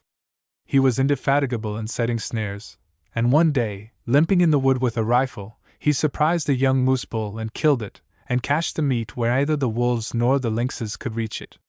Then at the close of a dull, dark day, the wind began to blow across the lake, whistling and howling in the trees behind, and the cold it brought with it penetrated the cabin, driving them closer to the stove. All night it blew, and once, waking behind the tent canvas with which the bunk where she slept was screened, the girl caught a rattle on the wooden walls of the cabin that sounded as if it were being peppered with innumerable pellets. In the morning the wind had fallen, but the cabin was unusually dark, and investigation revealed that in a single night the snow had drifted to the height of the parchment window. The cold was intense, and there was no stirring abroad. Indeed, there was no reason for it, since all the wild life of the forest that they might have hunted was hidden and still. Seated by the stove after breakfast, Helen was startled by a brace of cracks like those of a pistol. She started up. What was that? Someone fired. No, answered Stain quickly. Just a couple of trees whose hearts have burst with the cold. There will be no one abroad this weather. But in that, as events proved, he was mistaken. For when, in the early afternoon, wrapped in the fur garments which the girl had manufactured at their old camp, they ventured forth, not 20 yards away from the hut, Stain came suddenly upon a broad snowshoe trail. At the sight of it he stopped dead. What is it? asked the girl quickly. Someone has been here, he said, in a curious voice. Without saying anything further he began to follow the trail, and within a few minutes realized that whoever had made it had come down the lake and had been so interested in the cabin as to walk all around it. The tracks of the great webbed shoes spoke for themselves, and even Helen could read the signs plainly. "Whoever is it?" she asked in a hushed voice, looking first at the somber woods and then out on the frozen snow-wreathed lake. Stain shook his head. "I haven't the slightest notion, but whoever it was watched the cabin for a little time. He stood there on the edge of the wood, as the deeper impression in the snow shows. Perhaps the owner whose palace we have usurped has returned." Stain again shook his head. "No! He would have made himself known, and besides he would most certainly have had a team of dogs with him. Whoever the visitor was, he came down the lake and he went back that way." "It is very mysterious," said Helen, looking up the frozen waste of the lake. "Yes," answered Stain, "but rather reassuring. We are not quite alone in this wilderness.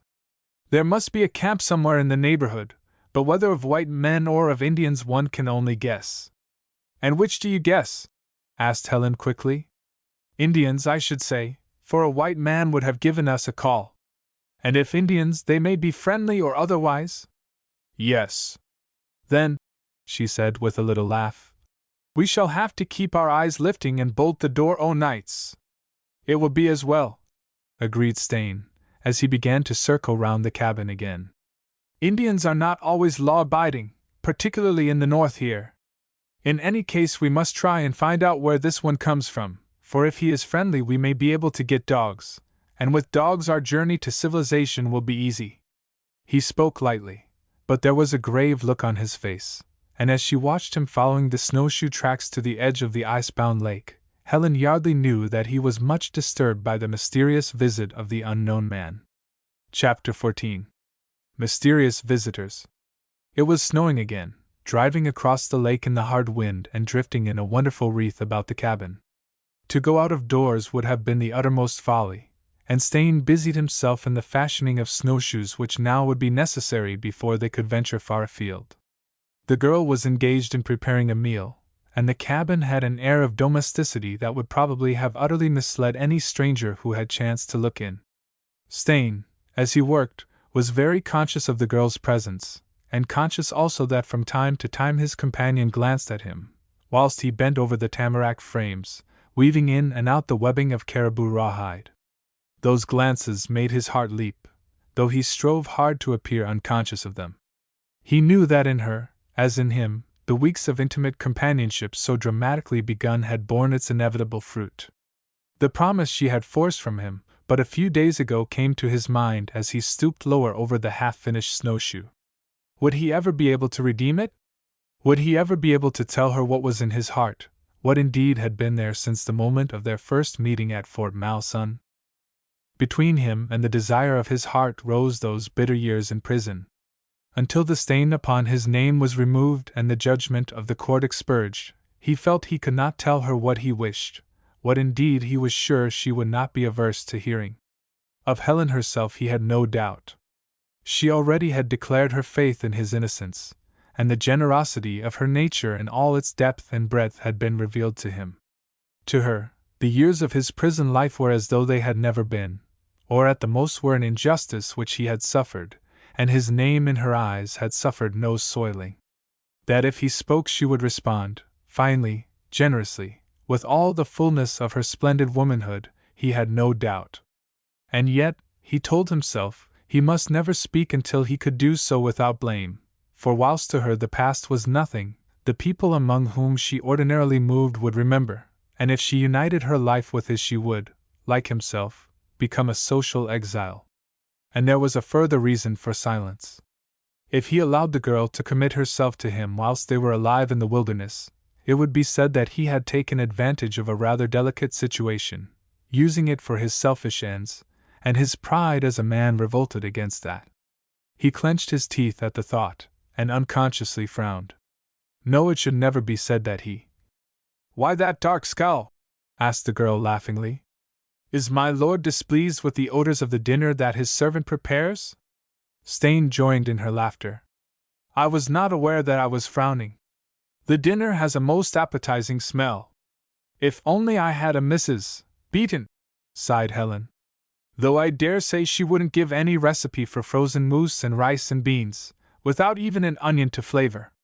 The civilized cookery books don't deal with the essentials. When I return to the polite world, the first thing I shall do will be to publish a pocket cookery book for happy people stranded in the wilds. Happy! He echoed, smilingly. I speak for myself, she retorted lightly. You don't suppose that I regret these weeks away from civilization. I never was happier in my life. I have, you will agree, proved myself. I can face an unprecedented situation without fainting. I can cook a dinner without killing a man who eats it. I have set a leg successfully, and built a raft that floated safely, and reared 2 lodges in the wilderness. I have no nerves, whilst nearly every woman I know is just a quivering bundle of them. Yesterday, when I went out to the woodpile, a big lynx came round the corner of it. His eyes simply blazed at me. 6 months ago, I should have run indoors. As it was, I threw a chunk of wood at him, and he bolted. You never told me, began Stain. What need? Interrupted the girl. You don't inform me every time you see a lynx. But you must be careful, replied Stain anxiously. At this season of the year, if he is very hungry, the lynx can be a dangerous beast. Remember, his claws are like knives and he has 10 of them. Oh, I will remember, answered Helen cheerfully. She stooped over the pan, and then announced, I think this mess of savory venison is ready, and I don't believe our cook at home could have done it half so well. If my lord and cobbler will put away the snowshoe, we will dine, and after the washing up I will sleep. It was in this spirit of lightness that she faced all the hardships incidental to their present life, and it was little wonder that at times, between her gaiety and her challenging presence, Stain had much ado to keep his resolve. Half a dozen times a day his resolution was tested, and one of the severest trials came on the afternoon of that very day. The snow had ceased and the night had fallen, and desiring exercise they left the cabin together to walk in an open glade in the wood which the strong wind had swept almost clear of snow. Except themselves there was nothing moving.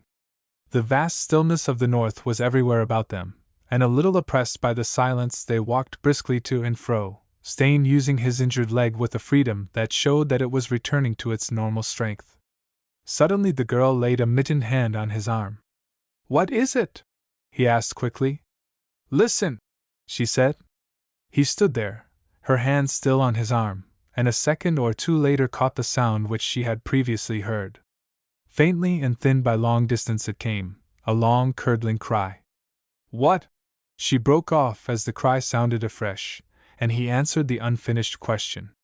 The hunt cry of a wolf calling up the pack. There is nothing to fear. It is miles away. Oh, she said, I am not afraid, I was only wondering what it was. Her hand was still on his arm, and suddenly their eyes met. Something in the grey of hers pierced him like a stab of flame.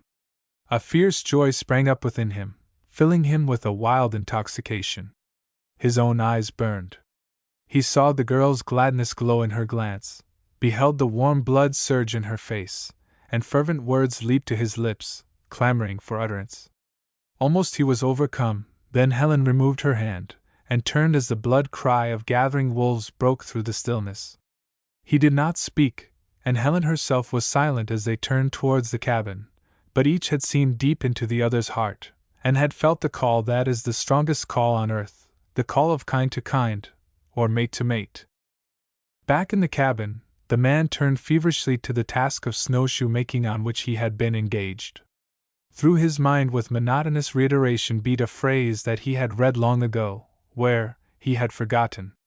My salvation is in work! My salvation is in work! He worked like a man possessed, without looking up, whilst the girl busied herself with unnecessary tasks. She also knew what he knew, and she held him in a new respect for his silence, understanding the reason therefore, and presently when her leaping heart had steadied a little she began to talk, on indifferent topics, desiring to break a silence that was full of constraint. I saw you looking at the traps there, this morning. Are you thinking of using them? Yes, he answered. I am going to start a trapping line. It will give me something to do, and the walk will exercise my leg. If the owner of the cabin returns, we shall be able to pay him rent with the pelts I take. Isn't it time he was here now, if he is coming? Yes. But he may be delayed. Or he may not intend to return. He may have found a new locality for his operations. When he went away, he meant to return, or why did he leave his traps here? You think he will come back then? I hope so. And when he comes, you will lure him to take us to Fort Malsun? That is my idea, replied Stain, bending over the webbing. You are anxious to get away from here, then? I am thinking of you, he answered quickly. I know what a full winter in the north means. And if I get to Fort Malsun, do you think I shall escape the winter? No, but you will have company. I have company now, she retorted smilingly.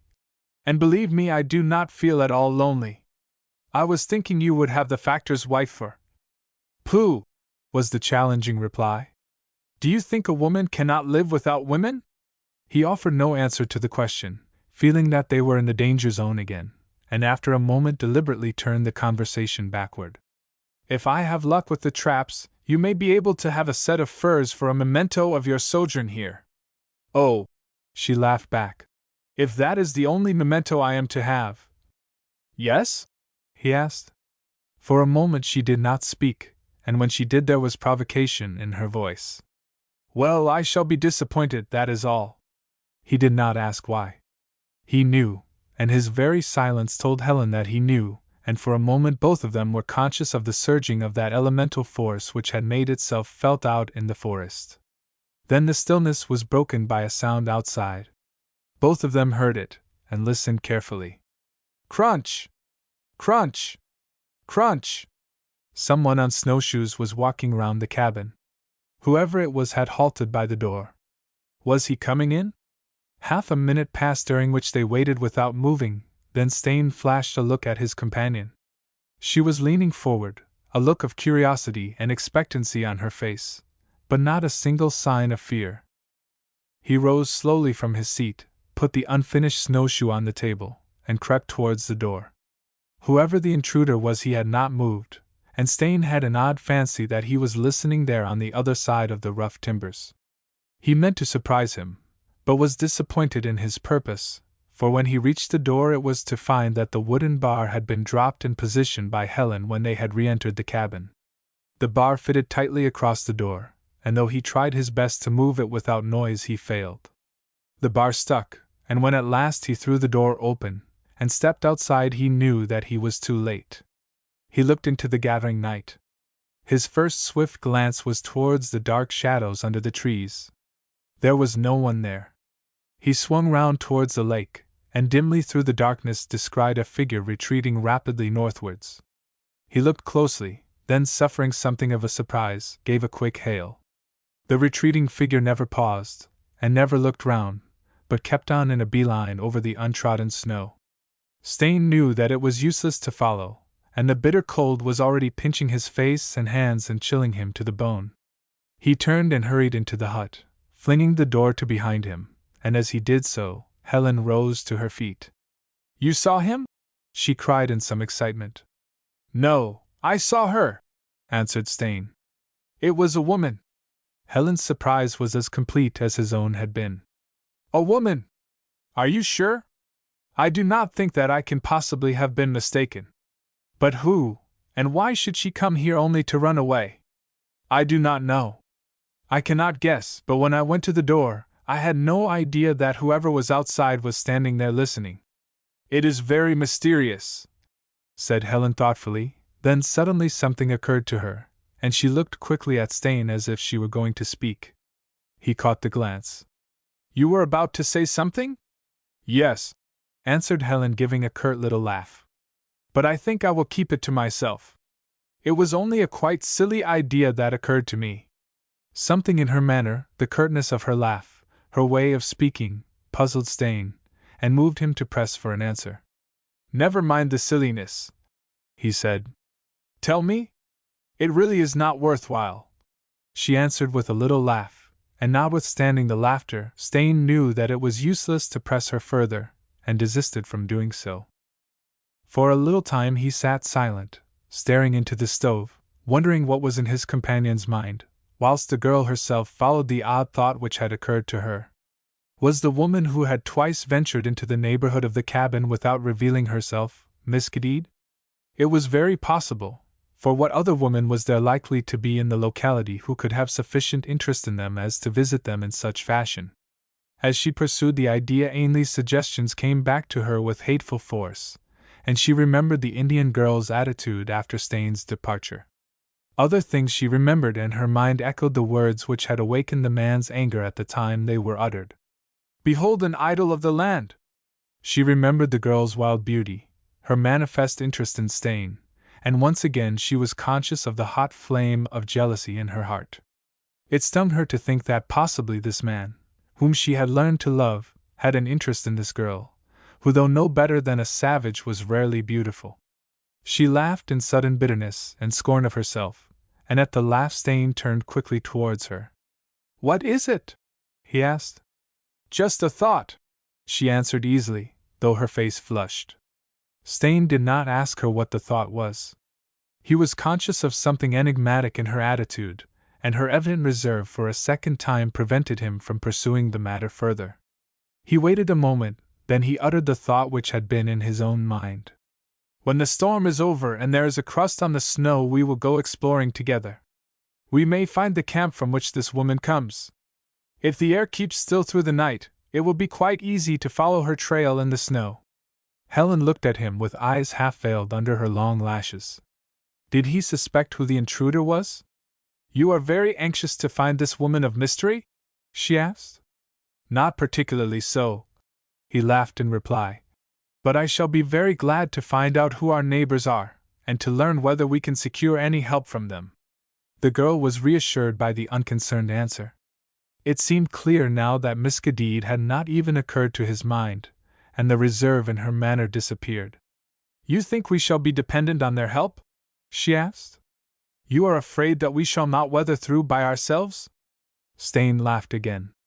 "Oh no! I have no fears on that score, but it will depend on their possession of dogs whether we have to camp here all winter or not, for we could not possibly make Fort Malsun without them, particularly as I do not know the overland trail. Not that the knowledge is really essential now, since judging from the fact that Ainley went down the lake it seems likely that there is a way to Malsun River in that direction.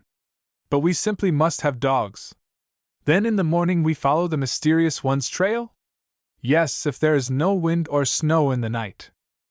But in the night there was both wind and snow, and on the morrow the woman's trail was quite obliterated and the snow on the lake made traveling impossible. Helen Yardley noted the fact without regret.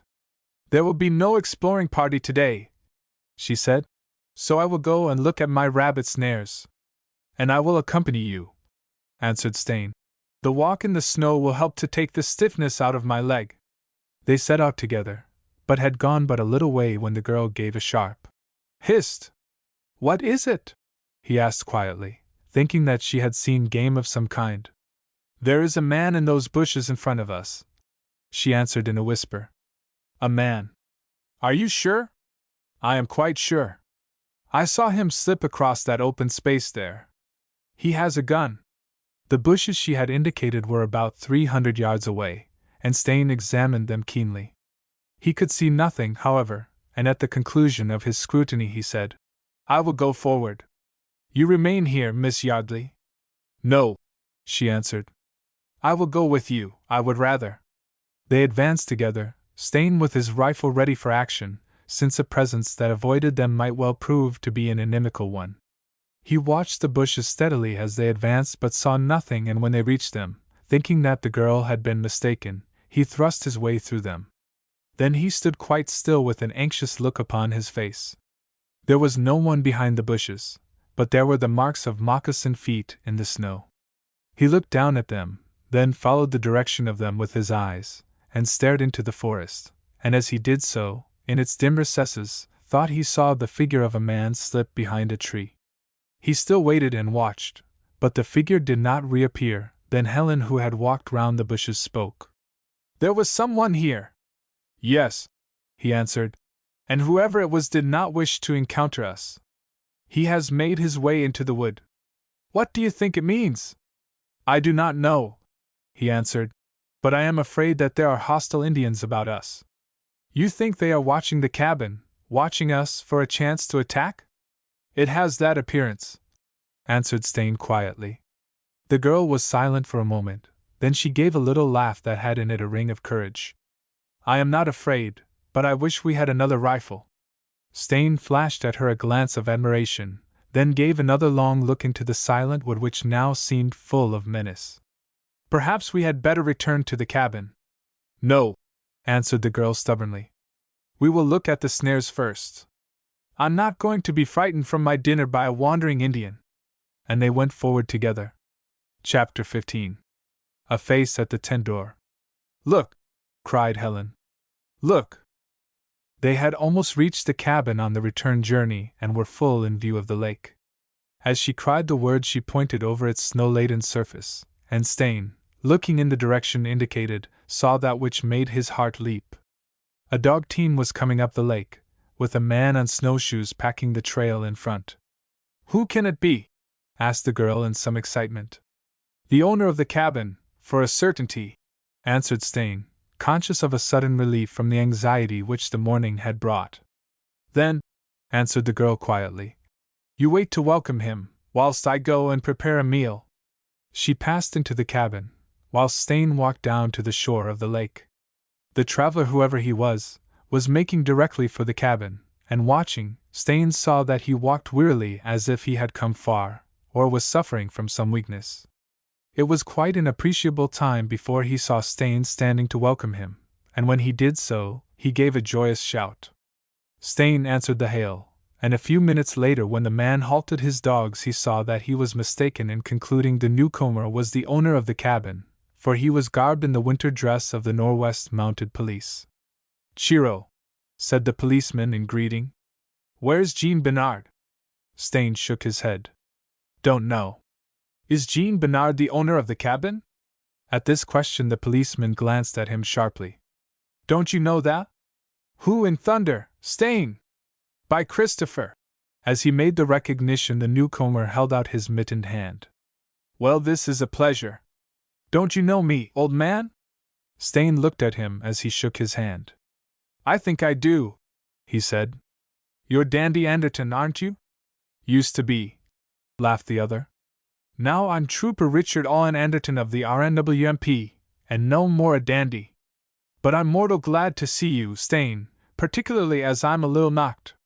I hurt my shoulder this morning as— He broke off suddenly as the sound of movement came from the cabin, and asked quickly, You've got a mate? Yes, answered Stain, with a short laugh. As good a mate as a man could have, a mate that happens to be a lady. A lady? Anderton whistled. Up here! By Jove! You've both got pluck. Well, you see, Anderton, it's not exactly a matter of choice. We were stranded together, and this cabin happened to offer itself. But loose your dogs, and come and be introduced. Right-o, replied the policeman. I'll be with you in 2 jiffs. Stain entered the cabin to prepare Helen. As he did so, the girl looked up from the stove. Is he the owner of our palace? No, he is an old Oxford acquaintance of mine, who is now in the mounted police. Then we shall not suffer eviction? She laughed, and to Stain it seemed there was an odd note of relief in her voice. No, but he spells deliverance. You see, if he can't do anything for us himself, he can carry the news of our whereabouts to Fort Malsun, and— At that moment a whipstock hammered at the cabin door, and a second later Trooper Anderton entered. For a moment he was a little taken aback by the girl's appearance, then Stain made the introduction. Miss Yardley, Mr. Anderton. Miss Yardley! The policeman cried. Are you Sir James Yardley's niece, who was lost a few months ago? The very same, answered Helen smilingly. There's a reward out for your discovery, $5,000, no less. I didn't know I was worth so much, laughed the girl. Your uncle makes it, and half the trappers in the north are keeping a lookout for you, for it is known that you were found by someone. There is my savior, interrupted Helen, nodding towards Stain. Lucky fellow, laughed the policeman. How did it happen? Perhaps Mr. Stain will tell you later. answered the girl. And if he doesn't, I will. But I don't want this moose steak to spoil. I take a pride in my cookery. She laughed and turned again to the stove. Both the men watched her admiringly for a moment, and then Anderton asked, "Been up here long, Stain?" Stain gave him an approximate date, and explained the situation by recounting his accident. The other nodded sympathetically. "You were lucky to have Miss Yardley with you. I had a narrow shave myself this morning. Just as I was starting from my last camp, a tree that 2 minutes before looked as stable as a pyramid collapsed. It caught me on the shoulder and knocked me flying. Lucky thing I fell clear, but it gave me a nasty jar, and my left arm is a little out of action, with the soreness. I oughtn't to have taken the trail this morning, and wouldn't, only I'm in a tremendous hurry, a running quarry, you know." "Who is it?" asked Stain. "A breed, wanted for murder. He's been running for months, making this way, and there's an idea that he's sought sanctuary with his mother's tribe at the top end of this lake."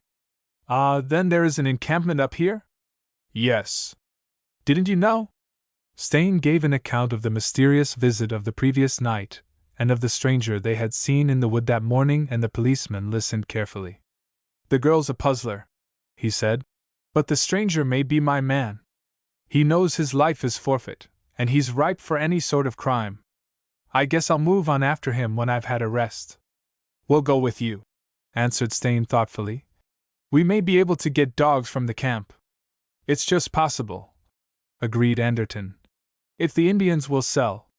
If not, then I'll carry the news of you back to Fort Malsun, and the factor there will send for you like a shot."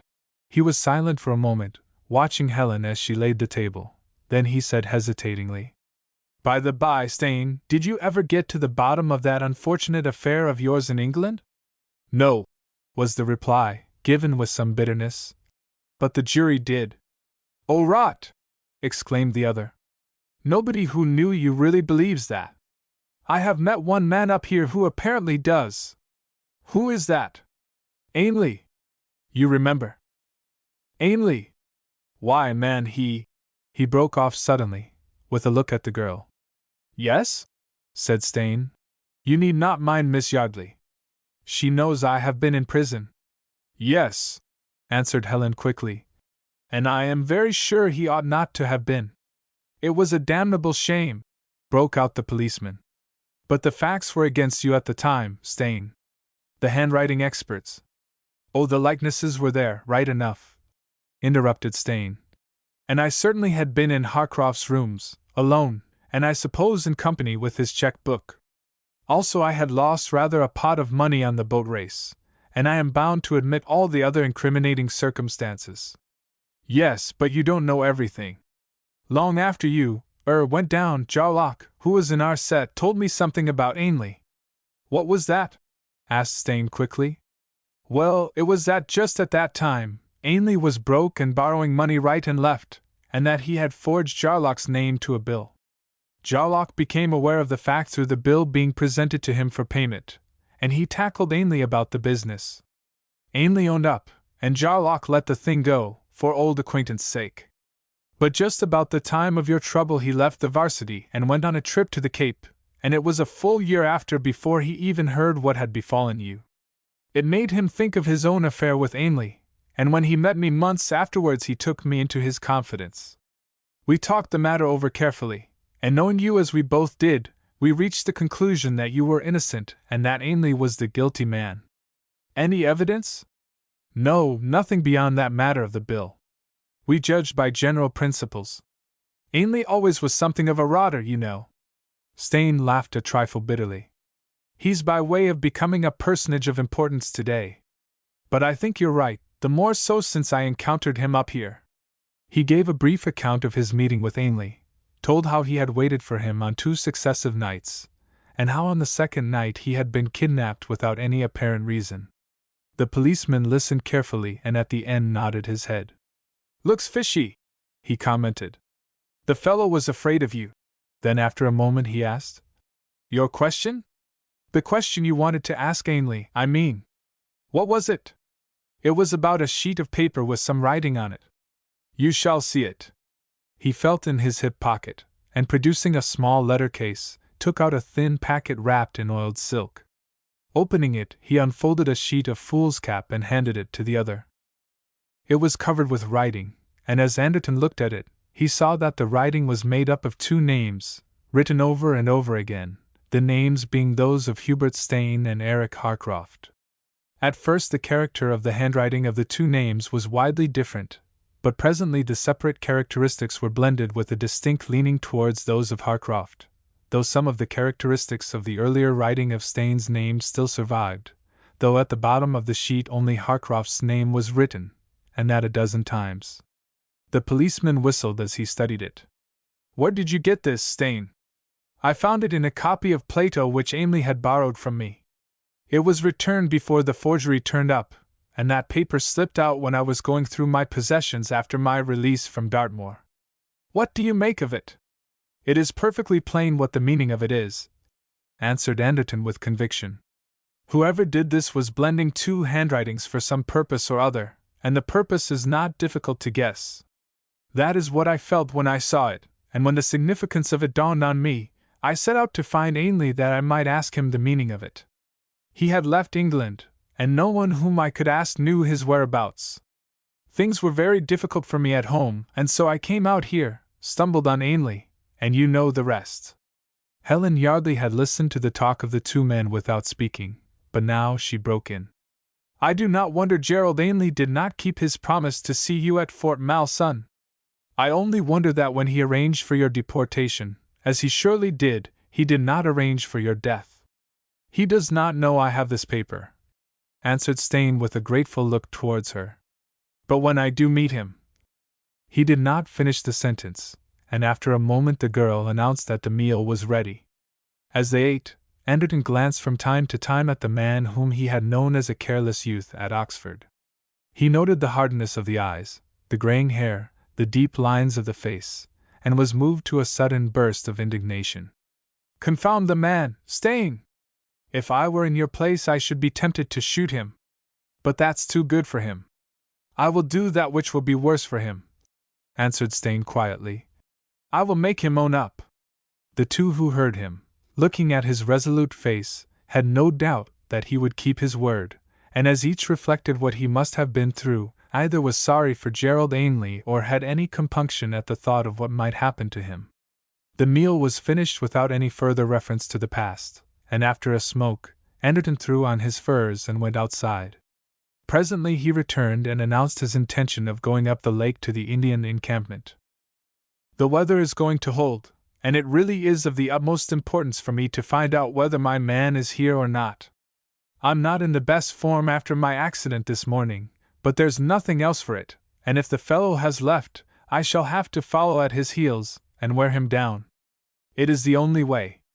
Duty is duty in my force, I can assure you." Stain looked at Helen, then he said, "We will accompany you, Anderton. You represent the law, and in your company we are much more likely to receive attention and get what we want than if we go alone, whilst further, if the mysterious visits we have had were hostile in intention, the fact that we are known to you will tend to check them." "Something in that," agreed the policeman. When Anderton had harnessed his dogs they started off, making directly up the lake, and within 2 hours sighted about half a score of winter teepees pitched near the store, and with sheltering woods on 3 sides of them. As they came into view, with the smoke of the fires curling upward in the still air, the policeman nodded. "The end of a journey of 200 miles, or the beginning of one that may take me into the Barrens, and up to the Arctic. Lord, what a life this is!" He laughed as he spoke, and both those who heard him knew that he found the life a good one, and was without regret for the choice he had made. As they drew nearer the camp, 2 or 3 men, and perhaps a dozen women, with twice that number of children came from the teepees to look at them, and when the dogs came to a halt, one of the men stepped forward. He was an old man, and withered-looking, but with a light of cunning in his bleared eyes. "What want?"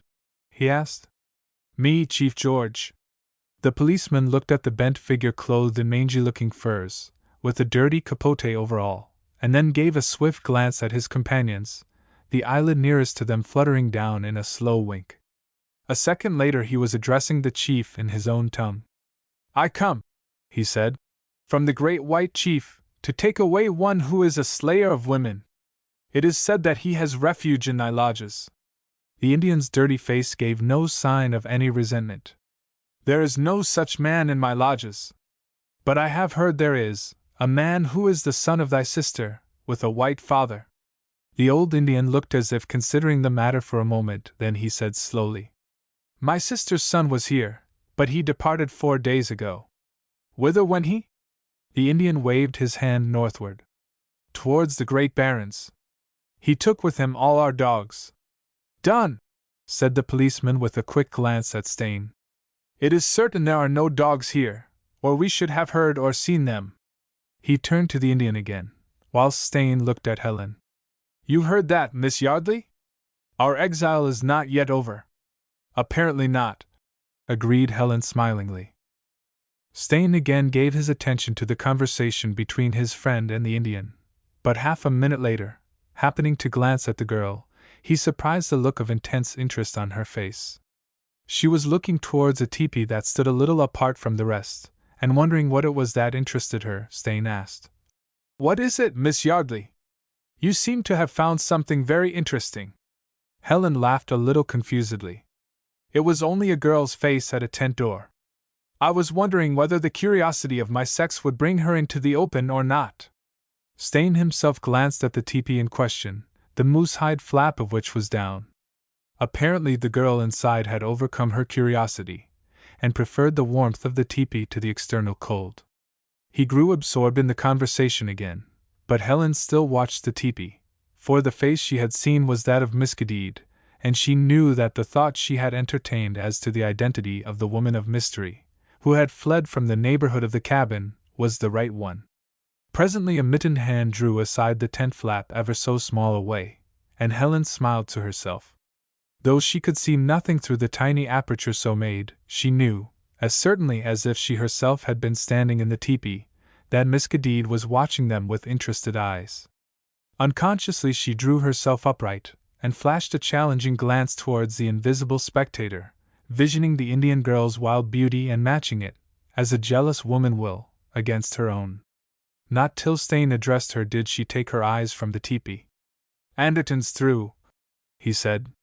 His man has gone northward, and as you heard there are no dogs here. We shall have to go back to the cabin. Anderton tried to persuade the chief to send a couple of his young men with a message down to Fort Malsun, but the fellow says it is impossible in this weather to make the journey without dogs, which I dare say is true enough. Then, said the girl with a gay laugh, we have a further respite. Respite? He said wonderingly. Yes, from civilization. I am not absolutely yearning for it yet. She laughed again as she spoke, and Stain laughed with her, though he did not notice the glance she flashed at the closed tepee. Then Anderton turned abruptly from Chief George. I'm sorry, he said. I have done what I could for you too, but this noble red man either won't or can help you. I shall have to push on, but the first chance I get I'll send word on to Factor Ottwell. If only I could turn back. Please don't worry about us, Mr. Anderton, interrupted Helen cheerfully. We shall be all right. 'Pon my word, I believe you will, Miss Yardley, answered the policeman in admiration. He looked down the lake, and then added, No use my going back. It will only be time wasted.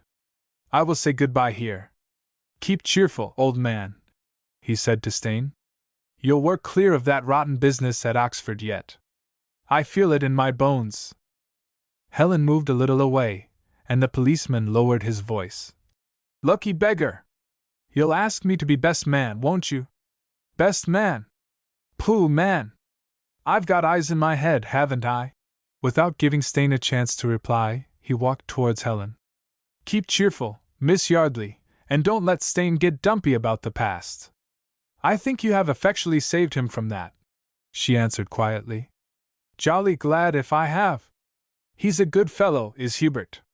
Till our next meeting. Au revoir, Miss Yardley. So long, Stain. The next moment he turned to his dogs. Moosh! Moosh, Michelle! The leading dog gave a little yelp. The harness tightened, and the sled began to move. 10 seconds later the man who carried the law through the frozen north was ahead of his sled, breaking the trail, and Stain and Helen had turned in the direction of their cabin, the girl with one last glance over her shoulder at the teepee, at the opening of which Miss Cadide's beautiful face had now revealed itself, her eyes following the man whom once she had done her best to help. Chapter 16. An Arrow Out of the Night. The short Northland day was drawing to a close, when Stain and Helen came in sight of the cabin again.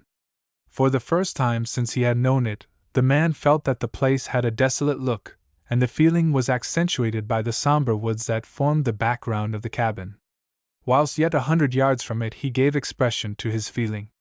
"The cabin has a most forlorn look," he said, half pausing to view it.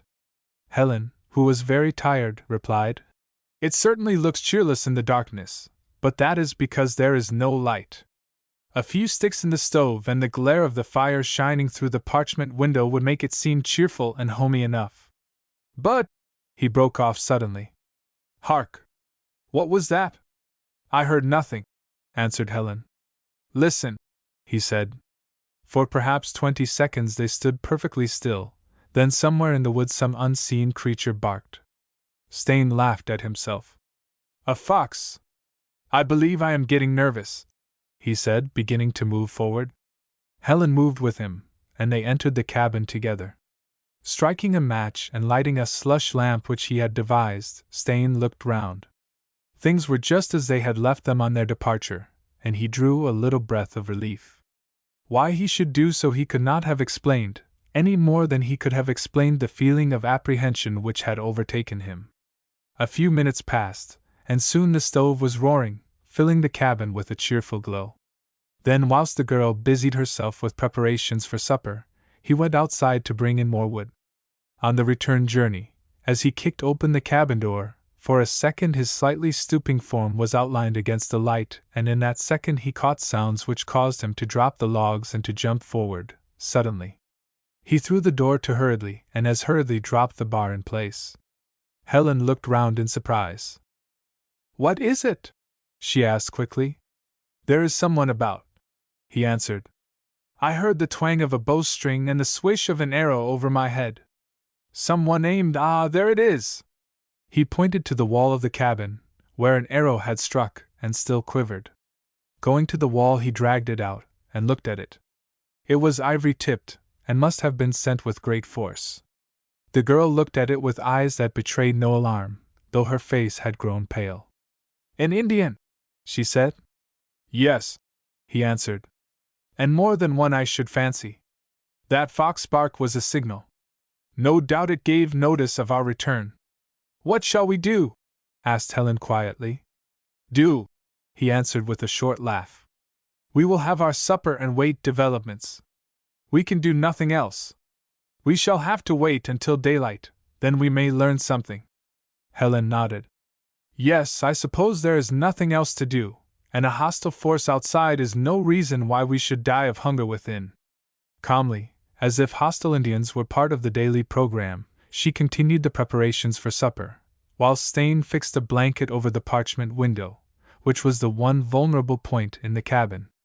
This he wedged with the top of a packing case, which the owner of the cabin had improvised for a shelf, and by the time he had finished, supper was almost ready. As they seated themselves at the table, the girl laughed suddenly. "I suppose we are in a state of siege?" "I don't know, but I should not be surprised." "It is very likely." "I feel quite excited," she said. "Do you think we shall have to fight?" "It depends what the intentions of our friends outside may be. We shall certainly have to be on the alert." "You mean we shall have to keep watch?" "That I think will be necessary. They might try to rush the cabin, though I do not think they will. It is pretty solidly built. Why should Indians attack us?" "I do not know. They may think that we are interfering with their hunting rights. Perhaps this hostility explains why the owner of the cabin has not returned." "That is possible. This is a good fur country, but he may have felt that the furs were not worth the risk." "Yes," answered Helen, and after a moment's silence asked, "Do you think those Indians up the lake have anything to do with it?" "That is more than possible, indeed, it is very likely. I did not like that old chief. There was a very cunning look in his eyes, and it is very possible that he designs to get rid of both us and Anderton. The mysterious visitants we have had, and the man in the wood this morning have a rather ominous look. But we shall fight them? Of course. If they are going to fight, we shall fight, though for your sake I hope that won't be necessary. Oh, you must not mind me, was the reply, given with a little laugh. The truth is that I think I should rather enjoy a fight. Stain gave her a quick look of admiration. I know you will not be afraid, he said, and if Anderton gets through it may not be long before help arrives. Also it must be remembered that we may be disturbing ourselves unnecessarily. That, he nodded towards the arrow, may be no more than the malicious freak of some hunter returning home, and meant to scare us. But you do not think so? Asked Helen, looking at his grave face. Well, he began, but the girl interrupted him. You don't, she cried. I know you don't. You have already admitted that you think the matter is serious, as I do myself, though I don't pretend to know anything about Indians. In a situation of this sort the truth is the best, and I know, we both know, that there is some occasion for concern. Is not that so? Well, he agreed. We can't be too careful. Then tell me what we must do, she said a little reproachfully, and don't make me feel that I am a child. He considered a moment, then he replied, we must keep watch and watch through the night. Not that I think there will be any attack. These northern Indians are wonderfully patient. They will play a waiting game, and in the end make a surprise attack. They will know that now we are on the alert, and I should not be surprised if for the present they have withdrawn altogether. You really believe that? Honestly and truly? Then for the moment we are safe. Yes. I think so, and you can go to rest with a quiet mind. Rest? Laughed the girl. Do you think I can rest with my heart jumping with excitement? I shall keep the first watch, perhaps after that I shall be sufficiently tired and bored to go to sleep. Stain smiled at her words, and admiration of her courage glowed in his eyes, but what she suggested fitted in well enough with his own desires, and he let her have her way, and himself lay down on his couch of spruce boughs, and after a little time pretended to sleep. But in reality sleep was far from his eyes. From where he lay, he could see the girl's face, as she sat in the glowing light of the stove. There was a thoughtful, musing look upon it, but no sign of fear whatever, and he knew that her courageous demeanor was not an assumed one, but was the true index of the gay courage of her heart. Helen was thinking of the face of Miss Cadide as she had seen it over her shoulder, when they were departing from the encampment up the lake. She had read there a love for the man who was her own companion, and in the dark, wildly beautiful eyes she had seen the jealousy of an undisciplined nature. And as she sat in the glowing light of the stove, she was conscious of a feeling of antagonism to this rare daughter of the wilds who dared to love the man whom she herself loved.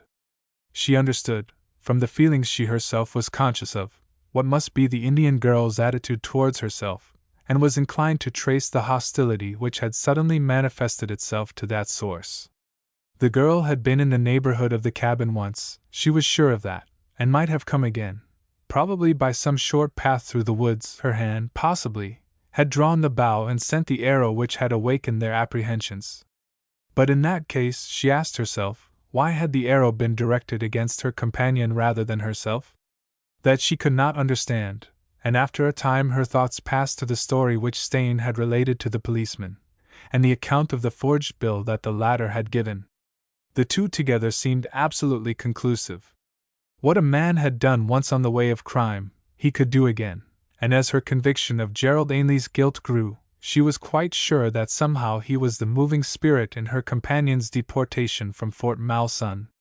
He had not expected to see Hubert Stain, and when the latter had demanded an interview he had been afraid, and in his fear had taken steps for his removal. Ainley loved her, but now, if he were the last man left in the world, she would never. A sound of movement interrupted her reverie, and she half turned as Stain rose from his spruce couch. You have heard nothing? He asked. Nothing, she replied. I will take the watch now, Miss Yardley, and do you lie down and rest. I will lie down, she said with a little laugh. but I am afraid sleep will be another matter. My mind is in a ferment. You can try at any rate, he said. I will call you if any untoward thing occurs. You promise? She asked. I wouldn't miss one bit of anything that is happening, not for worlds. I promise, he answered with a smile. Though I devoutly hope there will be no need for me to keep the promise. I'm not at all sure I do, laughed Helen, and obediently retired to her screen bunk. Stain lit his pipe, and seated himself near the stove. He had, as he had previously told the girl, little fear of any attack developing that night, and this anticipation proved to be the correct one. The still, dead hours passed in quietness, and when the gray day broke, he cautiously opened the cabin door and looked out. Nothing stirred anywhere, either in the forest or lakewoods. He turned and looked at his companion who had just emerged from her sleeping place. I think we have our little world to ourselves again. Whoever made the attack may be lurking in the woods, said Helen. That of course is more than possible, but I do not think it is likely. It is extremely cold and a night in the open would be anything but desirable.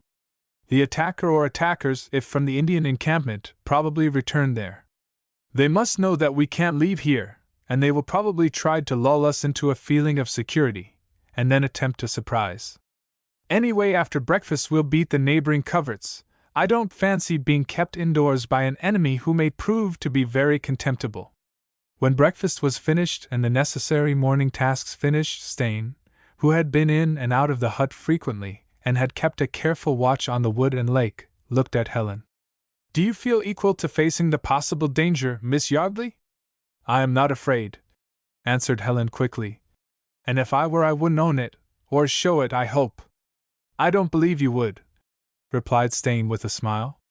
We will go out, first on the lake where we can survey the shore, and then along the path in the woods where we saw that man yesterday. About that man, said Helen slowly. There was something that I meant to tell you yesterday, but I forgot it again in the excitement of Mr. Anderton's arrival. What was that?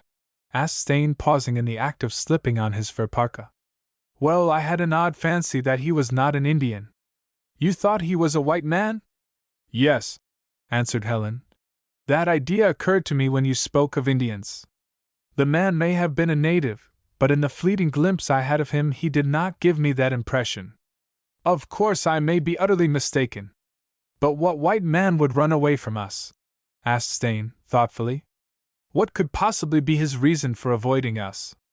I don't know, answered Helen, with a quick laugh. And as it may be no more than my fancy, the question of the man's racial identity is not worth worrying over. I merely thought I would tell you what my impression was. Stain nodded. Anyway, white or red, he is not going to keep us from our walk. Are you ready? Quite, she answered, and going outside they slipped on their snowshoes, and then made a beeline out on the lake. They walked forward for perhaps half a mile and halted at a point whence they got a wide view of the shore. Stain looked up and down the lake. Its smooth white surface was absolutely without life but for his companion and himself.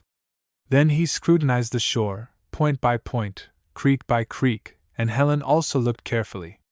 No sign of anyone, he commented at last. No camp or fire, we might be alone in the world.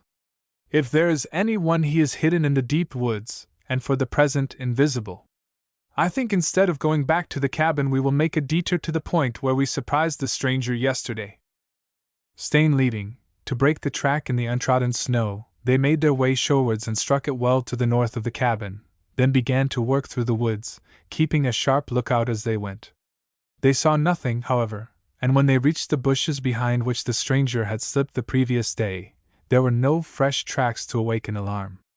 They stood there looking down between the serried lines of trees. Nothing save the trees was visible, and there was no sound of movement anywhere. The silence was the silence of primeval places, and somehow, possibly because of the tenseness of nerve induced by the circumstances of the walk, the girl was more conscious of it than ever she had been before. There is something inimical in the silence up here, she said in a whisper, as she gave a little shudder. One has a feeling as if all the world of nature were lying in wait to ambush one. Nature red in tooth and claw, Stain quoted lightly. Only up here her teeth are white, and her claws also. And when she bares them a man has little chance. But I understand your feeling, one has the sense of a besetting menace. I felt it often last winter when I was new to the country, and it is a very nasty feeling, as if malign gods were at work to destroy one, or as if fate were about to snip with her scissors. Yes, answered the girl, still whisperingly, then she smiled. I have never felt quite like this before. I suppose it rises out of the real menace that may be hidden in the woods, the menace of someone watching and waiting to strike. Very possible, answered Stain, flashing a quick look at her. He was looking for the sign of fear, but found none, and a second later he said abruptly, Miss Yardley, I think you are very brave. Oh, laughed the girl in some confusion. I don't know that, but I hope I am not below the general average of my sex. You are above it, he said with emphasis. And I know that this, even for the bravest of women, must be rather a nerve-breaking walk. I won't deny that I find it so, was the reply. But I am sustained by an ideal. Indeed? He asked inquiringly. Yes. Years ago I read about some English women in India who were at a military station when the mutiny broke out. The regiments in the neighborhood were suspected of disloyalty, and any sign of fear or panic would have precipitated a catastrophe. If the women had left, the sepoys would have known that they were suspected, so they remained where they were, attending to their households, paying their ordinary calls, riding about the district as if the volcano were not bubbling under their feet, and they even got up a ball in defiance of the danger. Some people would call the latter mere bravado, but I am sure it was just a picturesque kind of courage, and in any case it impressed the sepoys. Those particular regiments remained loyal, and it was the behavior of the white women which saved the situation. And their courage is my ideal. I have always felt that if I were placed in a similar situation I would at least try to live up to it. You are doing so, answered Stain with conviction. This situation is not quite the same, but… He broke off and looked round the silent woods, which might well be the hiding place of implacable enemies, then added, Well, it is a test of character and courage. Oh, laughed the girl a little nervously. You do not know how I am quaking inwardly. I am not to blame for that, he answered laughingly. You concealed the fact so well. In due time they reached the cabin without mishap. They had found no sign of the enemy of the previous night. If he still lurked in the wood he kept himself hidden, and Stain hoped that he had withdrawn for good. But he determined to take no chances, and busied himself in the next few hours with cutting a good store of wood which he stacked in the cabin. He also chopped a considerable amount of ice which he stored as far away from the stove as possible. Some cached moose meat, which was frozen solid as a board, he hung on the rafters of the cabin, which themselves were white with frost. The short day had almost ended when he had completed these tasks, and he was about to enter the cabin, when through the dusk he caught sight of a figure, standing among the trees openly watching him. The garb proclaimed the figure to be that of a woman, and for a moment he was utterly startled. Then, acting on impulse, he started to walk towards the watcher, his unmittened hand on the butt of the pistol at his hip. Chapter 17. The Attack. The watching woman made no attempt to escape, but somewhat to Stain's surprise, awaited his coming. As he drew nearer he was again startled to find that it was the girl whom he had talked with at Fort Malsun. Miss Cadide, he cried in surprise. You! What are you doing here? I come to warn thee, said the girl in her own dialect. Once before I did that, and I was too late. But now I am in time. To warn me? He echoed, still too surprised to say more. Yes, answered Miss Cadide. There are those who will seek to kill thee tonight. Tonight? But why? I do not know fully. The thing is hidden from me, but there is someone who means to slay. Who is it? Asked Stain in sudden curiosity. It is the son of Chief George's sister, the man for whom the officer came to the encampment yesterday. Then he is at the camp, after all? He was there when the officer came. The story which Chief George told about his departure to the great barons was a lie. But why should he seek to kill me? Have I not said I do not know fully? But he promises big things if thou art slain, rifles and the water that burns and makes men sing, and tea and molasses, and blankets for the women. But, protested Stain, I have but one rifle and little spirit and tea.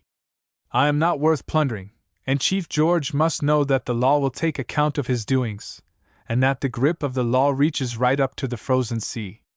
He knows, answered the girl quietly. But Chigmok, that is his sister's son, has filled him with a lying tale that the law will take no account of thee, and he believes, as Chigmok himself believes. But, began Stain, and broke off as the girl lifted her hand. Chief George has seen the rifles, and the burning water, the box of tea and the bale of blankets, and his soul is hungry for them.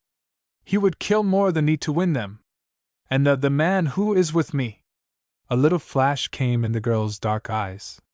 That man, she said in a voice that had an edge like a knife. Tell me, is she thy squaw? Then you know, Miss Kadid?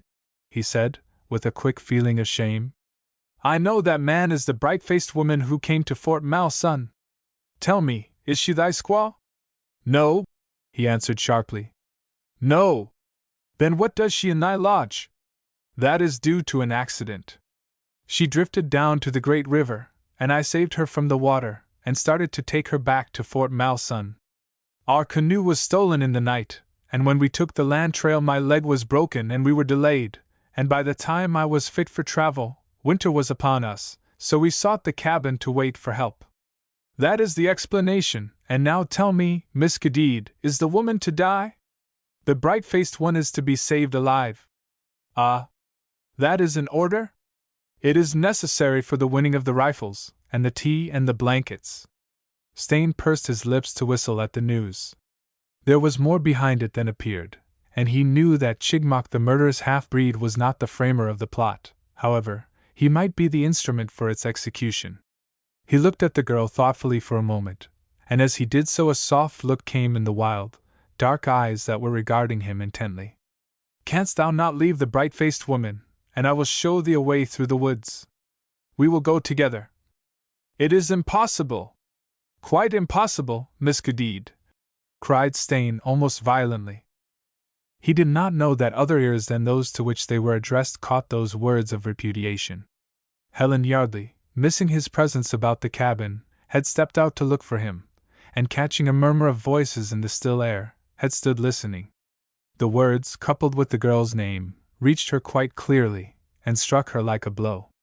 She did not wait to hear more, but retreated to the cabin, her cheeks burning with shame, her gray eyes bright with fierce scorn. She did not know to what the words referred, but, in her haste and jealousy, she utterly misinterpreted the situation, and her scorn was as much for herself as for Stain as she thought how she had grown to love a man who. The thought was an intolerable one. She could not endure it, and she began fiercely to do a totally unnecessary task in the hope of driving it from her. That was impossible, and after a minute or two she seated herself in front of the stove and stared into its glow with eyes that flashed with mingled anger and pain, the while she awaited Stain's return. Meanwhile, the interview which had kindled such fires within her had already come to an abrupt conclusion. For as Stain declined her suggestion, Miss Kadid lifted a warning finger. "Hark!" she whispered. Stain listened, as did the girl. Whatever sound had made her speak the word was hushed, and after a few seconds she spoke again. "Then thou wilt die for this bright-faced woman?" "1,000 times," he answered with quiet vehemence. "Understand, Miss Kadid." He got no further. In the recesses of the wood a fox barked sharply, and a second later the sound was repeated in 2 different directions. "Ah!" cried the Indian girl. "They come! Thou art too late! Thou wilt die for thy bright-faced woman now, once." A second later she turned away, and began to walk rapidly between the trees. Stain did not stand to watch her go. Without an instant's delay he made for the cabin at a run, and as he entered it, breathing rather heavily, he flung to the door and dropped the wooden bar in place. Then without a word he walked to the window and barricaded it as he had done on the previous night. Helen, still seated by the stove, looked at him in some wonder, and he offered what to him appeared a sufficient explanation. "Last night when we returned a fox barked in the wood, and a little after someone shot an arrow to kill me." Just now 3 foxes barked in quick succession in different directions, and as I have not seen a fox since we came here, I think it is as well to take precautions." To his surprise, Helen offered no comment, but sat there as if waiting for further explanations. He offered none. Being unaware of his companion's knowledge of his interview with Miss Cadide, he had decided to keep the incident to himself, and not to alarm her more than was necessary. Seating himself, he lit a pipe, and as his companion showed no inclination to talk, fell into thought. There was a rather strained, perplexed look on his face, and as the girl glanced at him once she wondered resentfully what thoughts accounted for it. His silence about the Indian girl told against him in her mind. If there had been nothing to be ashamed of in his relations with Miss Cadide, why had he not spoken openly of the incident in the wood? Jealousy, it was recorded of old, is as cruel as the grave, and as the hot flame of it grew in her heart, she almost hated the girl who was the occasion of it. As a matter of sober fact, Stain was thinking little of Miss Cadide herself, but much of the information she had brought. Whilst he kept his ears open for any unusual sounds outside the cabin, his mind was trying to probe the mystery behind the attack that, as he was sure, was preparing. Who was the inspirer of it, and why should his death be designed, whilst his companion must be spared? Miss Cadide had spoken of the price that was to be paid for the attack: rifles and spirit, tea, molasses and blankets. The nature of the bribe was such as would tempt any tribe in the north, and was also such as implied a white man in the background. But who was the white man who so chose his instruments for a deed from which apparently he himself shrank? The question perplexed him, and a deep frown manifested itself between his eyes as he strove to answer it. Ainley? He dallied with the thought for a little time, and then dismissed it. Ainley was afraid of him and shrank from meeting him, but he would hardly go to such lengths as Miss Cadide's statement implied, nor would he involve Helen Yardley's life in the extreme risk incidental to an attack in force on the cabin. It was unthinkable. His mind sought other explanations. Was there some other man, some white man who had seen Helen and by this means hoped to secure her for himself? The thought was preposterous. Then a new thought leaped up. The reward Sir James was offering for his niece's recovery.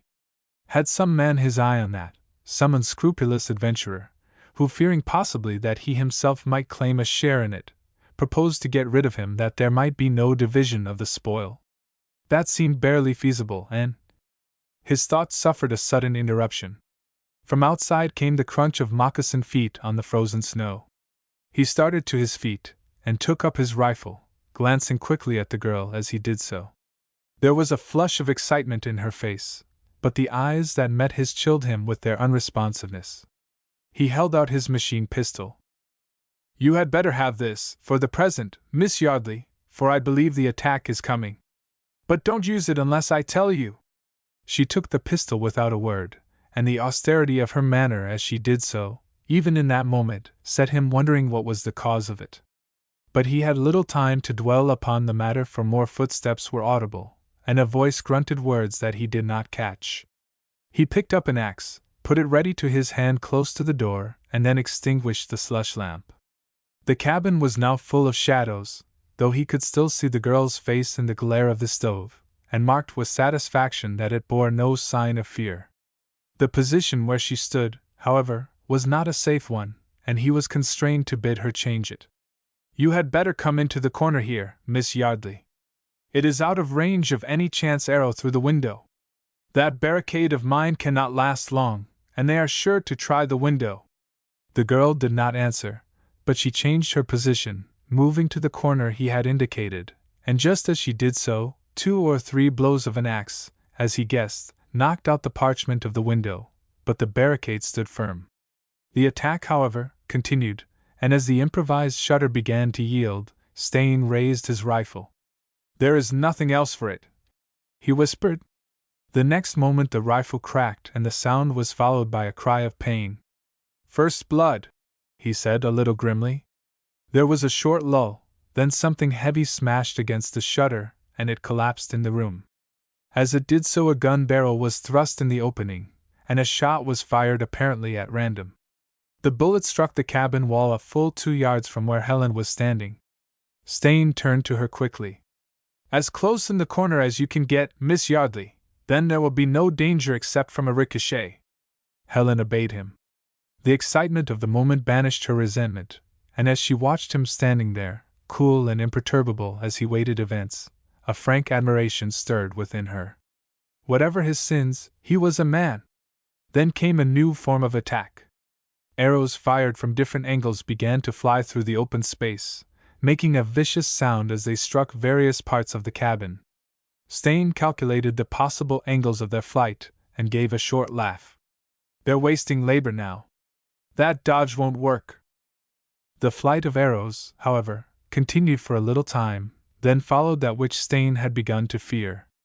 The space of the window suddenly grew plainer, outlined by a glow outside, and the next moment 3 blazing armfuls of combustible material were heaved in at the window.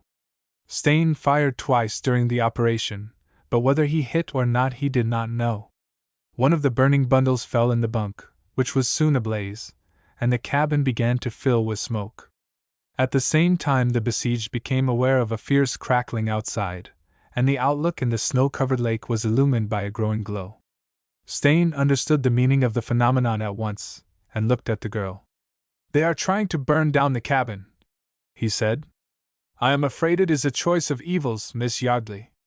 We must either stay here, and die of suffocation or fire, or face the music outside." "Then let us go outside," answered the girl resolutely. "I do not believe they will injure you.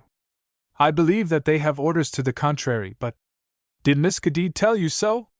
For the moment he was utterly staggered by the question, then perceiving that she knew of his recent interview with the Indian girl, he answered frankly. "Yes. You are to be taken alive, but I am to die, according to the program as arranged." "Oh, no! No!" she cried in sudden anguish.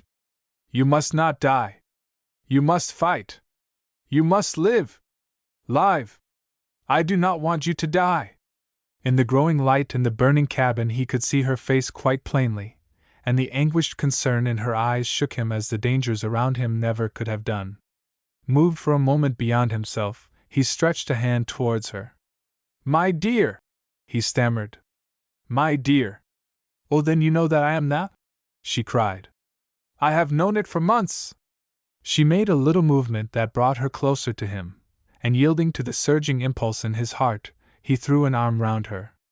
"If you die," she began, and broke off as a gust of smoke rolled over them. "I think it is very likely," he answered. "But I am glad to have had this moment." He stooped and kissed her, and a sob came from her. "I shall die too," she said. "We will die together, but it would have been splendid to live." "But you will live," he said. "You must live. There is no need that you should die." "But what shall I live for?" she cried. "And why am I to be spared? Have you thought of that?" "Yes," he answered quickly, and gave her a hurried account of his own thought upon the matter. "If I am right, no harm will befall you. And we must go. It is time. Look!" A little tongue of flame was creeping through the joining of the logs at one end of the cabin, and the logs where the bunk had been were beginning to crackle and hiss ominously. The smoke had grown thicker, and the atmosphere was pungent and choking in its quality. He left her side for a moment, and returned with her furs. "You must put them on," he said, "or you will freeze outside." He himself had slipped on his own furs, and when he had helped her into hers, he took his rifle and nodded towards the pistol which she still held. "You need not use it, outside," he said. "Keep it for eventualities.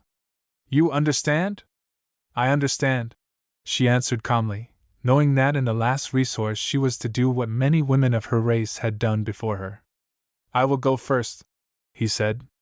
"And you must wait a full minute before emerging. I shall try and make for the woods at the back, and if I get clear you shall follow me, you understand?" "Oh, my man! My man!" she cried in a shaking voice, knowing that though he spoke lightly, he had little hope of escape. Not knowing what to say, or how to comfort her, Stain took her in his arms again, and kissed her. Then for a moment he stood listening. Outside all was still, or whatever sounds there were drowned by the increasing roar and crackle of the fire. "Now!" he said. Now! He slipped down the bar, threw the door open suddenly, and plunged outside. A yell greeted his emergence, and he was aware of a small group of men standing a little way from the cabin. As he ran, he fired at them from the hip, and turned sharply to the left. The two men appeared suddenly from behind the trees to bar his way, so quickly that he had not time to fire the rifle before one of them grappled with him. The rifle fell from his hand, and for a moment they struggled. Then, whilst the second man was still running, a shadowy figure slipped from behind a broad trunk close to where the two men were locked together, and Stain caught the sudden gleam of a knife as the light from the fire glinted upon it. He was unable to help himself, and, held in his antagonist's arms, he waited for the impending stroke. Twice the knife descended, and his opponent's grip suddenly slackened, and the man slid slowly to the ground. The running man had now reached the scene of the struggle. He carried a hatchet in his hand, and he struck first at the unknown one who had killed his companion, and the unknown one went down like a log. Before Stain had recovered from his surprise, the axe was raised again. He leaped at the man just as the axe descended. An intervening bough turned the stroke, twisting the axe so that it caught the side of his head, knocking him senseless. As he fell to the ground, the Indian raised the axe once more. Before the blow could fall, a rifle cracked in the wood behind him, and the attacker leaped in the air and pitched forward upon his face. Chapter 18. A Dead Girl. Ah! Dat better! By gar, but I think it was New Jerusalem for you dis time. The words penetrated Stain's consciousness as he opened his eyes, and were followed by others which he obeyed instinctively. Tak anoder drink. Sie whiskey vil vake you proper. He gulped from the tin pannikin which was held to his lips, and coughed as the raw, potent spirit burned his throat. Then he sat up and looked at the man who was befriending him. Who are you? He asked weakly. I am Jean Bernard. I come up ze lack and hear shots and I see my cabin blaze like hell. I think something ver badly wrong and I turn to ze woods. Den I see you rush out and I hear you shoot as you run. I see dat big man struggle with you. I see him killed by anoder who go down, Aussie, and when ze man was ze axe smack for you I begin to shoot. I am in ze wood, and ze divils they do not see me, and I pick off on deux trois. They are dear still, after day others grow afraid and run like caribou with ze wolves at deir heels. It is fine sport, and I shoot as they ran, and presently I am left alone. I shovel snow with a snowshoe on my burning cabin, for I love dat petite cabin like a child, and den I think I take a look at you. You not dead, so I pour hot whiskey in your mouth and you return from ze happy hunting grounds. Do you have ze whole narrative? But Helen? Cried Stain, looking round. Where? I have seen not any me's, answered the trapper. I did not know dat there was. Then they have taken her, exclaimed Stain, staggering to his feet and looking round. Jean Bernard also looked round. Except for the figures lying prone in the snow, they were quite alone. They must have done, he said. If there was a me's. He looked at Stain, as if he doubted his sanity, and Stain reassured him. Oh, I have not gone mad, Bernard. There was a white girl with me in your cabin, Miss Yardley. You must have heard. Miss Yardley! She yes here? Cried the trapper in sudden excitement. She was here, corrected Stain. I think she has been carried off. We must follow. We, replied Bernard. I have heard of her. The factor at Fort Malson, he tell me to keep a bright lookout. Dear es a reward. We must get her, interrupted Stain. You must help me and I will double the reward. You understand? I understand, MCU. Dis girl she yes mooch to you? She is all the world to me. Den we go, MCU. But first we feed and rest ze dogs. We travel kayak after, vous comprenez? I will a meal make, and your head it will recover, den we travel lick ze wind. The trapper made his way into the still smoldering hut, and began to busy himself with preparations, while Stain looked round again. The darkness, and the figures lying in the snow gave the scene an indescribable air of desolation, and for a moment he stood without moving. Then, as something occurred to him, he began to walk towards the place where he had been struck down. 3 figures lay there huddled grotesquely in the snow, and to one of them he owed his life. Which of them was it? 2 of the dead lay with their faces in the snow, but the third was on its back, face upward to the sky. He stood and looked into the face. It was that of the man whom he had grappled, and who had been struck down with the knife that he had expected to strike himself. He looked at the other 2. An axe lay close to the hand of one, and he had no doubt that that one was the man who would have slain him. The third one was his savior. He looked again, and as he noted the dress a cold fear gripped his heart, for it was the dress of a woman. He fell on his knees and turned the body over, then he bent over the face. As he did so, he started back, and a sharp cry came from his lips. The cry brought Jean Bernard from the hut at a run. "What do yes at MCU?" he asked as he reached Stain, who knelt there as if turned to stone. "It is a dead girl," answered Stain brokenly. "A girl who gave her life for mine." The trapper bent over the prostrate form, then he also cried out. "Miss Cadide!" "Yes, Miss Cadide. I did not know it was she. She killed one of them with her knife, and she was slain by the other, whom I killed with the bullet." For a moment Jean Bernard said no more, but when he spoke again there was a choking sound in his voice. "I am glad I killed that man. If I have not done so, I follow him across the world till it was done." Something like a sob checked his utterance. "Ah, MCU, I love that girl. I say to myself all the way from Good Hope that I will her marry, and I have the price I pay her fader on the sledge. I see her last winter, but I not know den how it yes with me, but when I go away my heart cry out for her, and my mind it yes make up. And now she yes dead. I never think of dat. I think only of the happy years that we will have together." He dropped suddenly in the snow, and bent over the face in its frozen beauty, sobbing as only a strong man can. He bent lower and kissed the ice-cold lips, whilst Stain staggered to his feet and moved away. He could not endure to look on Jean Bernard's grief. As he stood staring into the darkness of the wood, he had a flashing memory of the Indian girl's face as she had whisperingly asked him if he could not leave Helen. The very note in her voice sounded in his ears, and he knew what it was no harm for him to know then, that this child of the wilderness had given him her love, unsought. She had loved him, and she had died for him, whilst a man who had loved her now wept over her poor body. The tragedy of it all shook him, and the irony of Jean Bernard's grief was almost beyond endurance. A great humility filled his heart, and whilst he acquitted himself of blame, he regretted deeply his vehemence of repudiation. All her words came back to him in a flood. She must have guessed that he loved Helen, yet in the greatness of her love she had risked her life without hope, and died for him without shrinking.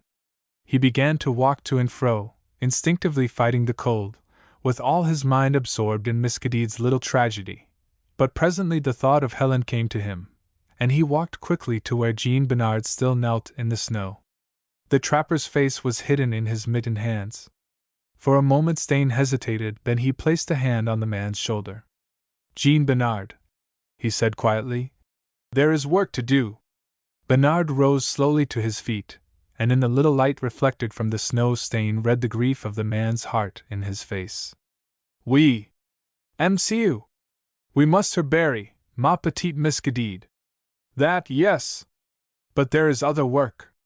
I could not endure to think dat ze wolves get her. I will help you, Jean. And then you will help me. Non, MCU. Help I do not need. I will myself do ze last duty for ma pauvre Miss Cadide. My hands that would have held and fondled her, they shall her prepare, and I dat would have died for her, I shall her bury. You, MCU, shall say ze prayer, for I have not ze religion, but— Call me when you are ready, interrupted Stain, and turned away, finding the situation intolerably poignant. He went to the hut, and busied himself with the meal which the trapper had been preparing, and presently Jean Bernard called him.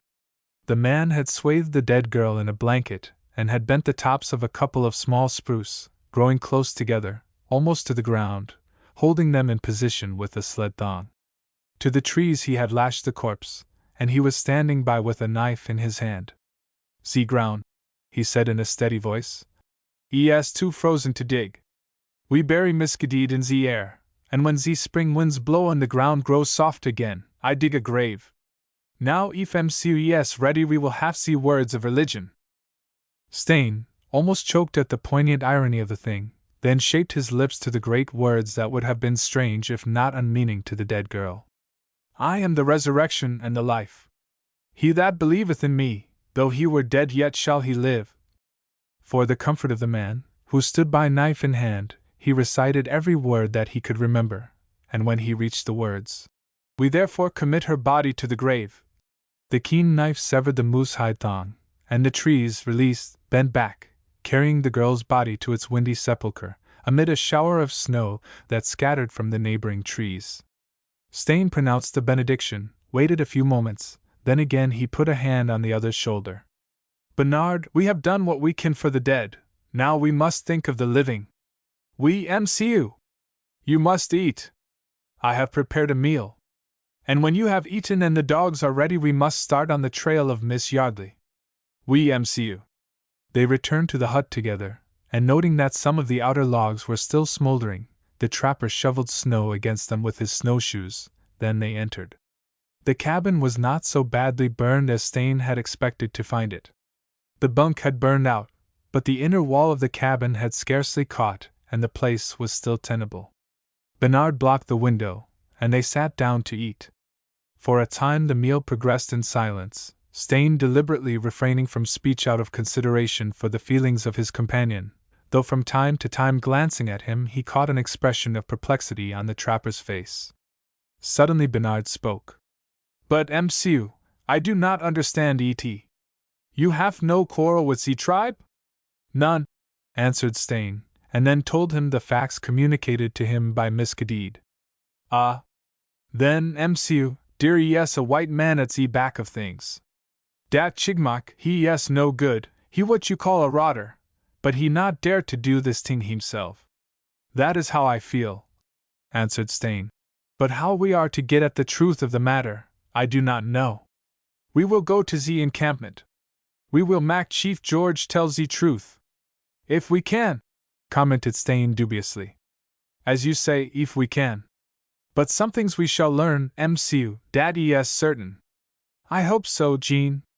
An hour afterwards they started, following the trail up the lake left by the fugitives, a broadly marked trail, which revealed that a sledge had been used, for there were the marks of the runners both coming and going. As they started, the trapper pointed this out. "You see, MCU, dey come prepared. Dey know dat your Helen she will not walk, therefore dey bring ze sled, unlash her there too." "Yes. That seems likely," agreed Stain, his heart aflame with wrath at the thought of the possible indignities to which the girl might have been subjected. In silence they traveled up the lake, and after a time reached the place where the moose-hide teepees lifted their shadowy forms against the background of snow and trees. The camp was dark and silent as a place of the dead. For a moment the thought that the whole tribe had moved away, deserting their tents, held Stain's mind, but it was dispelled by the whisper of Jean Bernard. "Do you stay here with the dogs, MCU, whilst I go drag out Chief George? Have the rifle ready, and if there is trouble, be prompt at the shootin'. Vous comprenez?" "Yes," answered Stain. "If there is trouble I will not hesitate." He stood with the rifle ready, watching Bernard's progress across the snow. He saw him reach the chief's teepee, and throw open the moose-hide flap, then disappear inside. He waited for what seemed an intolerable time, and once heard a rustle from the nearest teepee, and divined that in spite of the stillness of the camp, quick eyes were watching the doings of his companion and himself. Then he caught a coughing grunt, and out of the teepee which the trapper had entered, emerged two forms, the first bent and shambling, the other that of Jean Bernard. They picked their way, walking close together, between the moose-hide tents, and as they drew near the sledge Stain saw that the shambling form was that of Chief George, and that he walked with the muzzle of the trapper's pistol in the small of his back. "We will go forwards up the lack a lead away, MCU, out of arrow shot. Den Chief George he will talk or die." They marched up the lake 500 yards or more, the camp behind them maintaining the silence of the dead. Then Bernard halted. "Now," he said, "we will talk." Pointing his pistol at the Indian and speaking in the patois of the tribe, he addressed him. "What means the attack upon my cabin?" "I know nothing," mumbled the Indian, shaking with fear or cold. "It was Chigmok, my sister's son, who led the young men away." "So! But thou hast seen the rifles and the burning water, the blankets, the tea and the molasses which are the price to be paid." "I know that thou hast seen them." At the words the chief started a little, then he made a mumbling admission. "Yes, I have seen them. They are a great price. But who pays? I know not. A white man, that is all I know. The rest is known to Chigmok alone." Bernard considered the answer for a moment, and entertaining no doubt that it was the true one, wasted no further time in that direction. "Whither has the white maiden been carried?" Chief George waved his hand to the east. "Through the woods to the lake of Little Moose, there to meet the man who pays the price." "These words are the words of truth?" asked the trapper, harshly. "If thou least." "Wherefore should I lie, since so much is already known to thee?" interrupted the Indian. "It would be unwise," agreed Bernard, and then asked, "What is to be done to the white girl by the man who pays the price?" "I know not, belike he will take her for his squaw, or wherefore should he pay so great a price?" Bernard looked at Stain. "Dear yes, nothing more dat he can tell. I sure of dat, and we waste time." "Yes. Let him go." The trapper nodded and then addressed the Indian once more. "Thou wilt go back to thy lodge now, but this is not the end. For the evil that hath been done the price will have to be paid. Later the men of the law, the riders of the plains, will come and thee they will take. It is Chigmok, my sister's son, who planned. But it is thee they will take for punishment, and Chigmok also. Now go!" Chief George waited for no second bidding, but began to shamble off across the snow towards his encampment. The two men watched him go, in silence for a little time, and then Stain spoke. "This lake of the Little Moose, where is it?" "About 16 miles to the east." "It is known to me. A leetle lack desolate as hell, in the midst of hills. We will go there, and find dis white man and me's yardly. We must make speed or the man may be gone," responded Stain. I know. We will travel through the night. There be two ways thither, the one through the woods and the oder between the hills. The way of the woods is the most easy, but dat of the hills is shorter. We will take dat, and maybe we give Chigmok and his white man one surprise." Under the light of the stars, and helped by the occasional flashing light of the aurora, they traveled up the lake for some distance, then leaving its surface they turned abruptly eastward, following an unbroken trail through a country which began rapidly to alter in character. The great woods thinned out, and the way they followed took an upward swing, whilst a steady wind with the knife-edge cold of the north began to blow in their faces. Stain at the gee-pole of the sledge bent his head before the sharp particles of ice-like snow that it brought with it, and grew anxious lest they should be the vanguard of a storm. But looking up he saw the stars clear overhead, and guessing that the particles came from the trees and the high ground on either side of them, his fears left him. Then a new and very real trouble assailed him. He began to have cramps in the calves of his legs, and it seemed as if his muscles were tying themselves into knots. Sharp pains in the groin made it a torture to lift his feet above the level of the snow, and once or twice he could have groaned with the pain. But he set his teeth grimly, and endured it in silence, thinking of the girl moving somewhere ahead in the hands of a lawless and ruthless man. He knew that the torture he was suffering was what was known among the voyagers as mal de roquette, induced by a considerable tramp on snowshoes after a long spell of inactivity, and that there was no relief from it, until it should gradually pass away of its own accord. The trail was not an easy one, and the dogs whined as they bent to the collars, but Jean Bernard, with a frame of iron and with muscles like steel springs, marched steadily on, for what to Stain seemed hours. Then in the shelter of a cliff crowned with trees he called a halt. "We rest here," he said, "and wait for the daylight. Den we look down on the lack of the Little Moose. We mak fire behind the rock." Without more ado, he slipped the harness from the dogs and fed them, while Stain collected wood for a fire, which was made as an Indian makes his fire, small and round, and which, built behind a mass of rock, was hidden from anyone on the lake side of the trail. Then a meal was prepared of which both partook heartily, and over the pipes they sat to await the dawn. After a little while Stain, in spite of his consuming anxiety for Helen, under the genial warmth of the fire and the fatigue induced by the strenuous march, began to nod, and at last fell sound asleep. But Jean Bernard watched through the night, a look of hopelessness shadowing his kindly face. Chapter 19. A Hot Trail. The cold Northland dawn had broken when Stain was roused from his sleep by the voice of his companion. "MCU! MCU! It is time to eat!" Stain rubbed his eyes and looked round. Then he stood upright and stretched himself, every stiff muscle crying out against the process. He looked at the waiting breakfast, and then at Bernard.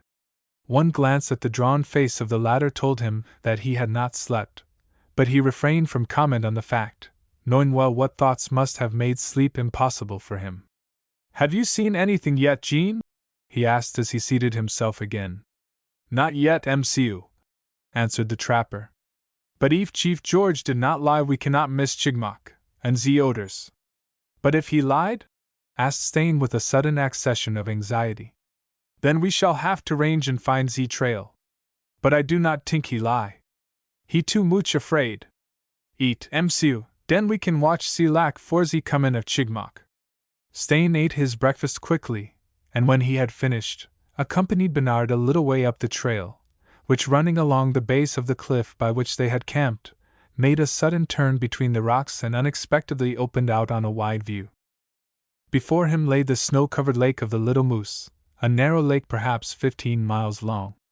On one side ran a range of high rocky hills, a spur of which formed his own vantage place, and on the other side were lower hills covered with bush and trees almost to their crests. From the height where he stood he had an almost bird's-eye view of the lake, and he examined it carefully. Nothing moved on its virgin surface of snow. It was as blank as Modred's shield. He examined the shore at the foot of the wood-covered hills carefully. Creek by creek, bay by bay, his eye searched the shoreline for any sign of life. He found none. Nowhere was there any sign of life, any thin column of smoke betokening the presence of man. He looked at the other shore of the lake, though without any expectation of finding that which he sought. It was bleak and barren, and precipitous in places, where the hills seemed to rise directly from the lake's edge. Nothing moved there, and a single glance told him that the land trail on that side was an impossibility. He looked at his companion. "They have not yet arrived," said Bernard, answering his unspoken question. "They camp in the woods for the night. If Chief George lied, I say again I think he not lie. We must have the patience, MCU. There is nothing else that we can do. We are here and we must watch." The minutes passed slowly, and to keep themselves from freezing the two men were forced to do sentry-go on the somewhat narrow platform where they stood, occasionally varying the line of their short march by turning down the trail towards their camp, a variation which for perhaps a couple of minutes hid the lake from view. Every time they so turned, when the lake came in sight again, Stain looked down its length with expectation in his eyes, and every time he was disappointed. An hour passed, and still they watched without any sign of their quarry to cheer them. Then Jean Bernard spoke. "We tire ourselves for noting, MCU. We walk Togder, and when Chigmok come we too tired to follow him. It is better dat we watch in turn." Stain admitted the wisdom of this, and since he felt that it was impossible for himself to sit still, and suspected that his companion was sadly in need of rest, he elected to keep the first watch. "Very well, Jean, do you go and rest first, but tell me before you go where the party we are looking for should strike the lake." "I forgot to tell you dat, MCU." He pointed towards the southern shore of the lake, where a small tree-covered island stood about half a mile from the shore. "You see the island, MCU? Just opposite there is a creek. The regular trail comes out to the lake just there, and it is there dat you may look for the comin' of Chigmok." Stain looked at the island and marked the position of the creek, then an idea struck him. "Would it not be better, Bernard, if we removed our camp to the island? We could then surprise Chigmok when he came. Non MCU. I think of dat last night, but I remember dat we must build a fire, and ze smoke it tell ze tale, whilst ze odor it es perceived afar. Den ze dogs, they give tongue when odor dogs appear, and where are we? Another ting, espose Chigmok not come ze regular trail, espose he knew another way through ze woods, and come out further up ze lack.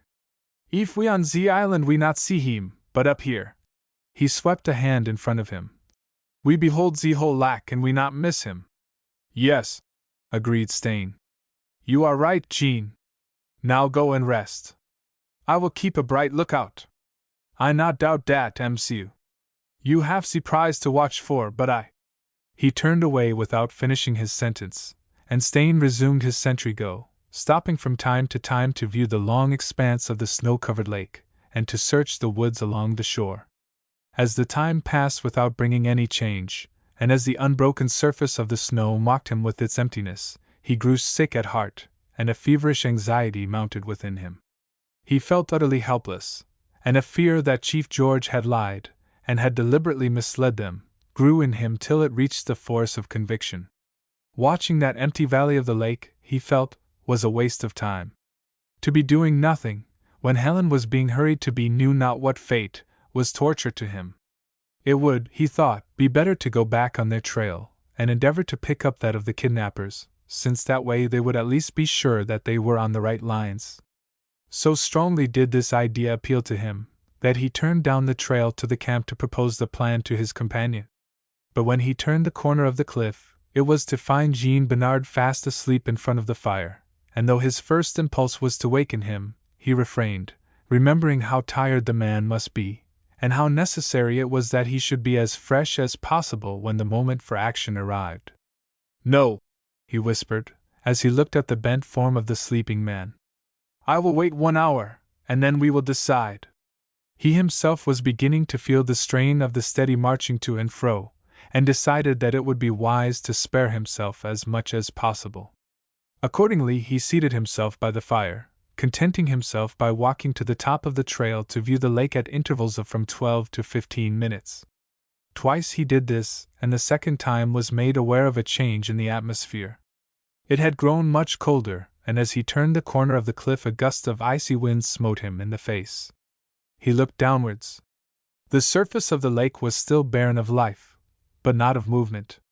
Films of snow, driven by the gusty wind, drove down its narrow length, were lifted higher and then subsided as the wind fell. Overhead the sky was of a uniform leaden hue, and he knew that before long there would be snow. And if snow came, his heart stood almost still at the thought. It might snow for days, and in the storm, when all trails would be obliterated, it would be an easy matter to miss Helen and her captors altogether. As he returned to the fire, his mind was full of forebodings. He was afraid, and though Jean Bernard slept on, he himself could not rest. He made up the fire, prepared bacon and moose meat for cooking, set some coffee to boil. It would be as well to have a meal in case the necessity for a start should arise. These things done, he went once more to the outlook, and surveyed the snow-covered landscape. The wind was still for the moment, and there were no wandering wisps of snow. His first glance was towards the creek opposite the island. There was nothing there to arrest attention. His eyes traveled further without any light of expectation in them. Creek by creek, bay by bay, he followed the shore line, then, in a second, his gaze grew fixed. The lake was no longer devoid of life. Far off, at least 10 miles, as he swiftly calculated, a blur of black dots showed on the surface of the snow. Instantly he knew it for what it was, a team of sled dogs. His heart leaped at the sight, and the next moment he was running towards the camp. Jean! Jean! He cried. Jean Bernard! The sleeping man passed from slumber to full wakefulness with the completeness that characterizes a healthy child. Ah, MCU, he said, standing upright. They half arrive? I do not know. But there is a dog train a long way up the lake. I will take one look, said the trapper, beginning to walk quickly towards the head of the trail. Stain went with him and indicated the direction. There, where the shore sweeps inward. Do you see, Jean? We MCU. With bent brows, the trapper stared at the blur of dots on the white surface, and after a couple of seconds began to count softly to himself. Undo, Trois Cotter. Then he stopped. 4 dogs and 1 man, he said, turning to his companion.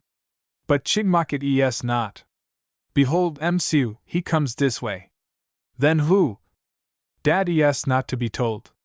Ze men in ze wilderness are many. As he finished speaking, a gust of wind drove suddenly in their faces, bringing with it a few particles of snow, and he looked up into the leaden sky. Presently, he said, it will snow, MCU. Let us go and eat, then if Chigmock has not appeared we will go meet dat man out there. He may have ze news. Reluctantly Stain turned with him, and went back to the camp. He had no desire for food, but he forced himself to eat, and when the meal was finished he assisted his companion to load the sledge. Then Bernard spoke again. We will tack one look more, MCU, before we harness ze dogs. They went up to the outlook together.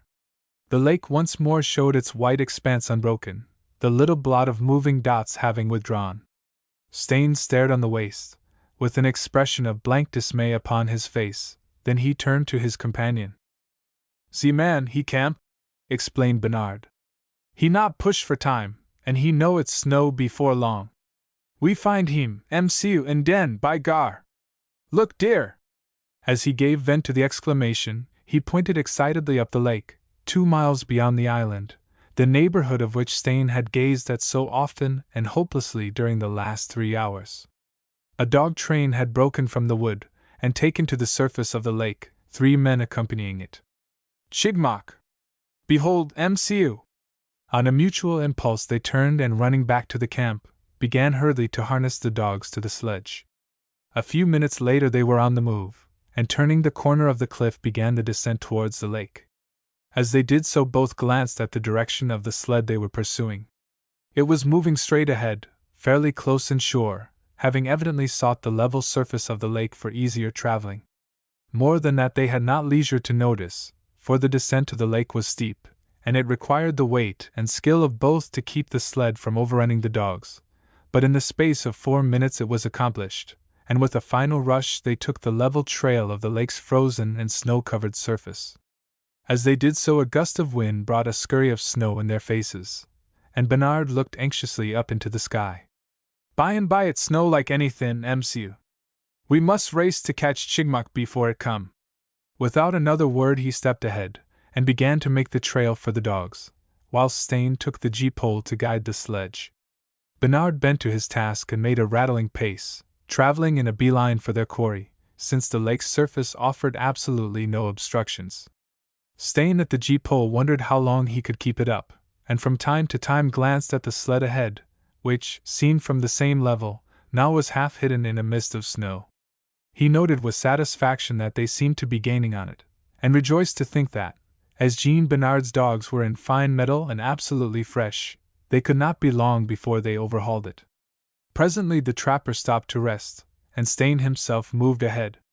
I will take a turn at trail breaking, he said. And do you run behind, Jean? It was a different matter going ahead of the dogs on the unbroken snow. In a little time his muscles began to ache intolerably. It seemed as if the ligaments of the groin were being pulled by pincers, and the very bone of the leg that he had broken seemed to burn with pain.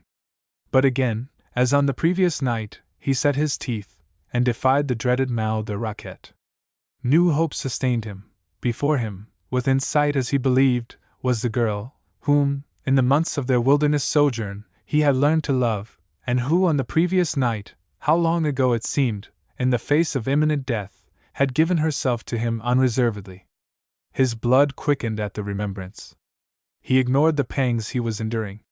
The sweat, induced by the violent exertion, froze on eyebrows and eyelashes, but he ignored the discomfort, and pressed on, the snow swirling past his ankles in a miniature storm.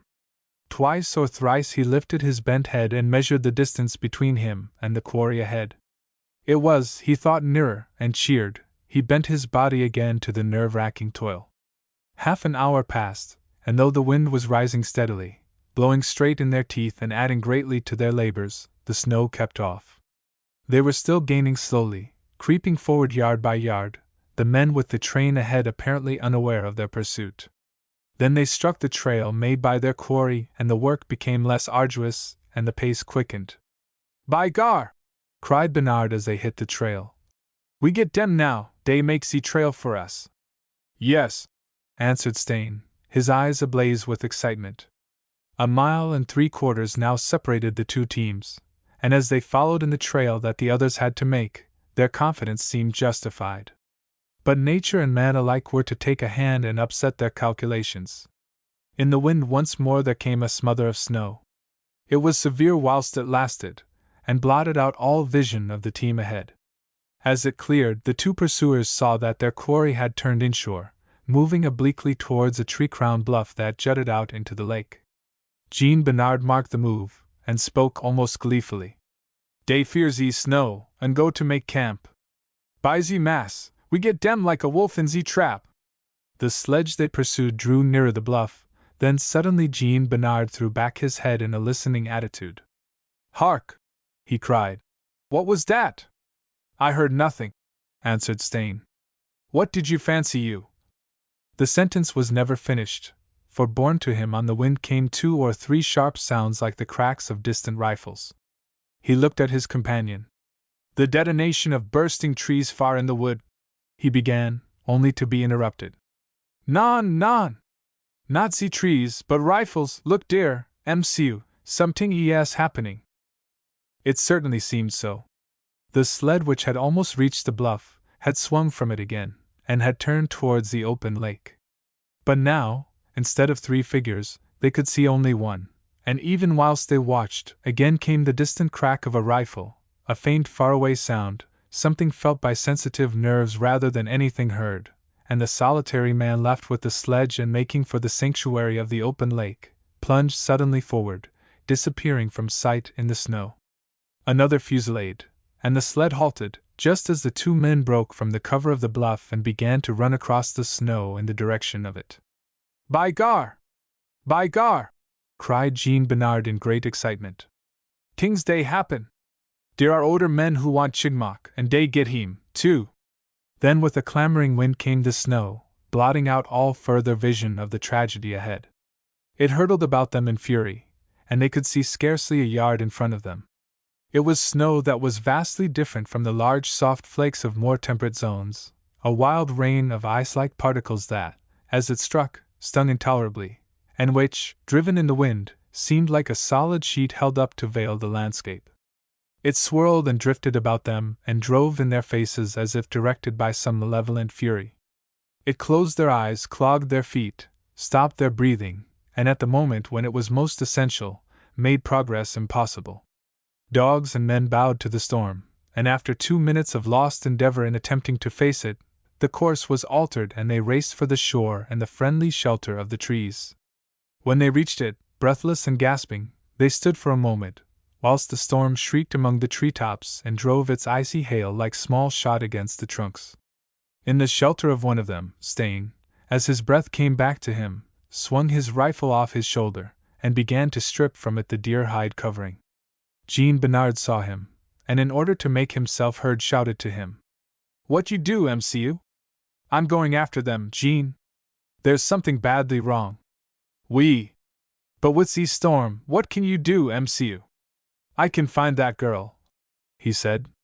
"Think, man, if she is bound to the sled, in this."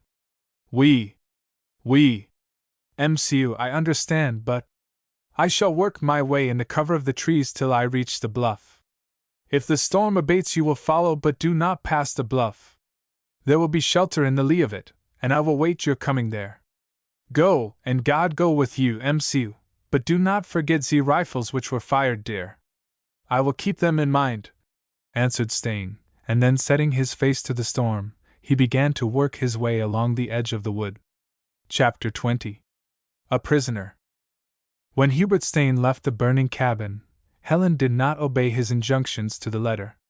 A full minute she was to wait in the shadow of the door before emerging, but she disregarded the command altogether in her anxiety to know what fate was to befall him. She guessed that on his emergence he expected a volley, and had bidden her remain under cover until the danger from it should have passed, and being morally certain that he was going to his death, she had a mad impulse to die with him in what was the supreme hour of her life. As the yell greeted his emergence, she caught the sound of the rifle shot, and not knowing that it had been fired by Stain himself, in an agony of fear for him, stepped recklessly to the door. She saw him running towards the trees, saw him grappled by the Indian who barred the way, and beheld the second figure rise like a shadow by the side of the struggling men. The raised knife gleamed in the firelight, and with a sharp cry of warning that never reached Stain, she started to run towards him. The next moment something thick and heavy enveloped her head and shoulders, she was tripped up and fell heavily in the snow, and 2 seconds later was conscious of 2 pairs of hands binding her with thongs. The covering over her head, a blanket by the feel of it, was bound about her, so that she could see nothing, and whilst she could still hear, the sounds that reached her were muffled. Her feet were tied, and for a brief space of time she was left lying in the snow, wondering in an agonized way, not what was going to happen to herself, but what had already happened to her lover. Then there came a sound that made her heart leap with hope, a sound that was the unmistakable crack of a rifle. Again the rifle spoke, 3 times in rapid succession, and from the sounds she conjectured that the fight was not yet over, and felt a surge of gladness in her heart. Then she was lifted from the ground, suddenly hurried forward, and quite roughly dropped on what she guessed was a sledge. Again hands were busy about her, and she knew that she was being lashed to the chariot of the north. There was a clamor of excited voices, again the crack of the rifle, then she felt a quick jerk, and found the sled was in motion.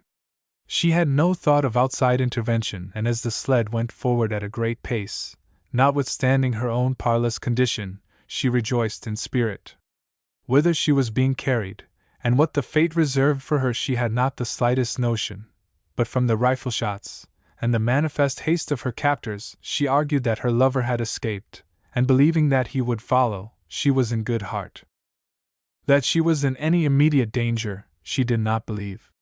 Her captors, on lashing her to the sledge, had thrown some soft warm covering over her, and that they should show such care to preserve her from the bitter cold, told her that whatever might ultimately befall, she was in no imminent peril.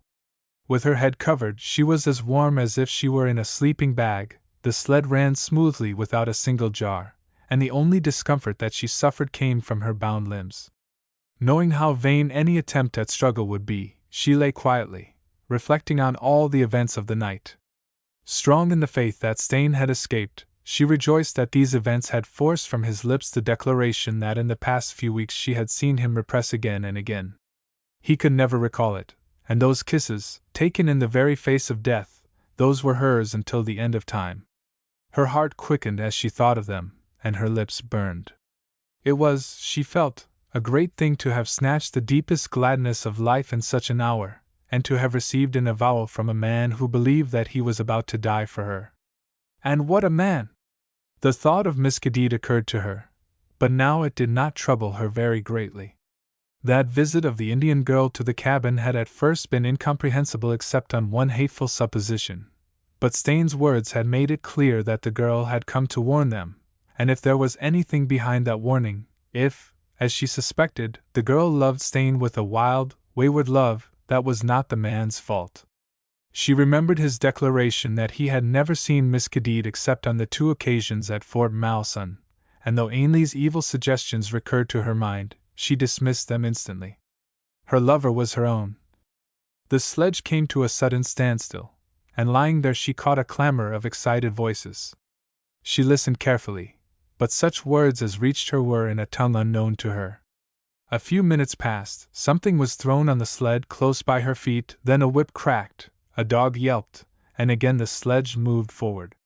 She was quite warm, and except for the thongs about her, comfortable, and presently her eyes closed, at first against the rather oppressive darkness resulting from the covering blanket, then remained closed without any conscious volition, and she slept, heavily and dreamlessly.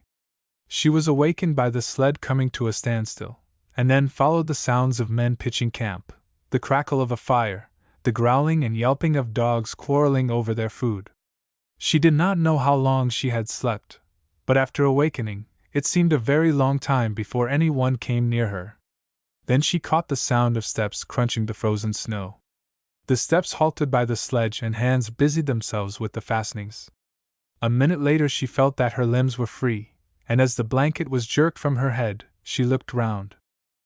It was still night, but by the light of a fire by which two men were sitting smoking, she caught the sight of overhanging trees and of a man who was standing by the sledge, looking down upon her. His face was in shadow and could not be seen, but the voice in which he addressed her was harsh and guttural, his manner almost apologetic. "You stand up now, Mies." As the blanket was jerked from her, Helen was conscious of a little prick of fear, but as the man spoke the fear vanished quicker than it had arisen. From the fact that he addressed her as Miss, it was clear that he held her in some respect, whilst his manner spoke volumes. The words, though harshly spoken, were an invitation rather than a command, and accepting it as such, she first sat up, waited until a little attack of dizziness passed, and then rose slowly to her feet. She swayed a little as she did so, and the man stretched a quick hand to steady her. "Vait minty," he said. "Si sickness et vil pass." It passed quicker than the man knew, and as the man had moved, bringing his face to the light, Helen used the opportunity to survey the man behind the mittened hand which she had lifted to her head. He was, she saw, a half-breed of evil, pock-marked countenance, with cruel eyes.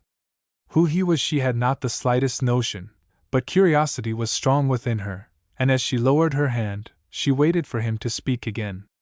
"Ve vait here, leetle tame, an hour, do maybe tree. Ze dogs dey tire. But you vil not runs away. Dat ver full ting to do. Ze would eat yes so vast, and ze wolves are plenty. You come to ze fire and eat." He moved towards the fire, as if certain that she would follow, and after one glance into the deep shadows of the forest, she did so. Whoever the man was, and whatever his intentions towards her, he talked sense. Flight without equipment or food, in a strange country, and in face of the menace of the Arctic North would be the wildest folly. She seated herself on a log which had been placed for her convenience, accepted some fried moose meat and unsweetened tea, whilst the other two men by the fire, both Indians, smoked stolidly, without bestowing upon her a single glance whilst she ate. When she had finished she pushed the tin plate from her, and looked at the half-breed, who had seated himself a yard or so away from her. "Who are you?" she asked. "I'll not tell you dat," said the man with a grin. "Then tell me what are you going to do with me? You find dat out for yourself in a ver leetle tame," was the answer. "Then where are you taking me?" "Oh, I'll tell you dat, Mies," was the reply, given in a manner that implied that the speaker was glad to find something in which he could oblige her. "I tak you to see lack of ze leetle moose, 10, maybe 12 miles away." "But why should you take me there?" asked Helen. "Non! I'll not tell you dat. You fin out all in ze good time," was the reply stolidly given. Helen looked at the evil, cunning face, and knew that it was no use pursuing inquiries in that direction. She waited a full minute, then she began to ask another question, to her of even vaster moment. "That man who was with me in the cabin, he—" "Sacree!" cried the half-breed in a sudden burst of fury. "Dat man he is dead, pardieu!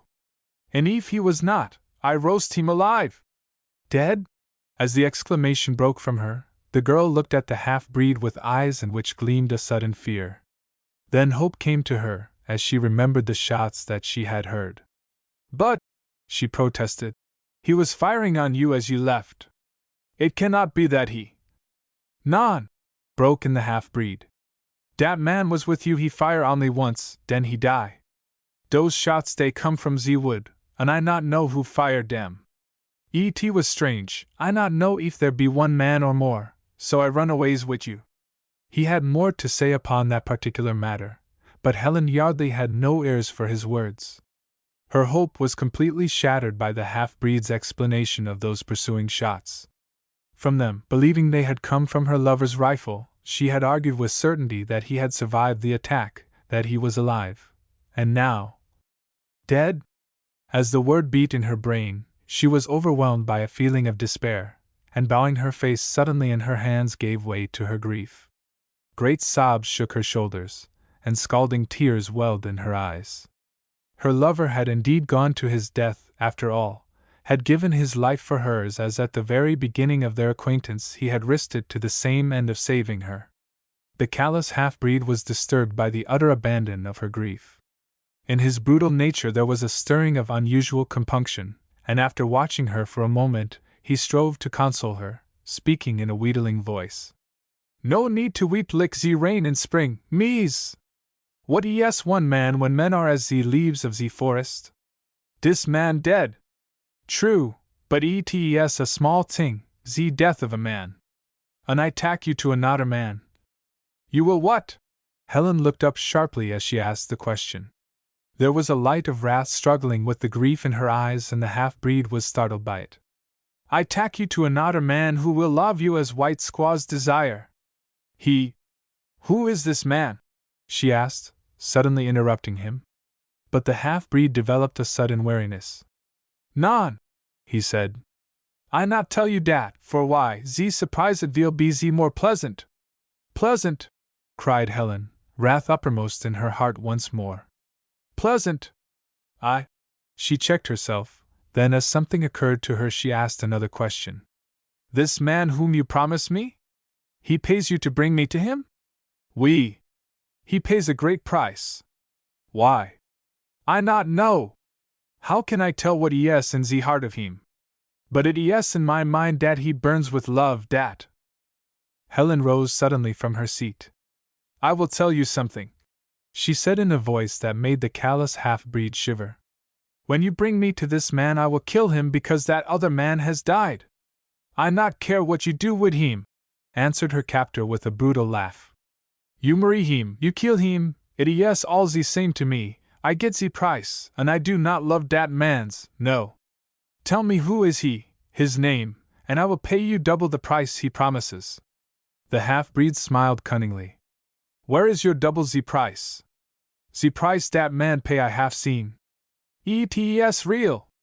"Et a good price." "Non. Mees, a promise what es dat? A red fox in ze trap es more dan a silver fox in ze wood. Dis man have ze goods, and you, what have you?" He lit his pipe and turned from her to the fire. Helen gave him one glance and guessed that it was useless to try to bribe him further, then she turned and began to walk restlessly to and fro. There was a set, stony look of grief on her face, but deep in the gray eyes burned a light that boded ill for the man who had brought the grief upon her. Time passed, and she still marched to and fro. The half-breed was nodding over the fire, and his two companions were sound asleep. Under her fur parka she felt the butt of the pistol which Stain had given her, when the attack on the cabin had commenced. She looked at the three men, and with her hand on the pistol, but the thought came to her mind that it would be a simple thing to kill them in their sleep, and to take the dogs and so effect her escape. They were murderers, they deserved to die, and she felt that she could kill them without compunction. But her eyes swept the dark circle of trees, and for a moment she stared into the darkness with fixed gaze, then her hand slipped from the pistol, and she put from her the thought that had come to her. It was not fear of the darkness or any terror at the hazards of the frozen wilderness that deterred her from the attempt. It was just that there was within her a fierce, overwhelming desire to meet the man who was the ultimate cause of her lover's death.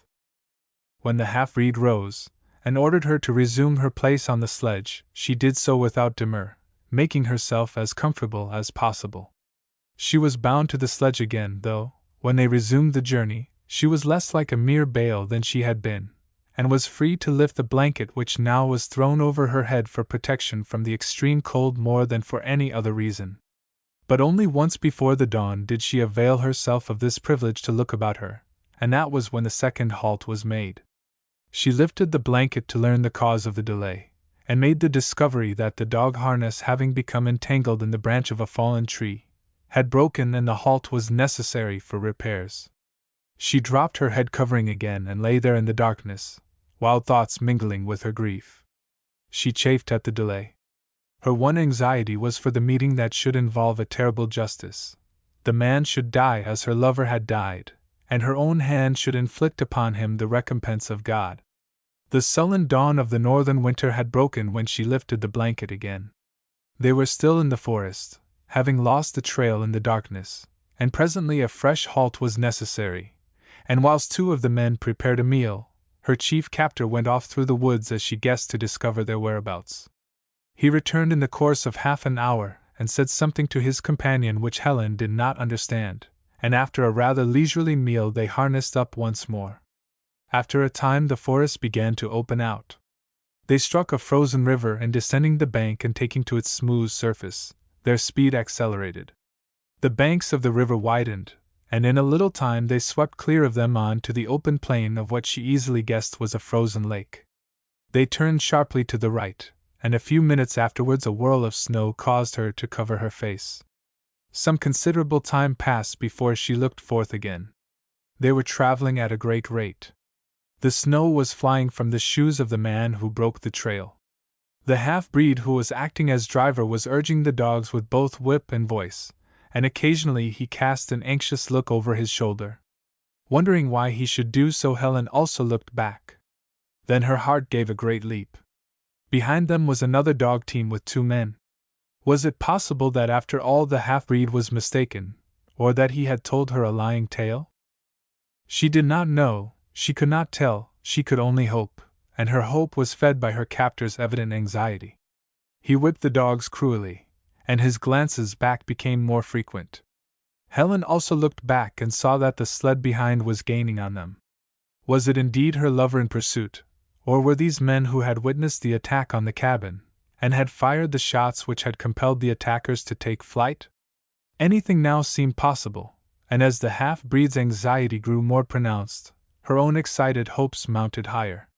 The snow came again, a blinding whirl that blotted out the whole landscape. Then the half-breed gave a sharp order, and the Indian in front breaking trail turned ashore. The half-breed looked back, and then forward, and gave a grunt of satisfaction. The girl also looked forward. They were approaching a tree-crowned bluff, which was apparently their goal. Then suddenly, bewildering in its unexpectedness, came the flash and crack of a rifle from the bushes and shore. "Sacree!" cried the half-breed, and the next moment 3 rifles spoke, and he pitched over in the snow, whilst the man at the gee-pole also fell. The man breaking the trail in front swerved from the bluff, and the dogs swerved after him, almost upsetting the sledge. Again a rifle, and the remaining man went down. The dogs, in excitement or fear, still moved forward, and Helen strove to free herself, but a moment later the sledge halted abruptly as 2 of the dogs fell. Shot in their traces, she had a momentary vision of 2 men running towards her from the shore, then the snow came down in a thick veil. Dimly she caught the outline of one of the men by her sled, and the next moment a voice she remembered broke on her ears through the clamor of the wind. "Thank God, Helen! I am in time!" And she looked up incredulously to find Gerald Ainley looking down at her. Chapter 21. Chigmok's Story. When Stain set his face to the storm, he knew there was a difficult task before him, and he found it even more difficult than he had anticipated. The wind, bitingly cold, drove the snow before it in an almost solid wall. The wood sheltered him somewhat, but fearful of losing himself, and so missing what he was seeking, he dared not turn far into it, and was forced to follow the edge of it, that he might not wander from the lake. Time after time he was compelled to halt in the lee of the deadfalls, or shelter behind a tree with his back to the storm, whilst he recovered breath. He could see scarcely a yard before him, and more than once he was driven to deviate from the straight course, and leave the trees in order to assure himself that he had not wandered from the lake's side. The bitter cold numbed his brain, the driving snow was utterly confusing, and before he reached his objective he had only one thing clear in his mind. Blistering though it was, he must keep his face to the wind, then he could not go wrong, for the storm, sweeping down the lake, came in a direct line from the bluff in the shadow of which the tragedy which he had witnessed had happened. As he progressed slowly, utter exhaustion seemed to overtake him. Bending his head to the blast he swayed like a drunken man. More than once as he stumbled over fallen trees the impulse to sit and rest almost overcame him, but knowing the danger of such a course he forced himself to refrain. Once as he halted in the shelter of a giant fir, his back resting against the trunk, he was conscious of a deadly, delicious languor creeping through his frame, and knowing it for the beginning of the dreaded snow-sleep which overtakes men in such circumstances, he lurched forward again, though he had not recovered breath. He came to a sudden descent in the trail that he was following. It was made by a small stream that in spring flooded down to the lake but which now was frozen solid. In the blinding snow rack he never even saw it, and stepping on air, he hurtled down the bank, and rolled in a confused heap in the deep snow at the bottom. For a full minute he lay there, out of the wind and biting snow hail, feeling like a man who has stumbled out of bitter cold to a soft couch in a warm room. A sense of utter contentment stole upon him. For some moments he lost all his grip on realities. Time and circumstances and the object of his quest were forgotten. Visions, momentary but very vivid, crowded upon him, and among them, one of a girl whom he had kissed in the face of death. That girl, yes, there was something. His mind asserted itself again, his purpose dominated his wavering faculties, and he staggered to his feet. "Helen!" he muttered. "Helen!" He faced the bank of the stream on the other side from that which had caused his downfall. Then he paused. There was something. 20 seconds passed before he remembered. His rifle! It was somewhere in the snow, he must find it, for he might yet have need of it. He groped about, and presently recovered it. Then, after considering for a moment, instead of ascending to the level, he began to walk downstream, sheltered by the high banks. It was not so cold in the hollow, and though a smother of sand-like particles of snow blew at the level of his head, by stooping he was able to escape the worst of it. His numbed faculties began to assert themselves again. The struggle through the deep soft snow, out of reach of the wind's bitter breath, sent a glow through him. His brain began to work steadily. He could not be far from the bluff now, and the stream would lead him to the lake. How much time he had lost he did not know, and he was in a sweat of fear lest he should be too late after all. As he struggled on, he did not even wonder what was the meaning of the attack that he had witnessed. One thing only was before his eyes, the vision of the girl he loved helpless in the face of unknown dangers. The banks of the stream lowered and opened suddenly. The withering force of the blast struck him, the snow buffeted him, and for a moment he stood held in his tracks. Then the wind momentarily slackened, and dimly through the driving snow he caught sight of something that loomed shadow-like before him. It was the bluff that he was seeking, and as he moved towards it, the wind broken, grew less boisterous, though a steady stream of fine hard snow swept down upon him from its height. The snow blanketed everything, and he could see nothing. Then he heard a dog yelp and stumbled forward in the direction of the sound. A minute later, in the shelter of some high rocks, he saw a campfire, beside which a team of dogs in harness huddled in the snow, anchored there by the sled turned on its side, and by the fire a man crouched and stared into the snow rack. As he visioned them, Stain slipped the rifle from the hollow of his arm, and staggered forward like a drunken man. The man by the fire, becoming aware of him, leaped suddenly to his feet. In a twinkling his rifle was at his shoulder, and through the wild canorous note of the wind, Stain caught his hail. "Hands up! You murderer!" Something in the voice struck reminiscently on his ears, and this, as he recognized instantly, was not the hail of a man who had just committed a terrible crime. He dropped his rifle and put up his hands. The man changed his rifle swiftly for a pistol, and began to advance. 2 yards away he stopped. "Stain!" "By!" Then Stain recognized him. It was Dandy Anderton, the mounted policeman, and in the relief of the moment he laughed suddenly. "You, Dandy?" "Yes." "What in heaven's name is the meaning of it all? Did you see anything? Hear the firing? There are 2 dead men out there in the snow." He jerked his head towards the lake. "And there was a dog team, but I lost it in the storm. Do you know anything about it, Stain? I hope that you had no hand in this killing?" The questions came tumbling over each other all in one breath, and as they finished, Stain, still a little breathless, replied, "No, I had no hand in that killing. I don't understand it at all, but that sledge, we must find it, for to the best of my belief, Miss Yardley is on it." "Miss Yardley? What on earth?" "It is a long story. I haven't time to explain. We were attacked and she was carried off. Come along, Dandy, and help me to find her." The policeman shook his head and pointed to the whirling snow. "No use, old man, we couldn't find a mountain in that stuff, and we should be mad to try. We don't know which way to look for her, and we should only lose ourselves and die in the cold. But man, I tell you that Helen is in the hands of the good God for the present, my friend. I did not know she was with that sledge, and though I had only a glimpse of it, I will swear that the sledge was empty. There were 2 men ran out after the firing," cried Stain. "I saw them just before the snow came. They were making for the sledge. Perhaps they took Helen." "Sit down, Stain, and give me the facts. It's no good thinking of going out in that smother. A man might as well stand on Mount Robson and jump for the moon. Sit down and make me wise on the business, then if the storm slackens we can get busy." Stain looked into the smother in front, and reason asserted itself. It was quite true what Anderton said. Nothing whatever could be done for the present. The storm effectually prevented action. To venture from the shelter of the bluff onto the open width of the lake was to be lost, and to be lost in such circumstances meant death from cold. Fiercely as burned the desire to be doing on behalf of his beloved, he was forced to recognize the utter folly of attempting anything for the moment. With a gesture of despair, he swept the snow from a convenient log, and seated himself heavily upon it.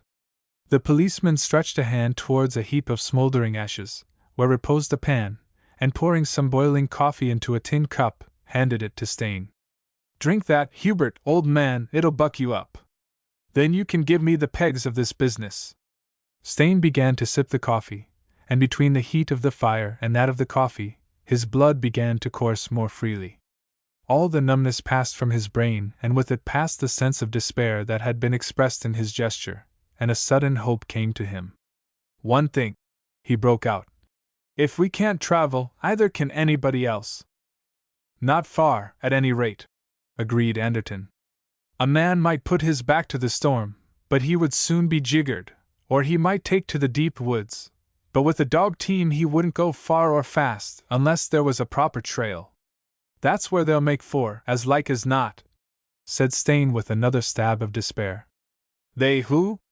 Tell me, man, and never bother about the woods.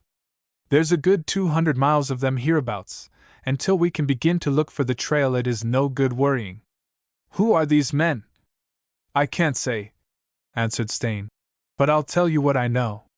Vividly and succinctly he narrated the events that had befallen since the policeman's departure from Chief George's camp on the trail of Chigmock. Anderton listened carefully. Twice he interrupted. The first time was when he heard how the man whom he sought had been at Chief George's camp after all. "I guessed that," he commented, "after I started on the trail to the Barrens, particularly when I found no signs of any camping place on what is the natural road for anyone making that way. I swung back yesterday meaning to surprise Chief George, and rake through his teepees." The second time was when he heard of the white man who had offered the bribe of the guns and blankets for the attack on the cabin, and the kidnapping of the girl. "Who in thunder can have done that?" he asked.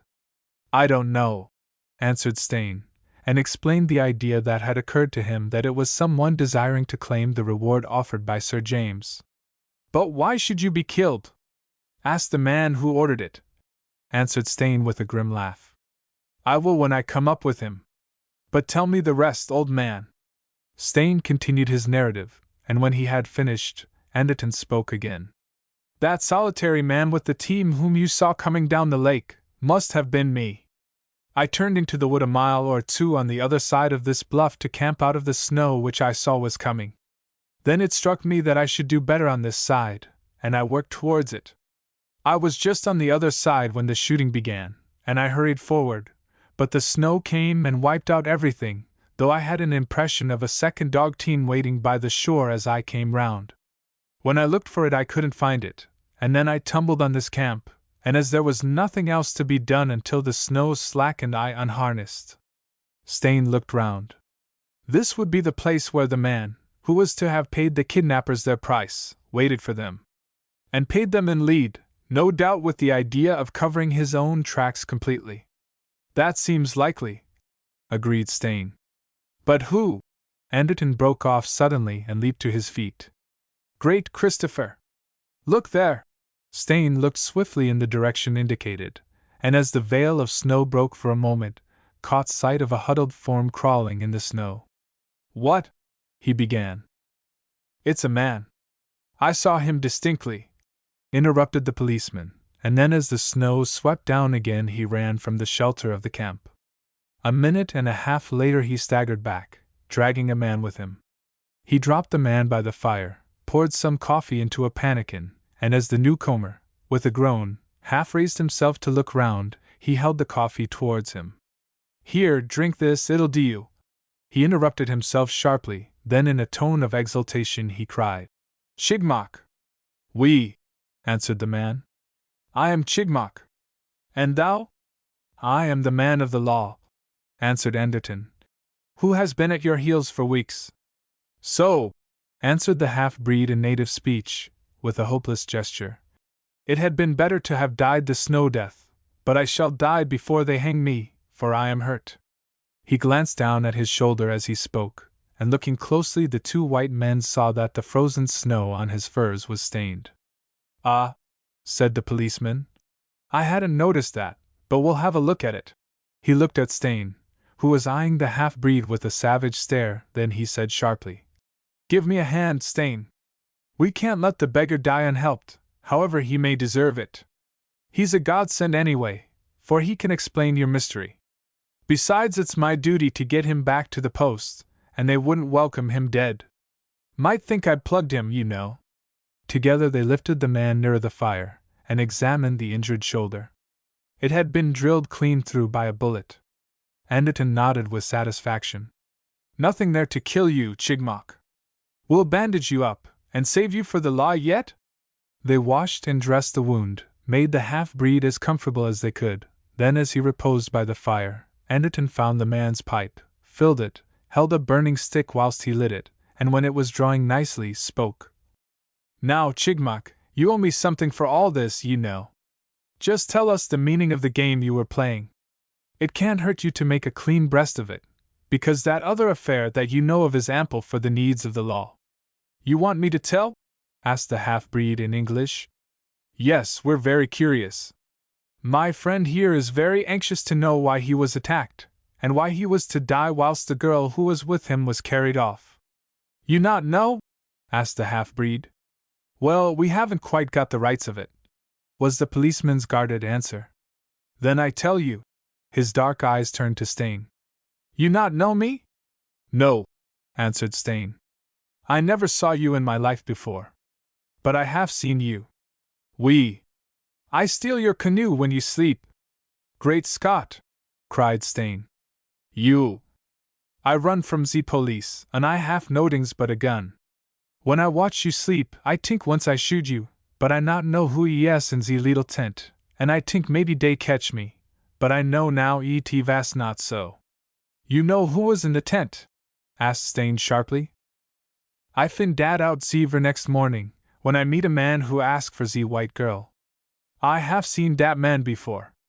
I see him shoot ze paddle from ze girl's hand. Startled, Stain cried out. You saw him shoot? Oui. I not know why he do et. But I tink he want ze girl to lose herself dat he may find her. Dat I tink, but I not tell him dat non.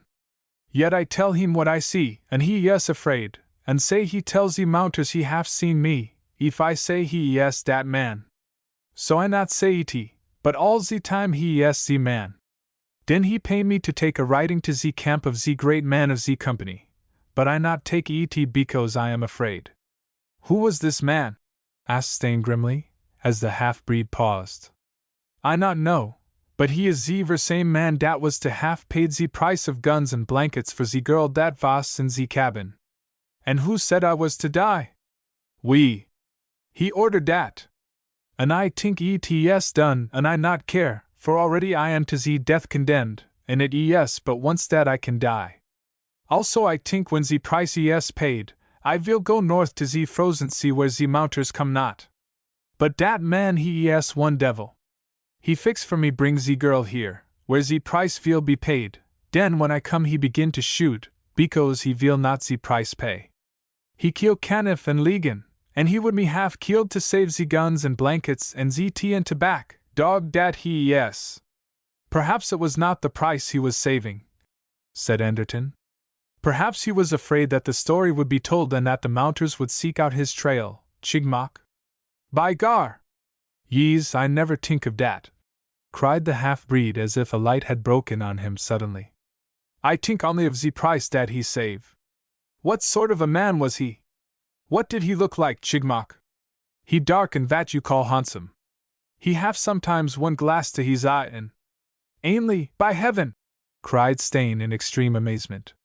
I not know his name, answered the half-breed, but I think he yes of ze company. Anderton looked doubtfully at Stain, who suffered no doubt at all. It is Ainley, unquestionably, said Stain, answering the question in his eyes. The description is his, though it is a trifle vague, and the monocle. He affects a monocle still then? I have seen it, and it is so. He sported it down at Fort Malsun. Anderton nodded, and for a moment looked into the fire, whistling thoughtfully to himself. Then he looked up. One thing, Stain, we need not worry over now, and that is Miss Yardley's welfare. Assuming that Ainley has taken possession of her, no harm is likely to come to her at his hands. Whatever may be behind his pretty scheme, it will not involve bodily harm to her. We have that assurance in the position he occupies and the plan he made for her to be brought here alive. No doubt he will be posing as the girl's deliverer. He doesn't know that Chigmok has survived. He doesn't know that I am here to get Chigmok's story, and whilst he can hardly have been unaware of your sledge following the trail of Chigmok, it is not the least likely that he associates it with you. Probably he is under the idea that it formed part of Chigmok's outfit. No doubt a little way down the lake he will camp till the storm is over, then make a beeline for Fort Malsun. We'll get him as easy as eating toast. And when we've got him, duty's duty, answered Anderton with a shrug. I can't enumerate all the charges offhand, but there's enough to kill Mr. Ainley's goose twice over. Lor, what a whirligig life is! I never thought, hullo! Who's this? Jean Bernard, or I'm a sinner! Jean Bernard it was, and his face lighted with pleasure as he staggered into the camp. I fear for you, MCU, he said to Stain in simple explanation. Therefore I come. Bonjour, MCU Anderton, dis es a good meeting on ze bad day. But dat, surely dat es Chigmok? And ze me's where yes she? Stain waved a hand towards the lake. Somewhere out there, Jean, and still to find. But we fin her, MCU. Have no fear but dat we will her find, when ze snow it stop. And the ringing confidence in his tone brought new heart to Stain, still beset with fears for Helen. Chapter 22. Ainley's Story. As Helen Yardley caught sight of Ainley's face, for a moment she was dumb with amazement, then she cried. You! Yes, he answered quickly. I have been seeking you for weeks, and I find you in the nick of time. But there is no time to explain now. There were others with your captors. I saw the sledge following behind. We must get away at once. As he spoke, he cut the thongs which bound her to the sledge and helped her to rise. Then he spoke again urgently. Quick, he said. There is danger. This way, I have a team waiting for you. We must take to the woods. He took her arm and began to hurry through the blinding snow. Helen, bewildered by the swift turn of events, did not resist, but moved forward with him, and in a couple of minutes found herself standing by a sled team guarded by a couple of Indians. Get on the sledge, Helen, said Ainley brusquely. There is no time to waste. We must hurry. Still in a whirl of conflicting thoughts, the girl seated herself on the sledge. Ainley swiftly did what he could for her comfort, and a moment later the dogs received their command. Moosh! Moosh! They turned from the storm-ridden lake to the shelter of the great woods. The trail was not a good one, but the snow among the trees was far from being the hindrance it was in the open, and though their progress was slow, on the whole it was steady. Except for forced halts to unravel the harness when it caught in the bushes, they did not stop for 2 hours, but pressed on until they reached an open space in the woods, which they crossed in a smother of blinding snow. On the other side of this break they came to a fresh spur of forest, and when they had penetrated to the shelter of the trees once more, the first voluntary halt was made. Then, for the first time since the march had begun, Ainley spoke to the girl. Comfortable, Helen? He asked. As comfortable as possible under the circumstances, was the reply. I am sorry I can do no better, replied Ainley. But we are in danger still, and a little hardship is better than the grave risk of life. Oh, answered Helen. I do not mind the hardship. That is what I should expect of you, answered Ainley quickly. But it is not for long that I ask it of you. In another hour or so we shall be safe, I hope, then we will camp until the storm is over. Of whom are you afraid? Asked Helen. Indians. We were forced to shoot 3 of your captors, and those of their friends who were following on behind may feel impelled to try and avenge their deaths. Oh, said the girl, a note of such evident disappointment in her tone, that Ainley looked at her quickly. Why do you speak like that, Helen? One would think that you were almost sorry that I had delivered you from the fate awaiting you. Oh, it is not that, replied Helen quickly. Though of course I do not know what the fate was. Do you? I have an idea, he said, and I will explain when we camp. Just now I must have a word with my men. Coffee will be ready in a few minutes, and there will be bacon and biscuit, which if not exactly appetizing will be sustaining.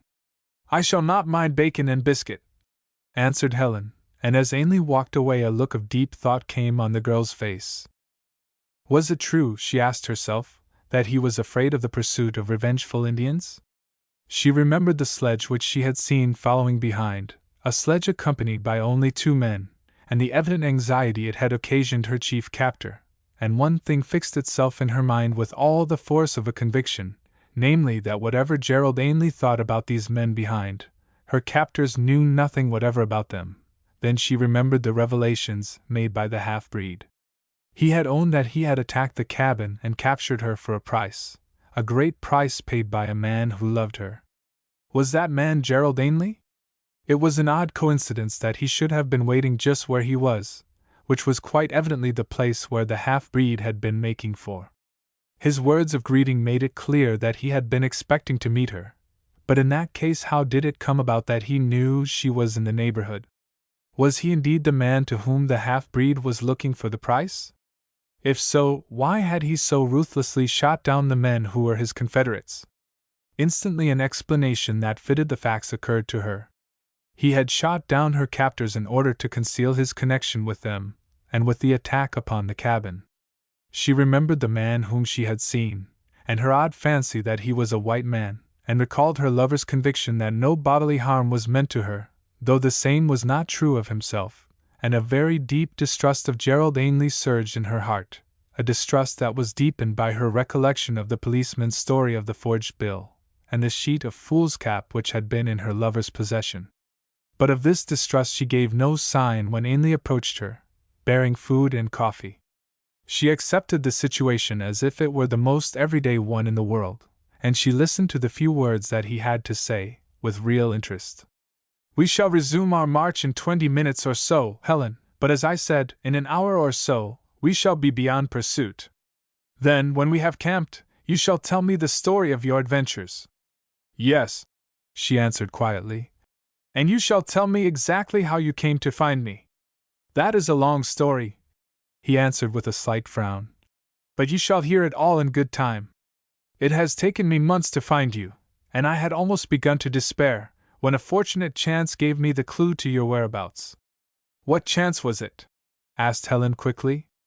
To answer that, he answered deliberately, is to forestall my story. Then he smiled. You must be patient a little while longer, as I am, and when you have heard it, I hope you will not deny me my reward. Oh, she said with a little touch of scorn creeping into her tones. You have been working for a reward? No, he replied sharply. My toil has been a labor of love. You must know that, Helen. Though it is quite true that Sir James... He broke off, and as he showed no signs of continuing, Helen forced him to do so. You were saying something about my uncle? Did he send you after me? He made me head of the search party, because he knew I loved you, and he hinted that when I had found you I might go to him. You understand, Helen? Yes, answered the girl enigmatically. I think I do. Looking at her, Ainley saw that there was nothing to be gained by pressing the matter further at that moment, and excusing himself, he went to give orders to his Indians. A short time later they resumed their journey, and traveled steadily for something more than an hour. Then, almost in the dark, they pitched camp for the night. A substantial meal was prepared, of which Helen partook in the shelter of a little tent which had been erected. Then, when she had finished the meal, she seated herself by the big fire which had been built. Ainley also seated himself less than a yard from her, and without giving him a chance of asking for her story, she instantly demanded his. "Now," she said, as lightly as she could, "you shall tell me everything. How you searched for me, how you got on my trail at last, and the fate from which you saved me this morning." Ainley would have preferred to hear her story first, but he did not demur to her suggestion, and with a little deprecatory laugh he began. "It is not very easy to talk of one's own doings, but I will do my best to avoid boastfulness." Then, carefully picking his words, he described the anxiety her non-return to her uncle's camp had given rise to, and the preliminary search made by himself and the Indian Joe. As he described his own feelings of despair at the finding of the portion of her canoe in the drift pile beyond the falls, his voice shook with quite genuine emotion, and Helen moved so as to bring her face a little in shadow whilst she watched him. In that moment she momentarily forgot the distrust which her own questioning had awakened in her, and listened absorbed whilst he narrated the discovery of the brooch, and the new hope it occasioned, since it afforded evidence that she was in all probability still alive. Then he broke off sharply. "You were saved from the river somehow, by that fellow Stain, who was up at Fort Malsun, were you not?" "Yes." "How did you know?" "I got his description from a half-breed who had met and hailed you going up the river in a canoe towards old Fort Winagog." "But we met no half-breed," said Helen quickly, her distrust awakening in full force. "You met no half-breed?" The surprise in Ainley's face was quite genuine, as Helen saw, and she realized that whatever was to come, this part of the man's story was quite true. "No, we met no one, and we never reached Fort Winagog, because our canoe was stolen whilst we slept." "Is that so?" Ainley's face grew dark as he asked the question, then a troubled look came upon it. "The man must have lied to me," he said, "or have told me only half the truth, but he must have seen you, or how did he know that the man who was with you was Stain?" "Perhaps he was the man who stole our canoe," said Helen. "Yes," answered Ainley. "That will be it. But," he broke off without finishing. "Anyway," he continued after a moment, following his statement, "I went up to old Fort Winagog, but found no sign of you, then back by another and a quicker route that I might tell your uncle of the lack of news, and organize a regular search. After that, I started to beat the country round about steadily.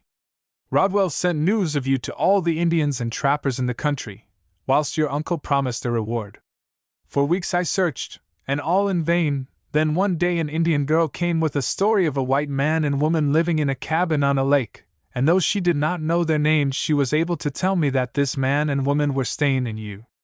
"Who was the girl?" asked Helen quickly. "It was that Indian girl who was up at Fort Malsun." "Miss Cadide!" cried Helen. "That I believe was her name. She looked on Stain as her lover, and she did you the honor of being jealous of you." Ainley laughed as he spoke.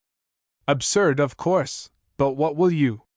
The primitive, untutored heart is very simple in its emotions, and the man was her paramour." "It is a lie!" cried Helen hotly. "He had spoken to her only twice in his life. He was scarcely likely to own to anything more to you," answered Ainley. "And in any case I am giving you the Indian girl's version. That it accords with my own belief is of little moment. What I do know is that she cared nothing about the reward your uncle offered, and that her sole purpose seemed to be to remove you from Stain's company." "And when you heard?" asked Helen, prompting him as he fell silent. "When I heard, I did not waste time. I made a beeline for the cabin on the lake, taking the girl with me. I arrived there last night." "How long were you on the way?" interrupted Helen suddenly. 4 days. "And Miss Cadide was with you all the time?" "Of course," answered Ainley a trifle uneasily. "She was our guide." "I see," answered Helen quietly. She made no further comment on the Indian girl, but she knew now that Ainley had departed from whatever truth there was in his narrative, for Miss Cadide, on the sure evidence of her own eyes, had been at the Indian encampment when he claimed she had been with him. She listened quietly whilst Ainley continued. As I was saying, I arrived in the neighborhood of the cabin last night, to find you gone. And Mr. Stain? She asked almost breathlessly. Did you find him? Did you see him? Ainley shook his head. No, I did not see him myself, but one of my men turned a body over that was lying in the snow. It was that of a white man, who could be no other than Stain. Helen flinched at the answer which confirmed what the half-breed had said to her about Stain being dead. She looked away, not wishing Ainley to see her face at that moment, whilst the hot tears welled in her eyes, and the man, choosing to disregard her manifest sorrow, continued his story. We found an Indian in the snow, who had been wounded in the fight, as he told us, and on pressure he gave me the information that you had been carried away by a half-breed of the name of Chigmok, who, as the Indian averred, was making for the Lake of the Little Moose, that is the lake where we rescued you. This wounded man also informed us that Chigmok had a camp on the lake, gave us instructions how to find it, and volunteered the further information that Chigmok was taking the longest route to the lake, since that was the easier way for a heavily loaded sledge. There was a shorter way, as he informed us, a way which, if we traveled hard, would bring us to the lake before Chigmok himself, and after considering the matter carefully I decided to take the shorter route, and to await your captor at his own camp, since, as he had no reason for anticipating pursuit, the surprise would be all the more complete. We arrived there in good time, and, well, you know the rest, Helen. Not quite, answered the girl in a listless, toneless voice. You have not yet told me what this man Chigmok proposed to do with me. Well, the wounded Indian told us that he had fallen violently in love with you, and that he proposed to make you his squaw. Ah! Ainley interpreted the exclamation in his own way, but looking at the girl was surprised by a look which had come into her face. Her listlessness had fallen from her. There was a look of absorption about her which puzzled him, and he wondered what she was thinking of. He did not know what her captor had revealed to her, and so never dreamed the truth, which was that Helen was thinking that for the second time he had fallen from the truth in his narrative. But again she gave no further sign. For a little time she sat there grasping at the hope, the very little hope it gave her. He had lied twice, she was sure. What reason was there for supposing that the other parts of his narrative were true? He had owned that he had not seen Hubert Stain's body, and that he had taken the Indian's word. But what if that were a lie? What if after all there had been no body? What if that, like the other things, was a fabrication? It was true that the half-breed had said Stain was dead, but that might be a mistake. A faint hope stirred in her heart, and she determined to question Ainley's 2 Indians as soon as the opportunity arose. Then a new thought came to her, and she turned quickly to Ainley. Tell me one thing, she said. When you arrived at the cabin the attack was quite over? Quite, he answered. And you did not take part in the fighting? You fired no shots at the attackers? No, he answered. They had gone when we arrived, all except the wounded Indian who gave me the information. Then who was it? She cried. Who was it? I do not understand what you mean, Helen.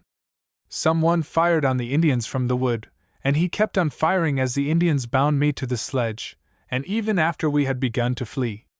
Ainley rose abruptly to his feet. It was very clear to the girl that the information she had given him had astonished him. His manner betrayed perturbation as he replied in short, jerky sentences. You amaze me. What you say is most astonishing. Are you sure? You have not dreamed this by any chance? If I have, answered Helen, another shared my dream. For when I heard the shots I thought that Mr. Stain had fired them. It was the half-breed who told me that I was mistaken, and that the shots had been fired by someone in the forest.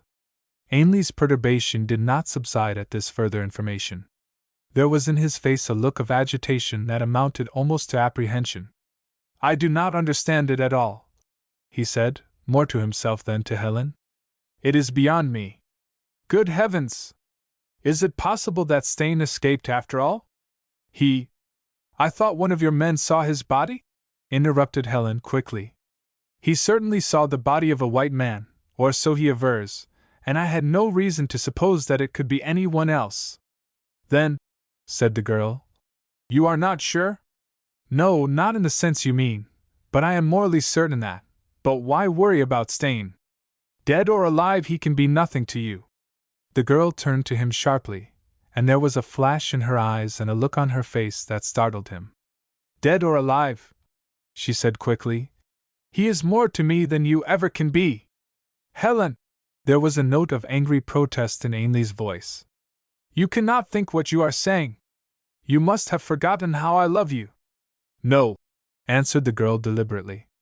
I have not forgotten. Then you are forgetting what I have endured for you, all the toil and travail of these weeks of search, the risks I have taken to find you, the risks I took this morning. Stain may have done something heroic in saving you from the river, I don't know, but I do know that, as you told me months ago, you were a hero worshipper, and I beg of you not to be misled by a mere romantic emotion. I have risked my life a score of times to serve you. This morning I saved you from something worse than death, and surely I deserve a little consideration at your hands. Will you not think again? Since heroism is your fetish, can you find nothing heroic in my labors, in my service? The man was in deadly earnest, pleading for something on which his heart was set, and whatever dissimulation there had been in his narrative, there was none whatever in his pleadings. But Helen remembered how her lover had gone to prison for this man's deed, and her heart was like a flint, her tone as cold as ice as she answered him. You do not understand, she said. You have not yet heard my story. When you have, whatever I may owe you, you will not press me again. Tell me the story then, cried Ainley in a voice hoarse with passion. And for God's sake, be quick about it. Chapter 23. A surprise for Ainley. I will, answered Helen coldly, and without further preamble began the narrative of all that had befallen her from the time she had left her uncle's camp to inspect the beaver colony. Ainley listened for a long time without interruption. Much of the story he already knew, though the girl was unaware of the fact.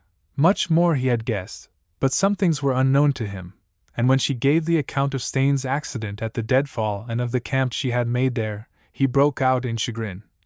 That explains how it was we never found you. We must have passed within a very few miles of you. You were once within a quarter of a mile of me. How do you know that? He cried. Because I saw you and the Indian Joe pitch your camp on the shore of the lake. You saw, he began, and then stopped staring at her with incredulous eyes. Yes. I watched you make your fire, and then I went back to camp and put out my own fire. Why? He demanded harshly, though he had already guessed. Because I was afraid you would discover me, answered the girl calmly. And I, with a joyful heart, watched you departing in the morning. Ainley rose suddenly to his feet. Helen, he cried hoarsely, do you know what you are saying? You are telling me that you were glad to be left alone in this God-forsaken wilderness with a man who was a discharged convict? I wonder what our world would think of that confession. I do not care what our world, as you call it, would think about my action. These few months in the wilderness have made me think little of those conventions which have such rigid observance in the letter but are outraged in the spirit every day. Our acquaintances would say, he began, with a note of bitter malice in his voice, but Helen interrupted him. I wonder what our acquaintances would say if they knew everything about the crime for which Hubert Stain became a convict. As she dealt this blow, the girl looked at him with ruthless eyes. Now she was defending, not herself alone, but the memory of the man she loved, and who out of consideration for herself had only declared his love when he was going out to meet his death. That thought made her merciless, and as she saw him waver under the weight of the blow and his face grow white as the snow about them, she continued unflinchingly. If they knew what I know, they might say that I had made a wise choice in remaining with a convict who had suffered for something of which he was innocent, instead of going with the man who sent another man to. Helen! You are mad! Mad! Cried Ainley in a voice so wild that one of the Indians, dozing at the other side of the fire, started suddenly to his feet, and looked around him as if for enemies. Ainley saw him and checked the other wild words which sprang to his lips, and after a moment the Indian sank down on his haunches and dropped his chin on his breast again. "No," answered Helen calmly. "I am not mad, I am telling the truth, as you gave me evidence just now." "You did not let me finish my sentence. You knew what I was going to say." "How did you know it?" "You could not have guessed it if the facts had not been within your knowledge." She broke off and was silent for a moment, whilst Ainley stared at her with wild eyes. "I may be in your debt for what happened this morning. I do not know, for I cannot trust you, but I will never forgive you for what the man I loved suffered." "Never!" "You believe some lying tale of Staines?" said Ainley, in a sneering attempt to cover up his own discomfiture. "I believe what he told me. I would have believed it on his word alone, but fortunately the matter does not depend on that word only. There is evidence, and I know where that evidence is, and I will tell you what I am going to do. When we get to Fort Malsun, I shall get Mr. Rodwell to equip an expedition, and I shall recover that evidence and publish it to the world, in order to clear the memory of the man whom you have so deeply wronged." "There will be no need for that, fortunately, Miss Yardley," said a voice behind her. The girl jumped to her feet in surprise, and Ainley took a quick step forward as a man emerged from the shadow of the trees into the circle of the firelight. It was the mounted policeman, Dandy Anderton, and behind him came another man at whom Helen stared for a moment incredulously, then with a great cry of joy ran to meet him. "Hubert! Hubert!"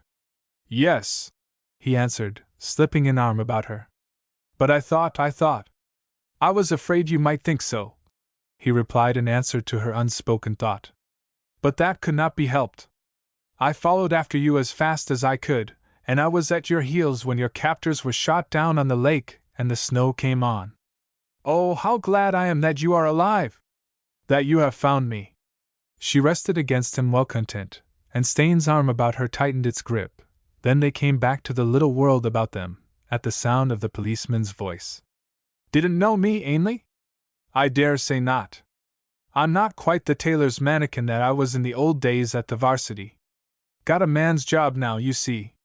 And that reminds me, I'm here on duty. I happened to be up the Little Moose when that shooting took place this morning. There's a couple of dead Indians up there, and as I guess you had something to do with their sudden deaths, I shall have to call on you for an explanation, you know." Ainley looked at the policeman without fear, and then for a moment his eyes turned and rested on Helen and Staines standing together in the shadow of a great fir tree. It must have been a moment of exceeding bitterness to him, but beyond a short, abrupt laugh he gave no sign of his feelings. He turned again to the policeman. Apparently he was perfectly cool and self-possessed. He waved a hand towards the fire. "May as well make ourselves comfortable. It's rather a long story I have to tell. Where are your dogs?" "Back in the wood, anchored. I'll slip back and fetch them." "No," said Staines. "I will go back for them." He turned, and Helen turned with him. "You don't mind?" she whispered. "Mind?" She walked by his side, a hand on his arm. Once when they were well in the shadows of the wood they stopped, and with his arm about her he kissed her. "My dear!" he whispered. "My dear!" Helen said nothing immediately, but gave a little sobbing laugh of gladness. Then after a moment she asked, "How did you escape? How did you find me? It is too long a story to tell you the whole of it just now. But right in the nick of time, when I was expecting to die, the owner of our cabin, Jean Bernard, came back. He saved my life, but as he knew nothing about you, the attackers got away with you, but as soon as he heard my story he got ready to pursue, and having found out that your kidnappers were making for the Little Moose, we took a short cut and waited for you. We were at your heels when the rifles fired from the shore." "Then you were with that second sledge?" "Yes, I and Jean Bernard. I saw you and I wondered," cried Helen. "But the half-breed had told me you were dead. We lost you in the snow," said Staines, continuing his explanation, "but found Anderton, and though the snow was as bad as ever, after a time we started to search for your trail. Jean Bernard found it deep in the wood where we were searching, knowing the lake was impossible for any one to travel in the storm, and after he had made the discovery, Anderton and I started to track you." "And where is Jean Bernard?" asked Helen quickly. I want to thank him for saving you, for bringing joy back to me when I thought that it was dead forever. He is following us, he will be here, presently. Then I shall see him? I hope so. But we must hurry on, dear. The dogs. Bother the dogs. But I want to hear Gerald Ainley's explanation. It is important that I should. I have already heard it, said Helen quickly. It is full of lies. You think so? I know it. All the more reason that I should hear it with Anderton. There is much more behind all this than you know, Helen. Perhaps I guess something of what lies behind. I do not think you can. It is an extraordinary story, and there will be a denouement presently that will surprise Ainley. Come! They moved forward together, found the dogs, and having righted the sledge by which they had been anchored, they returned to the camp. Ainley, pipe in hand, apparently quite cool, was talking. He gave one glance at the couple as they re-entered the circle of light, watched Stain for a moment as he stooped to unharness the dogs, and then continued the story he had been telling glibly and evenly. Having got the news, I made straight for the cabin, and had the ill luck to arrive there half an hour too late. One of the men found a dead man, who, from the description, I mistook for Stain there, and we also found a wounded Indian, who, with a little persuasion, told us what he knew, which was that a half-breed, of the name of Chigmok, inflamed with love for Miss Yardley, had carried her off, designing to make her his squaw. I understand this Chigmok is what the Indians call a bad man, but perhaps you know him? He broke off and looked directly at Anderton as he spoke, and waited for a reply. The mounted policeman nodded, and as casually as he could replied, Yes, I have met him. He is no good. As the policeman replied, Helen, who was watching Ainley's face, saw a subtle change come over it. For one moment it lost its assurance, and a flicker of doubt came in the eyes. The girl divined that he had suddenly grown uncertain of his ground, and to her it was noticeable that after Anderton's reply Ainley's glibness left him, and that he spoke hesitatingly, haltingly, with frequent pauses, like a man uncertain of his words. Then, by all accounts, you have met a regular rogue, Anderton. But to resume, the Indian told us that Chigmok had carried off Miss Yardley. Under pressure he told also the place for which the half-breed was making, a desolate district, little traveled, the Lake of the Little Moose. Know it? Yes, I was there this morning, Stain and I have just come from there. Again the flicker of doubt came in Ainley's eyes, and in the glow of the firelight, Helen saw a look of apprehension come on his face. It was there for but a moment, then it was gone, but in that moment the girl had seen deeply into Ainley's heart, and knew that fear was rapidly mounting there. Ah! You also followed Chigmok's trail, I suppose? But I was there first. I followed a shorter route, and I was at his camp waiting for him when he showed up. I saw Miss Yardley on the sledge, and as for the moment we were 3 against 3, I felt that it was not an occasion when chances should be taken, so we fired from the bushes on the 3 kidnappers and shot them down. Then, as there was another sledge coming on behind, I removed Miss Yardley to my own sledge, and to escape further trouble we pushed the dogs hard till we got here. And that's about all, I think. He fell silent for a moment, and sat there watching the 2 white men and the white girl who had heard the conclusion of his narrative. They remained quite still, and not one of the 3 spoke. Ainley evidently found the silence too much for his nerves, for after a little time had passed in profound silence, he flashed out irritably. Well, what do you think of my story? It is a very interesting story, said Anderton at last. A quick look of relief came into Ainley's face. You think I was justified in shooting down those 3 kidnappers then? On the face of things, yes. If your story is the correct one, there is not the slightest doubt that you followed the right course. You don't doubt its correctness? Flashed Ainley.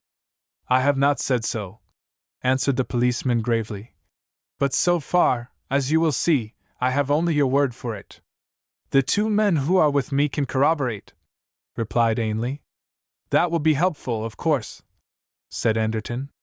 But I am not trying the case, Ainley. I am only making the necessary inquiries that I may make my report at the post. And I had better warn you that you may have a little trouble about this matter. Things in the north here are not like they were a few years back, when any wandering white man felt himself justified in potting any Indian whose presence he considered inimical. The administration of the territories is very tender towards the natives under its charge, and watchful of their interests. It is bound to be. Since it expects the red man to accept its laws, it can do no less than compel whites to honor them. Oh, I know all that, said Ainley, a trifle contemptuously. But you won't claim that the circumstances of this affair are anything but extraordinary. No, agreed the policeman. I think they are very extraordinary. Something significant in his tones caused Ainley to look at him questioningly. The policeman, whose face was like a mask, was staring into the fire, and did not catch the look. Ainley made as if to speak, then changed his mind and remained silent. After a little time Anderton spoke again. Seems a long time since we three men foregathered at Oxford. Yes, agreed Ainley, apparently relieved at the change of subject. A good bit of water has gone down the ices since then. And all the circumstances considered, it is rather a coincidence that we three should meet like this in the wilderness. It certainly is dramatic, admitted Ainley.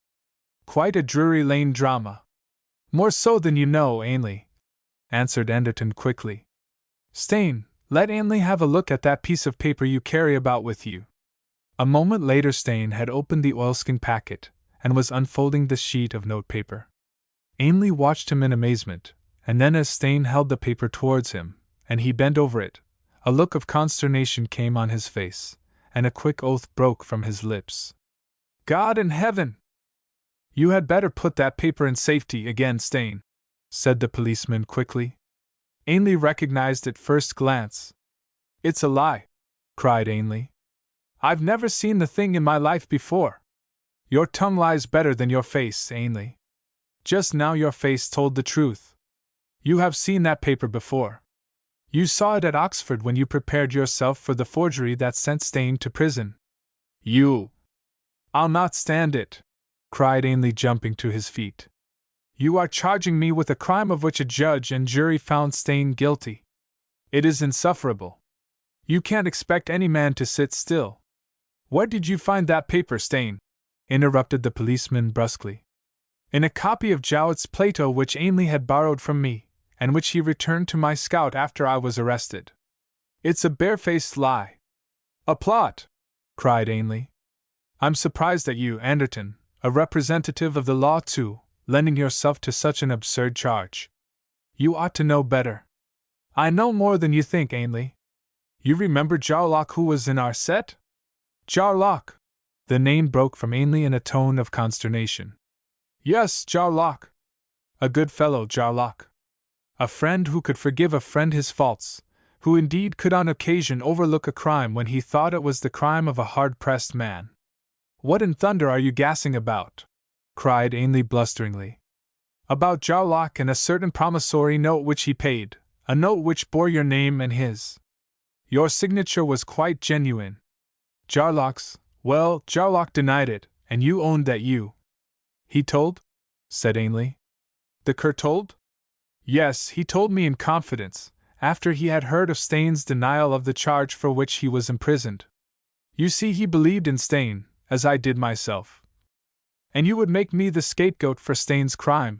Ainley laughed harshly. I will see you hung first, he cried. He broke off abruptly as a sound of yelping dogs sounded from the wood, and stared into the darkness. Anderton rose from his seat. I expect that will be Jean Bernard, he said quietly. Jean Bernard? Who is Jean Bernard? Cried Ainley. He is the man who Stain and I left to bring Chigmok along. Chigmok? Yes, you see, Ainley, Chigmok was not dead as you meant him to be. He was only winged, and he was able to tell his story, which was a much more interesting story than yours, and as I beg leave to think, a much more truthful one. Ainley did not reply. He stood staring into the darkness with wild eyes. The glow of the fire revealed a terrible look on his face, the look of a man who in a single moment has seen his life go suddenly to pieces. He stood there dumb, his face working painfully, and then, as the dog team broke into the circle of the firelight, He fell back into his seat by the fire in utter collapse, his face hidden in his hands. Chapter 24. The Trail to Paradise.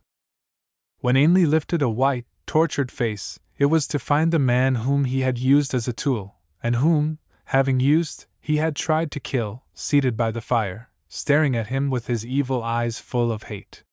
The others also sat watching him, all except Helen, who had withdrawn to the shadow of the wood, and was walking restlessly to and fro, unable to witness further the downfall of a man whom she had known so well. For a moment there was silence, then Anderton spoke. "Would you like to hear Chigmok's story, Ainley?" "There is no need that I should," answered Ainley with a bitter, hopeless laugh. "I can guess it fairly well." The mounted policeman was silent for a little time, then he remarked, "The implications of his story are rather serious for you, Ainley." "Oh, I know it, don't I?" "Then you admit—" "I admit nothing. I reserve my defense. That's the proper legal thing to do, isn't it?" "It is the wise thing, anyway," said Anderton. "The wise thing." Again the bitter, mirthless laugh sounded. "When did I ever do the wise thing? I suppose I may consider myself under arrest." "Detained on suspicion," admitted the policeman. "I think I must trouble you for your pistol and hunting knife." Once more Ainley laughed his bitter laugh, and unbuckling his belt threw it to the policeman. "It isn't often you arrest an old chum," he said. "No," agreed Anderton. "Thank heaven! But you understand, Ainley, I've no option. If you were my own brother it would be the same. The oath of service is a very exacting one, without fear or favor or affection of or toward any person. So help me God, a man can't. Oh, you needn't apologize, Anderton, I recognize the situation well enough. Don't mind if I lapse into silence, do you? There are some letters I want to write." He unbuttoned his furs and taking out a pocket book and pencil began to write. Jean Bernard, having fed his dogs, began to prepare a meal for himself. Anderton sat by the fire, staring into the flames, reflecting on the irony of fate that had selected him of all men in the mounted service to be the one to arrest his whilom fellow-student. Stain had turned away and joined Helen, who still paced to and fro in the shadows. Her face, as her lover saw, was full of trouble. "Oh," she whispered, "it is unbearable to watch a man one has known go all to pieces." "It is certainly very sad," agreed Stain, out of whose heart all hatred suddenly vanished. "I wish that things were not as they are. Let us try to forget," said Helen with a quick glance towards the fire. "Tell me what happened when you went out of the cabin last night." "Well," answered her lover, falling into step by her side, "when I went out, I thought I was certainly going to my death." "Ah, I knew that was in your mind. But how did you escape?" "It was a narrow thing. An Indian grappled me, and another man was hurrying towards me with an axe. I could not get away, and a third person appeared suddenly with a knife. I thought the knife was meant for me, but it was not. It was meant for my antagonist, and he went down, and just after, my savior was killed by the second Indian, who also struck at me, knocking me senseless." "Who was the person with the knife? Someone with Jean Bernard?" "No," answered Stain slowly. "It was the Indian girl, Miss Cadide." "Miss Cadide!" cried Helen in utter surprise. "Yes. I did not know it at the time, but we found her afterwards, Jean Bernard and I. It was a dreadful discovery. Jean had come back to his cabin, hoping to marry her, and she had died for me." "Oh," sobbed Helen in a sudden accession of grief. "I would have done as much." "I know," answered Stain quietly. "And last night when you were in the wood together, and I heard your voices, I was jealous of that girl, last night and at other times." "But," said the man, a note of wonder in his voice, "there was no need, Helen. You must know that?" "Oh yes, I know it now. But she was very beautiful, and Gerald Ainley had suggested that you. And I am sure that she loved you. But not more than I, though she died for you." "I am very sure of that," answered Stain earnestly, putting his arm about her and trying to comfort her. Helen sobbed convulsively. "I shall always be grateful to her, though I was jealous of her." She saved you, for me, and she was only an Indian girl. She had a heart of gold," said Stain. "She came to warn me and then stayed to do what she did." Both were silent for a long time, the girl thinking of Miss Cadide and her flashing beauty, the other of Jean, bent over the cold face of his dead love, and then Helen spoke again. "But tell me, the attack on the cabin, was that man who captured me, that man Chigmok, was he the inspirer of that?" "I am afraid not." "Then it was Gerald Ainley who was to pay the price for me that the half-breed told me of, and that is why he collapsed so utterly when Chigmok came along just now." "Yes," answered Stain simply. "But why did he shoot down Chigmok's party?" "Well, I think it was to get rid of witnesses who might rise up against him. You must remember that he would be under the impression that I was dead, killed in the attack, and that was a crime that might some day have come to light if those men had lived. The pretended rescue was a sufficient excuse for getting rid of the men who knew the instigator, particularly of the half-breed." "Yes," said Helen thoughtfully. "An idea of that sort had occurred to me from something that Chigmok had said. But how dreadful it is to think that a man can so conspire to. She broke off without completing her words, and Stain nodded. "There was always a crooked strain in Ainley. But it will go hard with him now, for the half-breed will be merciless. He is the man Anderton was after when he came to the cabin, and his life is forfeit on another count. He will not spare the man who bribed him to fresh crime, and then dealt treacherously with him." He paused in his walk and looked back towards the fire where Ainley sat writing, with Chigmok glowering at him across the fire, whilst Anderton sat staring abstractedly into the glowing logs. Then a stealthy movement of the half-breeds arrested his attention. The man had thrust his hand into his furs, and as it was withdrawn Stain caught sight of something that gleamed in the firelight. In a flash he saw what was about to happen, and shouted a hurried warning. "Look out, Ainley!" In the same second, the half-breed, standing swiftly upright, launched himself across the fire at Ainley, knife in hand. The white man who had looked up at Stain's sudden warning was bowled over in the snow with the half-breed on the top of him. The knife was lifted, but never struck, for in that second Anderton also had leaped, and gripping the half-breed's wrist he twisted the knife from his grasp, and flinging it away, dragged the attacker from his victim. By the time Stain had reached the scene, Ainley was gathering up some scattered papers, apparently none the worse for the encounter, whilst Anderton was admonishing the half-breed. "You're a nice lot, Chigmok. Winged as you are, I thought you were quite safe. Now you force me to tie you up, savvy?" He promptly proceeded to do so, whilst Ainley seated himself anew and looked up at Stain. "Thank you, Stain. The warning was more than I deserved from you." Then he laughed bitterly. "The poor devil isn't to be blamed.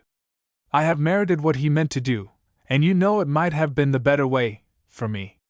Stain looked at him, not knowing what to reply. There was something about Ainley that moved him to sudden pity. He looked like a man who had reached the end of hope in life, and his words were those of a man viewing his own end as a matter of no moment. "I'm sorry, Ainley," said Stain awkwardly. "So am I. But what's the use? There's no going back in life. A man can only go forward or what?" asked Stain. "Or go out," answered the other grimly. "You are thinking of. Better for you not to know, Stain. I'm going to do the straight thing for once in my life, as you will discover presently. Don't you worry about me. I am plumb at the end of things and I know it.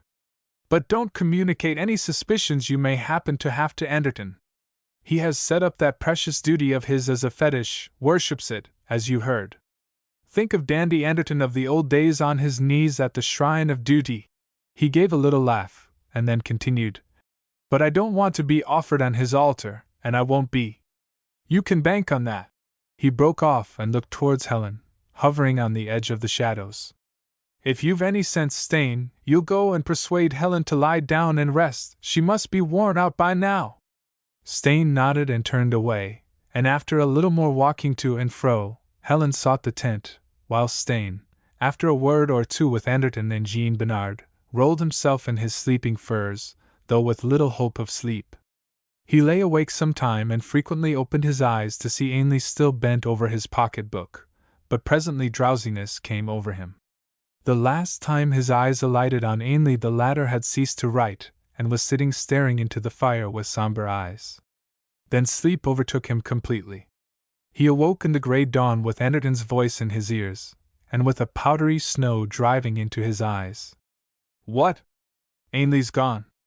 I left one of the Indians to watch, not that I thought there was any very real need, but the beggar slept, and Ainley evidently took the opportunity to bolt. Has he taken dogs? Asked Stain quickly. No, nor anything else that I can see. He has even left his pocket-book behind with some pages bent over and addressed to you. Here it is. Out of the wood it must be snowing like the very devil, and he can't go far. I'm going after him with Jean Bernard, and I want you to look after Chigmok and these Indians of Ainley's. All right, Anderton. But you won't catch Ainley, you know. Why not? Because, was the reply given with quiet significance. I am afraid that Ainley has gone very far indeed. A light of comprehension came into the policeman's eyes, and he whistled thoughtfully. You think, he began and stopped. I am quite sure that Ainley has started on the longest trail of all. Why didn't he take dogs? How long can he last in this wilderness without? And as you say, outside the wood it must be snowing heavily. Which way has he gone? His tracks are on the backward trail. To the open country, and in a blizzard. Anderton, old man, let him go. You must guess what he is about. Maybe I do, answered Anderton quietly. And you'll only be wasting your strength for nothing. I hope to God you're right, broke out the policeman vehemently. But all the same I've got to follow him, duty's duty. But you don't suppose I'm keen on taking an old pal to be hanged at Regina. I'm glad Ainley had the sense and grit to take the long trail on his own. But I'm bound to try and stop him, though I thank heaven that he has an hour's start. Now I must go. Keep your eye on Chigmok, he stands for my honor and credit much more than Ainley, because of his original crime. So long! He turned away and disappeared into the forest on the backward trail with Jean Bernard, and half an hour afterwards Helen emerged from her tent to find him bent over Ainley's pocket-book with a troubled look in his eyes. What is it? She asked, looking round. Where is Mr. Ainley and where are? Ainley went away in the night. The others have gone after him. They will not catch him, at least I pray not. You think he will get away? He has taken a trail where they are not likely to follow. Oh, cried Helen with a sob. You mean that he? Yes. He hinted his intention to me last night. And you did not try to stop him? She cried almost reproachfully. No. Why should I? If you will think, Helen, you will find many reasons why this was the only thing for Ainley. He has left a long note in his pocket-book and a confession which clears me of that affair at Oxford. There is a note also for you. Perhaps you would like to take the book and read the note to me as well. He handed her the pocket-book and watched her as she returned to the little tent, then began to busy himself with preparations for breakfast. Half an hour later Helen emerged again. Her eyes were red with weeping. I have torn my note out, she said. There it is. She held a crumpled ball of paper in her hand. It is the saddest thing I ever read. He tells me that he was responsible for my going adrift, that he deliberately broke my paddle in order that he might find me and pose as a hero, because he wanted me to marry him and knew that I worshipped heroism. He says that he had made what reparation was possible to you and that you will be able to clear your name. He prays for our happiness, and he hints at what he was about to do, because he finishes with the old cry of the gladiators, Hail Caesar, we who are about to die, salute thee, oh! It is so sad. No eyes but mine shall ever read it, and I shall never read it again. She moved her hand slightly, and the crumpled ball rolled into the blaze of the fire. She watched the flickering flame leap up and die down, then she turned to her lover with streaming eyes. You were right to let him go, my dear. I pray God they will not find him. I also, said Stain. They waited an hour, 2 hours, saying little, either trying to hide from the other the anxiety each felt, and then through the mist of snow between the trees came Anderton and Jean Bernard. Stain flashed a question at the policeman, who shook his head. Thank God! said Stain, whilst Jean Bernard looked at Helen. "Ze death scene ze snow, ETS notings. I know. I have seen a man die so. ETS as gentle as a woman's hand." And as he finished speaking, Helen turned and went to the little tent to pray for the repose of the man who had sinned, but had made the last complete reparation. 2 days later, when the storm had blown itself out, all of them took the trail to Fort Malsun, and at the end of the first day reached a small river that was unknown to Stain. "Where does this go to?" he asked over the campfire at night, pointing to the frozen waterway. "It makes a big bend and falls into the river above Fort Malsun," said Anderton. "And the other way? Where does it come from?" "Don't know," answered Anderton. "Never traveled it." "But I have," said Jean Bernard. "I have been up it 50 miles. 2 days' trail from here dear es an English mission, where a married priest preach the gospel to ze Indians. He is ver good man, who laugh like an angel." A musing look came on Stain's face, and he sat for some time in thought. Then when the opportunity came he walked with Helen on the edge of the wood, conversing earnestly. A burst of light laughter reached the men by the campfire, and Jean Bernard looked round. "What is saying of your countrymen, policeman? Youth et vil be served, it vil snatch its happiness from ze jaws of death, itself." "Yes. And these two deserve the happiness they will get." When Stain and Helen returned to the fire, the former, whilst Anderton was busy elsewhere, spent some time in conversation with Jean Bernard, who, after a few moments, cried enthusiastically, "By gar! Dat is a great plan, MCU. Ze dogs and ze stores I would give dem you if I was not so poor a mans. But you can buy dem, with pleasure." "Very well. But not a word to Anderton till morning." "Right, MCU. I understand. You and your mees you give ze policemans one big surprise. Is not dat so?" "That is it," laughed Stain. And Anderton's surprise was complete. Whilst it was yet dark and the stars were twinkling frostily, the 3 dog teams were harnessed on the river trail. Then the policeman made the discovery that Jean Bernard's team was headed upstream. "Hello, Jean," he cried. "Are you going to leave us?" "Not I, MCU Anderton," said the trapper with a grin. "I go with you to Fort Malsun to help you look after Chigmok and ze otters. But I ze team sold to MCU Stain, and he goes to the English mission." "To the English mission?" Then a light broke on the policeman, and he turned to where Stain and Helen stood together, with laughter in their eyes. "I could shake you both," he said. "It is a pretty game to cheat me out of the job of best man. But, great Christopher, it's the tip-top thing to do, to marry before you go out of the wilderness." "That missionary," laughed Stain, "is a godsend. It would be folly not to use the opportunity he represents." "So I should think if I were in your shoes," laughed Anderton, joining in the laughter. "And Jean says he laughs like an angel," cried Helen gaily. "I want to see him, naturally. I have never seen an angel laugh." "But I have." "And so has Stain," replied the policeman. "How soon do you take the trail to paradise?" "We'll wait and see you start." "We're ready now," said Stain. "Then it's time you were off." Hands were shaken, goodbyes said, then Stain stepped ahead of the dogs, whilst Helen took her place at the gee-pole. "Moosh! Moosh!" cried Jean to the dogs. Then amid cries of well-wishes they started off on their trail to the English mission, and overhead the lights of the aurora, flaming suddenly, lit the trail with splendor. The end.